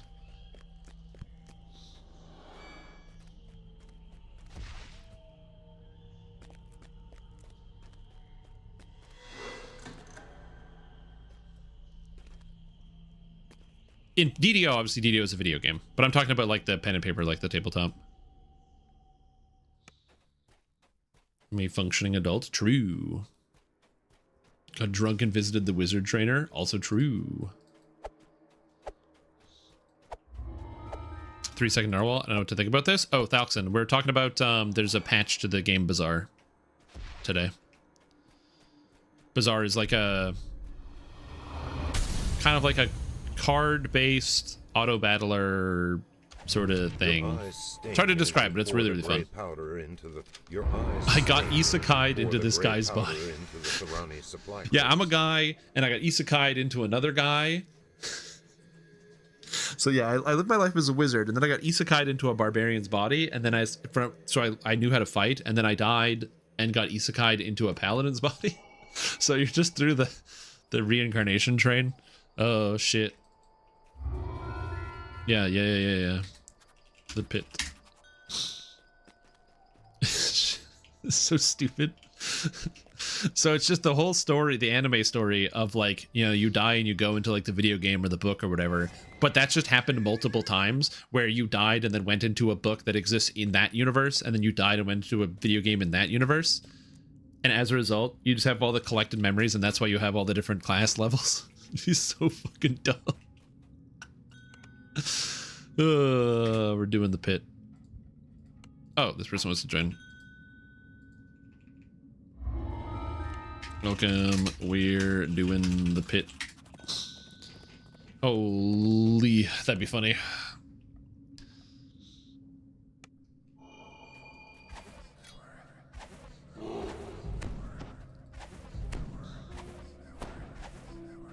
I ate an Otto's box. Yeah, true. The main shaft. How did you become a wizard? Well, I was on the bus, and there's a wizard talking about stuff, and I just picked it up. Anyway, like I said, for me, that's kind of how I do it, is if I'm running a campaign, if my players want a multi-class, that's totally fine. They just have to justify their multi-class as a decision their character made and not a decision the player made. Which means then people can work backwards. You can say, this is the character I want, and then work backwards with your class levels to write a story. I just want like everybody at the table to be able to engage with what's physically happening.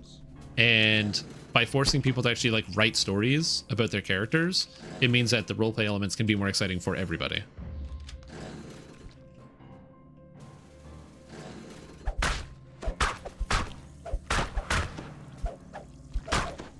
I use my dad's credit card, exactly. So if you're like a paladin, warlock, barbarian, monk, that's fine. As long as you can tell me why you're a paladin, warrior, or warlock, barbarian, monk, I have no problem with that. What is this? This website's not loading. The website's still not loading.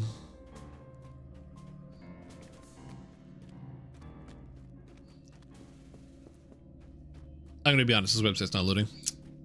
Yeah, RIP. We'll never get there. We'll never find out what's going on.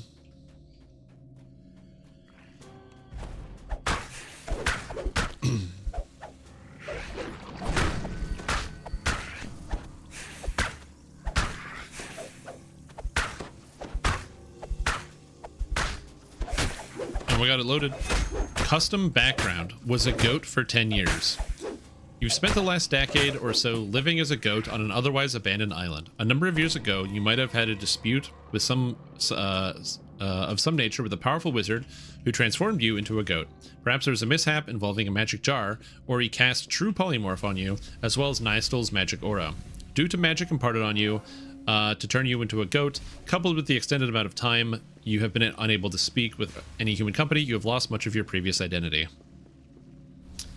I mean, I don't necessarily have a problem with this, assuming the universe that we're talking about has the ability for somebody to get polymorphed in this capacity. Like, as long as the magic exists, sure, why not?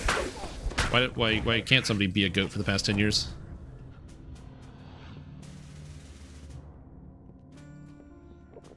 Fantastic.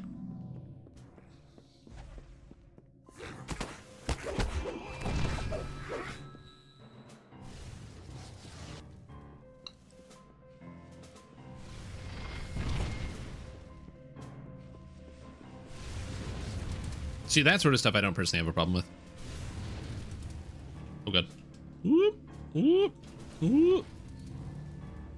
Because that's just funny. Just good storytelling. A barrier surrounds the elemental. Amnesia as a backstory? I don't mind amnesia as a backstory. I think it's perfectly fine if somebody wants to have their character have amnesia and a backstory, or as a part of their backstory. That being said, if somebody has amnesia as part of their backstory, I don't want them to also complain that that their character's story is not being involved. If the whole point of your character is that you don't remember anything, and then you are no longer allowed to be upset if, you know, people from your past life don't show up because you don't know.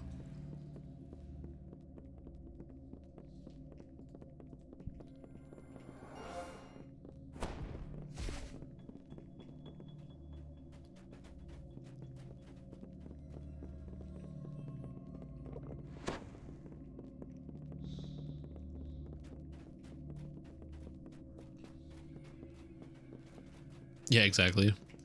All of a sudden, just make it, or you know, if you decide to say I'm not going to be an active participant in the story, that's fine. It just means you have to accept what the consequences of that are. The pit.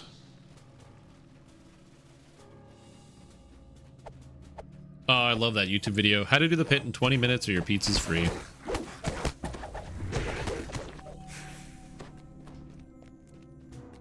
The security system appears to be powered by several rune-covered wheels. Purple. Purple.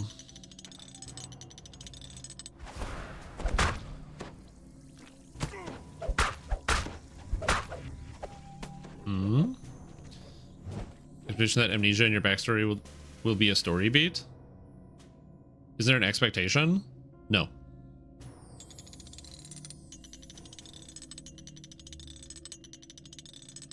You can't hold an expectation.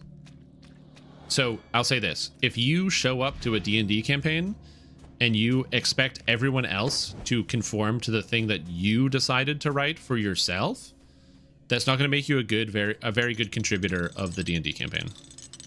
It's a bad mentality to have. So then no, there is no expectation that something that you thought of yourself should be incorporated into the story. When you're playing D&D, it's a collaborative affair. People are supposed to work together. So you should have an expectation that if you decide to go with something like, oh, my character has amnesia, that other people might try to play off of it or might try to like bring something up. But like, if your character if you decide, hey, I have amnesia, then all of a sudden another player at the table can just decide, oh, I actually know you. We went to school together, and you can't say no because your character doesn't know. Like, you give up agency at that moment. You have to say, okay, I am deciding that everyone else will decide the story for me.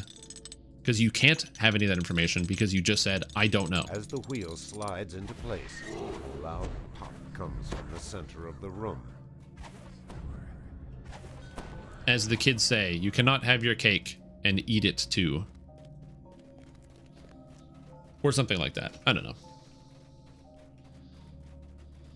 All classes, every level simultaneously, but each day you have to roll to determine which class you are. Multiple personality syndrome. Could be like that.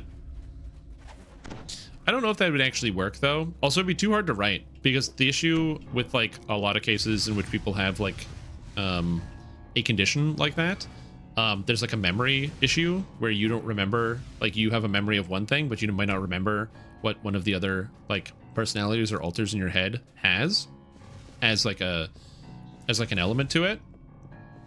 So I feel like it would be difficult from like a role-playing perspective to do that. I'm not saying you couldn't. I think something like that could be interesting if done well, but it would be difficult. It would be difficult to do.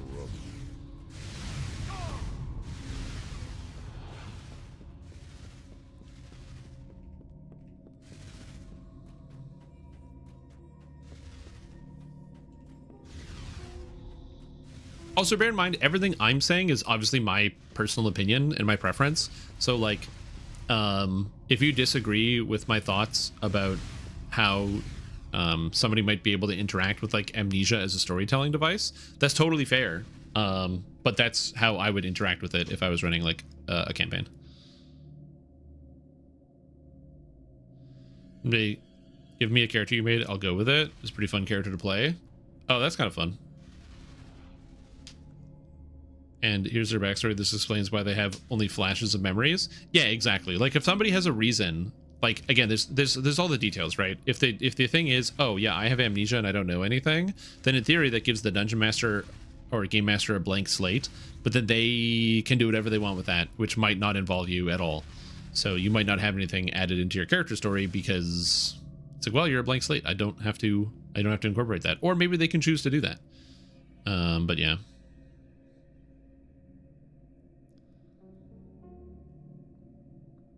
Freak out when you insist that you know them? Yes. Yeah. Yeah, you can't force your memory on another person. Climb, people, climb. Go, team.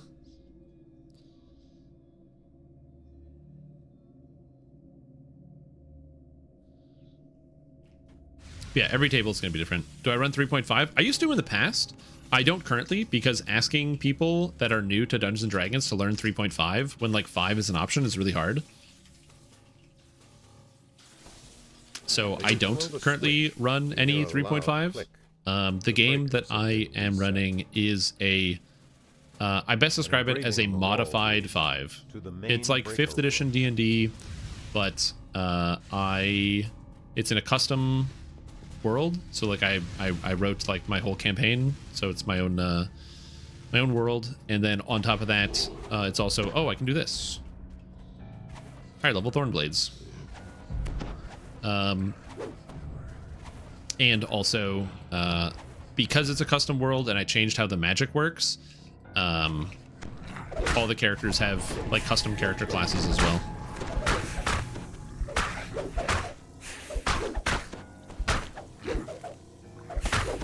So the way it functions is that I gave my players like the world document and I had them like read it and go over it and decide who they were in the world, like what role their character played, what kind of person they were, where they worked, what they did, why they decided to become like an adventurer. Because the whole point is that they're all becoming adventurers to go on adventures together.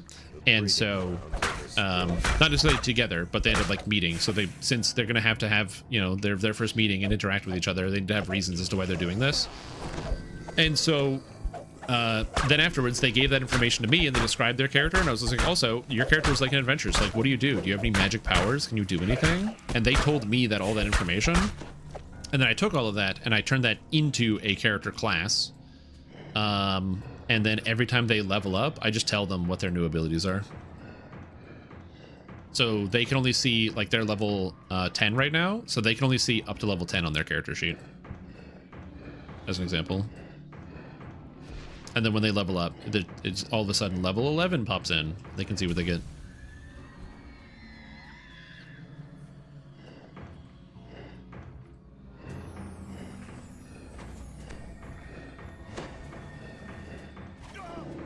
Also, what's up, Wolf Spirit Man? How you doing? How are you?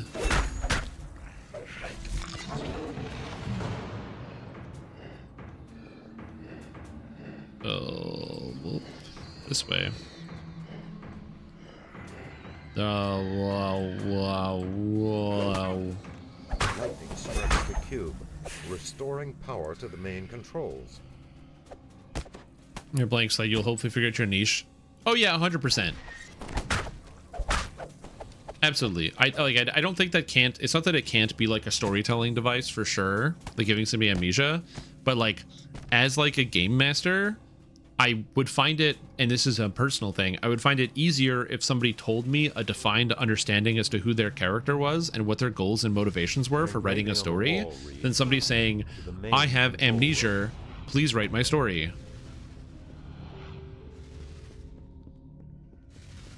Again, context is everything.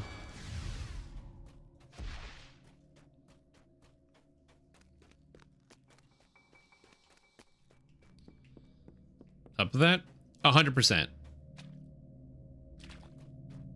Again, I have no problem with people like saying this is the details of my character, but they don't remember all of them. So here are some things that maybe might come up in the future. Like, cool, okay, now we're talking. Now we're coming up with ideas together. We're doing things.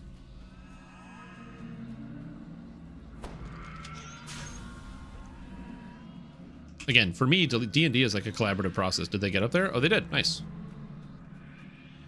Get them. Nice. Sick.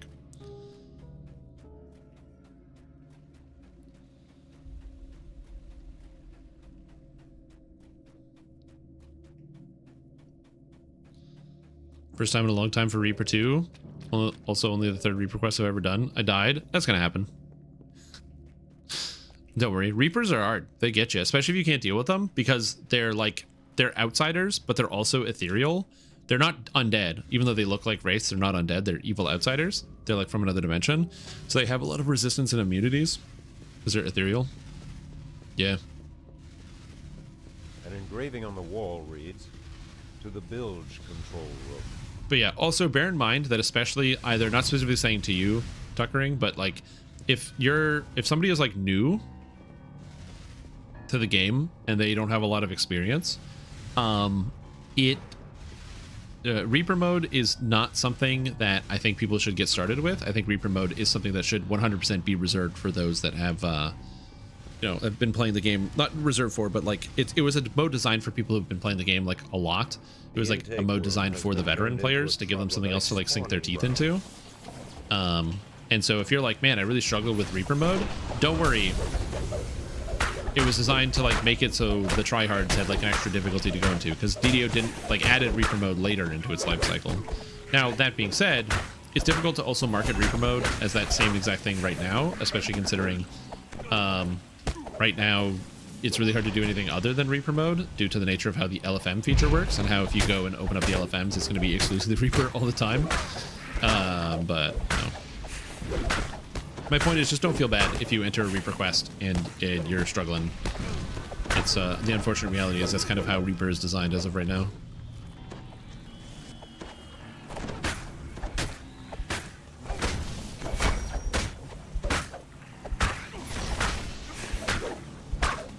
I don't know where this person is. Where did this person die?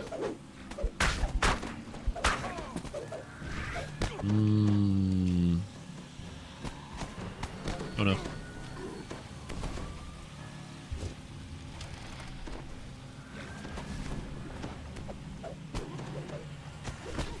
I can't save him.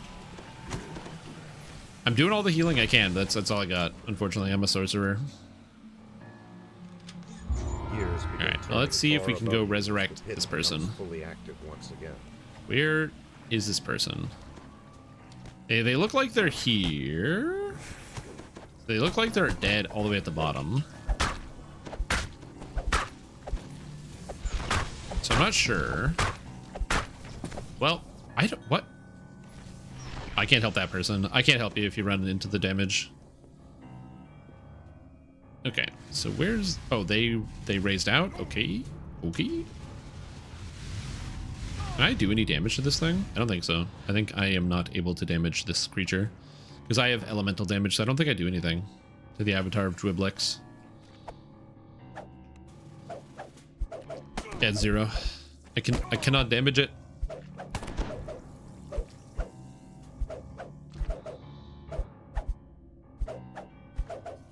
Yep.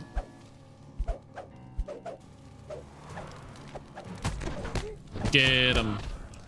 I'll heal you. I can do nothing else. Did I catch any lag today? No, actually. I didn't catch any lag today. Which is weird. But yeah, no, pretty much nothing at all.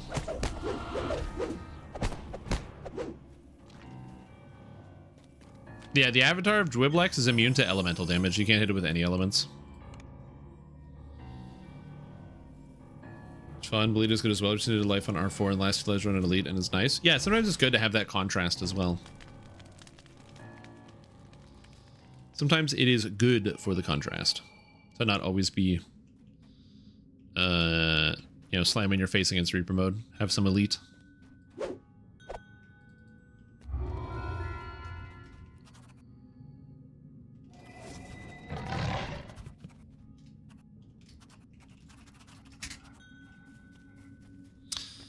All right.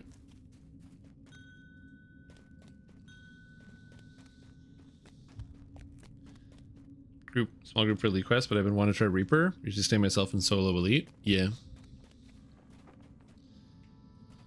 His motto was, it's okay. His motto is, forget about it, move on. I'm trying to remember what happened. I can't put my finger on it. Can't remember Amnesia, eh? I've been there.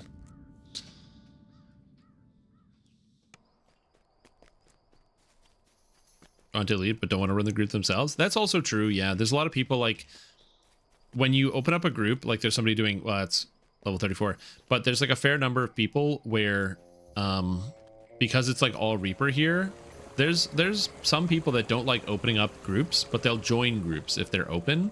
And so you can open it up, like that group that I had there. I opened up the group and literally my party filled almost instantaneously.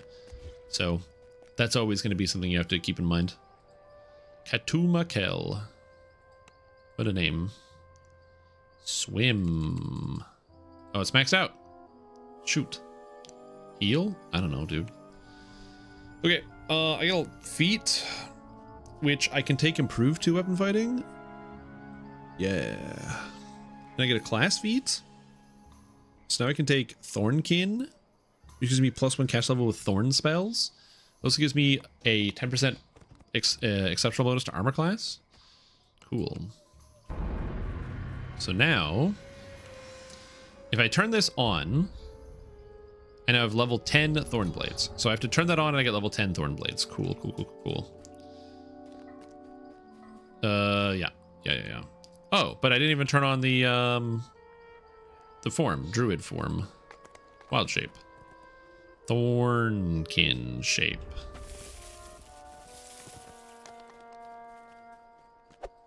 I mean, it still looks fine. So now when I turn this on, I get 11 caster levels. Hell yeah. Thorn Imbue. Oh, wait. Is there a Thorn Imbue for being in Thorn shape? Ooh. Oh, Thorn Imbue. Piercing damage, scaling with force spell power. Ooh, damage. I don't have any imbued dice, but it is an extra d6 damage, so that's cool. Running your beginner barb, and it's been a lot of fun. Oh, I'm glad to hear that, Archaic Futurism. It's good to hear. For 3 Furious, 2 Plagues. Dude, I went into the final room of Make Believe earlier today, and when the hag like split up, so she spawned all the other hags, on Reaper 1, I got 3 Reapers solo. It's so funny. If you put in the information and you tell people that you're new, people will be more respectful of that. I think it could work with dual wielding short swords with my Dragon Disciple build. The one that I just posted. Goblin Boy, like the one that I posted over the weekend that used hand wraps. Yeah, you just have to make sure you put points into the Ninja Spy Tree to get proficiency with hand wrap or with short swords, and also with so you can use them while centered. But yeah, you could if you wanted to. It is weaker than hand wraps, but you can. You would also need to make sure that you take improved critical piercing instead of improved critical bludgeoning, and also you need to change out swords to plowshares, because you won't need to take swords to plowshares if you're not using hand wraps, because it's a hand wrap feat. Hand wrap, quarterstaff, and a couple other things.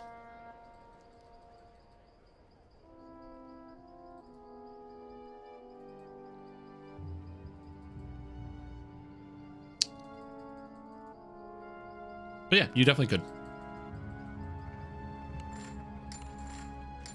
I was ever going to race with Imbue Dice that isn't Drow or Elf. It's a good question.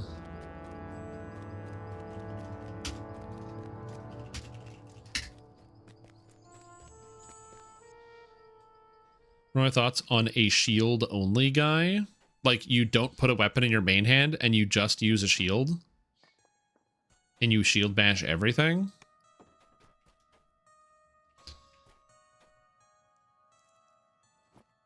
Yeah, sneak attack dice is like Imbue Dice, but for cool kids.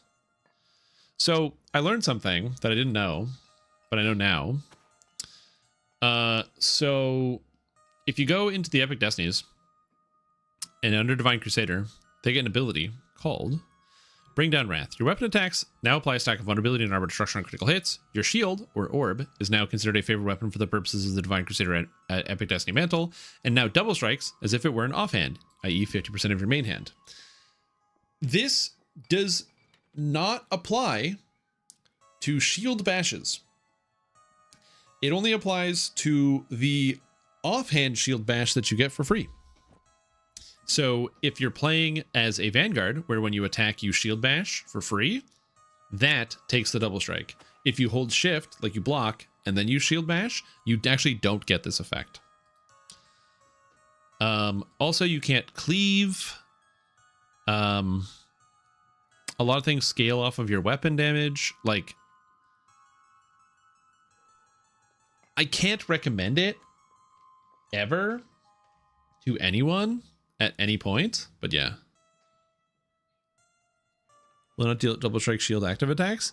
Yeah, it will. It will double strike shield active attacks. The only thing it doesn't do is blocking.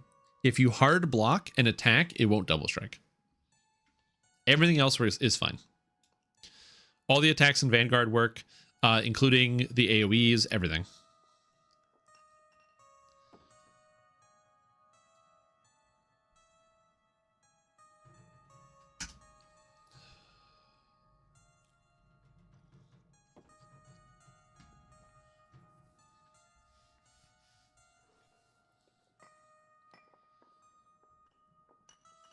Yeah, so I think it sounds really horrible, and I wouldn't wish that on anybody. Oh, is there any items I want to use? Wisdom 5 necklace, +5 battle plate.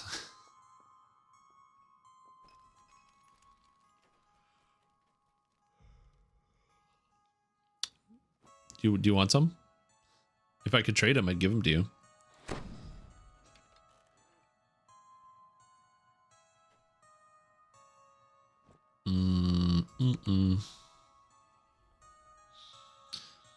Well, there's Lemordian garbage that I have to craft. Someday I'll make like an actual Lemordian set and I'll craft it out. But I haven't done it yet. One of which is dual shields, clearly. Well, yeah, you gotta get like the Captain America, like the Cestas, where he's got like the little hand shields in like Infinity War. You gotta get that as like a hand wrap cosmetic, and then you like punch guys with it. It'd be kind of sick. It reminds me of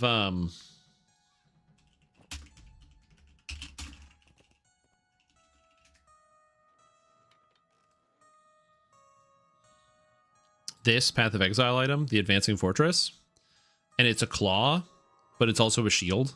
So it's got the claw portion at the front and spikes on it, but it's a shield as well. So it gives you like block for using it, and it deals damage when enemies attack you because you're like they attack into the spikes.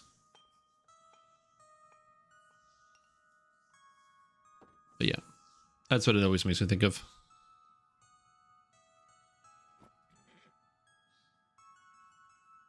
Also, I'm in the wrong thing. Boop. Oh, anyway. What do we do? What do we do? What do we do?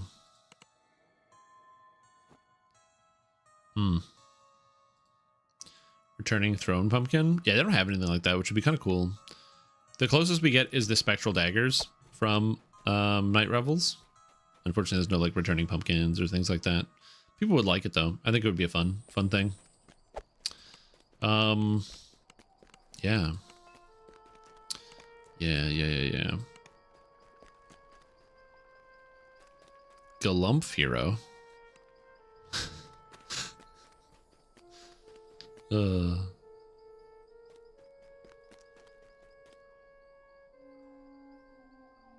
Oh, the ball of yarn. I forgot about the ball of yarn. Just thought of this at work. Class completionist DO characters must be very unsettling people. What with all the flavor text unconscious ticks each past life feat says you do.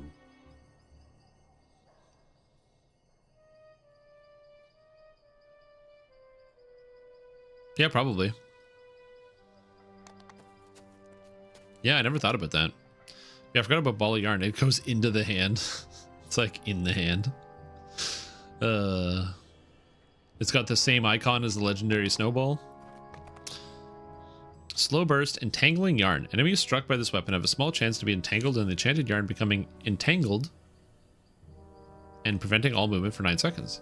DC 110 reflex save. Impactful bludgeoning. I mean, it is a dart, And there are not very many good darts. This comes from, yeah, Catastrophe, if you didn't know. Catastrophe is a free quest that is in the marketplace. It is level 4. And it features a dragon that was, or a cat that got turned into a dragon, and you have to catch it. So you catch it with a big ball of yarn. Oh my god, why are there 7 items in this quest? Why are there 7 items in this adventure? It's really funny to me. Oh shit. Sorry. I'm like crazy tired. God damn it. There's 7 items in this quest? Wow. The Scarlet Scale braces are actually pretty good. Insightful Con, or Insightful Strength Con, Magical Sheltering, Fire Res. The Scale Mail is probably pretty good. It's like Dragon Scale. It's like, yeah, low level, medium Dragon Scale, which is cool, and it's free to play, so any druid can get Dragon Scale. And the stats are good on it. Are any of the legendary items good? Transmutation Focus, hilarious. Thief's Escape, nope. I think it would be cool. Like, obviously an insane project, but it would be cool if SSG could go back and add the relevant sockets to all of the gear. The reason why it's a bad thing, by the way, for this quest to have 7 items is that there's only 1 end chest. So if you roll the 33% chance and you get an item when you complete the quest, then it picks from a 1 in 7. So 1 in 21 chance of getting any individual item you want from the chest. Quest completed. And you only get 8 loots per week. So you just do the math on that. Also, Flying Flaming Flamingo, welcome back to the stream team. Appreciate the support. Fantastic. Glad to have you here. Hope you're doing well. Thanks for the sub. If you could add something to DDO, what would you want? Weapon type, class, race, whatever. I would add the Argent Savant. It's like a force-based archetype. We don't have a good force caster, and I would add a force caster. All about force damage. All force all the time. I think it'd be really cool.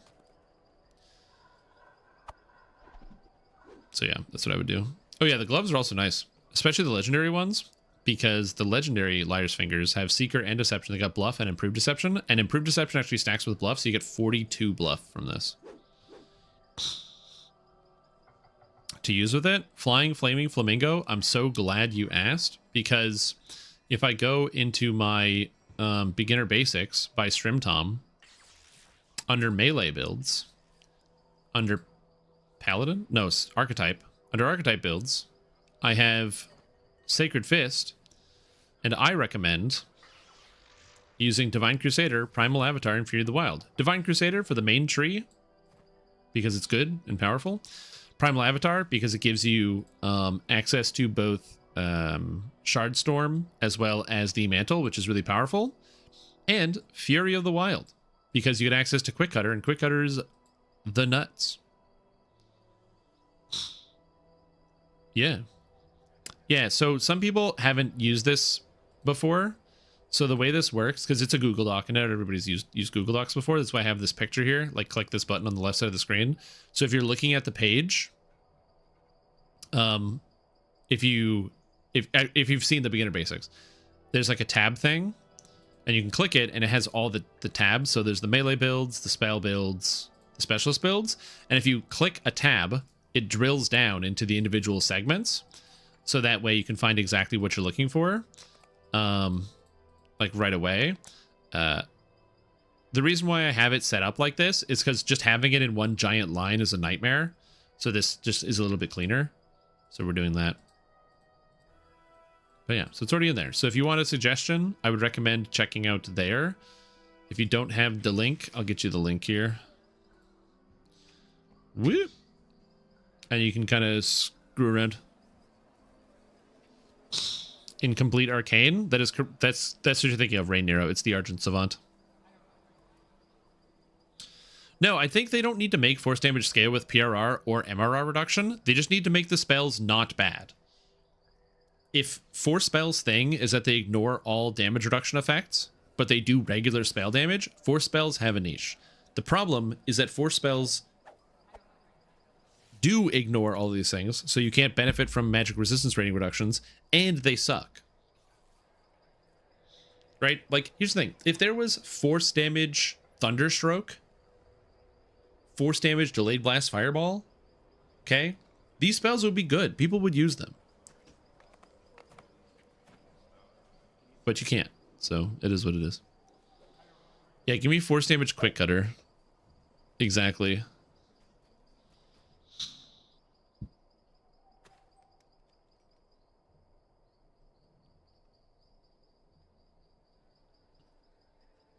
Nice gauntlet weapons instead of just hand wraps. Yeah, the thing is, so scythes, my suggestion to that is they just need to make scythes in the game, but just make them great axes. So make it so that it's literally called a scythe in the title, but it uses proficiency great axe, so they don't need to add anything new. So it would just be like so if I look at a weapon here, it would be like, you know, call it like the Death Reaper or something, and it would say scythe, and then in brackets, great axe. So it uses great axe proficiency, anything that uses great axe. And then you can just add the scythe damage and the scythe stats in here, and then the visual. I don't care about Goliaths. I don't care about shades. I don't care about spears. I don't care about gauntlets. Yep.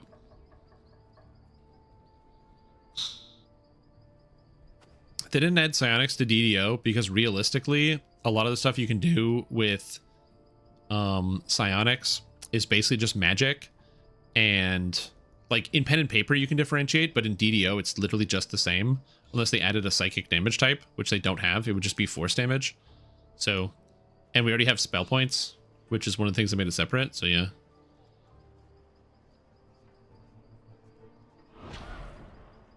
It'd be cool though. I've said it before, what they definitely could do, and this is my personal opinion, so obviously this is going to be different than what other people think, but what I think would be neat is if they did it as archetypes. So if they do like, I don't know, some type of expansion that deals with psionics a lot. So like, I don't know, maybe they make a Kalashtar expansion and add Kalashtar as a race for Eberron, or naturally psionic, or some other place. When they do it, they add 3 archetypes at the same time. So you do a wizard archetype that's the Scion and does like magic but with psionics, and you do the psionic warrior fighter archetype, and you do the soul knife rogue archetype, and you have all 3 of those archetypes come out at the same time. So that way the only psionics you have to do is 1 tree for flavor and a couple abilities, as opposed to having to design a whole psionic class, which doesn't really fit, because again, psionics don't have enough in them to differentiate them from the rest of the classes in DDO. So instead, you just make it as an archetype, and you separate out the archetypes so that fit in. So that way you can go really narrow of like, what is a soul knife? You don't have to worry about fitting it into one class, because you could make one psionic class that has these things, or that then you have to define what psychic is and what psions do and what mind magic is. Instead, you skip all of that by just doing it as archetypes. And you just make each archetype hyper specific. Yes, that's true as well.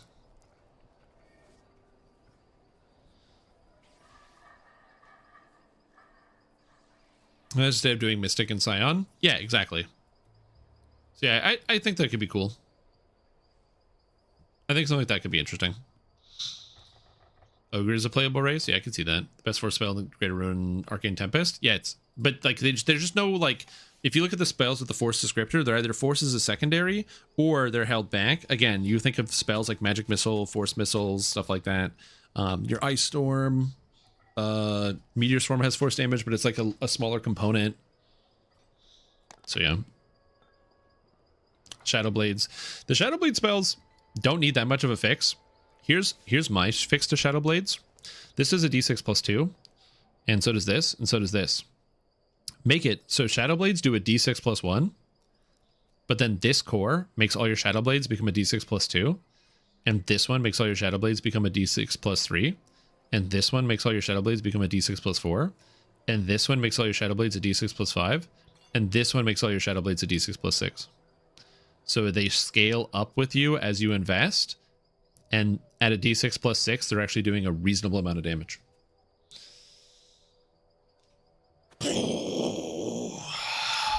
That's right. Fix your game.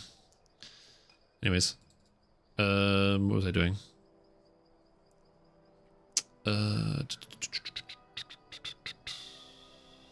Yeah, I want to do this.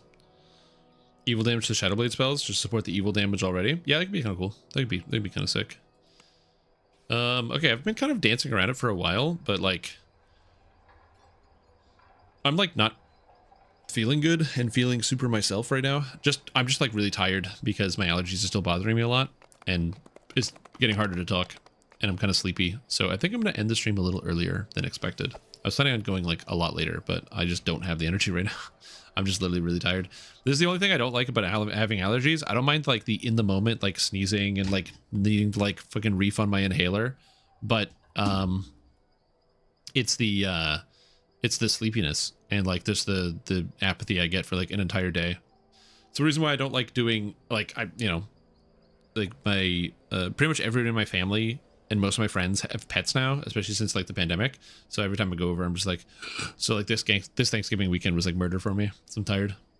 So yeah, I think I'm gonna end the stream a little bit early. Sorry, you guys. I didn't mean to, or I didn't intend to do that. But we'll be back tomorrow with some more stuff. I was actually originally planning. I was like, yeah, I'm excited. I want to like play the game. I wanted to stream Pathfinder. I want to do a bunch of other stuff. But yeah, I'm gonna get an early bed tonight because I'm like exhausted. However, in the meantime, if you missed it, I posted a fuckload of videos. I posted 2 builds over the past several days. I have the beginner basics that came out on Monday. So there's the beginner basics for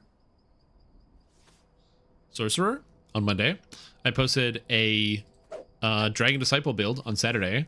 I posted my Flameblade build yesterday. And tomorrow is another episode of beginner basics, as well as the Endgame Paladin build I'm going to be posting either Friday or Saturday.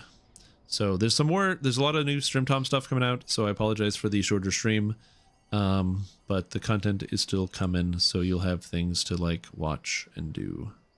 I'm like so tired. Oh my god, my brain is like melty. So yeah, just gonna go chill. I am very tired. Thank you for watching. Hope you all had a wonderful time. I will see you all soon. I'm very grateful for everyone who tunes into my content, and it's just chilling and having a good time. You're all great. Brackert raided me last, so I'm gonna raid him. I'm gonna return the favor. So he has no choice. But yeah. I'm just literally just tired. Like my mouth is dry, and even though I'm drinking lots of water, and I'm just like really sleepy, so just talking all day is really annoying. I don't want to deal with it. Plus I'm really congested. You know the feeling where it's like you're congested, so when you talk, there's like pressure like that builds up in your nose and in your sinus cavity because the air is trying to go out through your nose passively when you're speaking, but it's not. God, I hate that feeling. Anyways, be back tomorrow. Because again, I'm not sick. I just allergies, so it'll go away. So yeah. Bye. And then we raid Brackert. Click the button so I can listen to him freak out. For that matter. Stop stream. Stream! Holy That's right. shit! They're excited. Wow. Holy shit. That's... God damn, that is a massive, massive raid. Oh my Hello. god. It's the raid. What? I don't know. I don't know what I'm doing. I'm so tired. Anyway, hey YouTube chat. Yeah, sorry. Thank you for tuning in. I'm gonna see you guys later. Because I'm tired. I'm gonna go lie down. So because on Saturday and Sunday, did all the Thanksgiving stuff with my parents, and they both have you're definitely the minority, really horribly allergenic pets. So Monday I literally entirely slept, and then yesterday I had another obligation I had to do that also involved being around an animal, and so I kind of wanted to sleep all day today, but I didn't. I chugged a bunch of Rogue Energy before the stream, so that's how I kept myself up. But now I am just tired, so it is what it is. Kodru Care, hello. It's when the Rogue Energy is not working, that's how I need to take a break. So thank you guys for watching. Enjoy yourself. Catch you later. A little bit of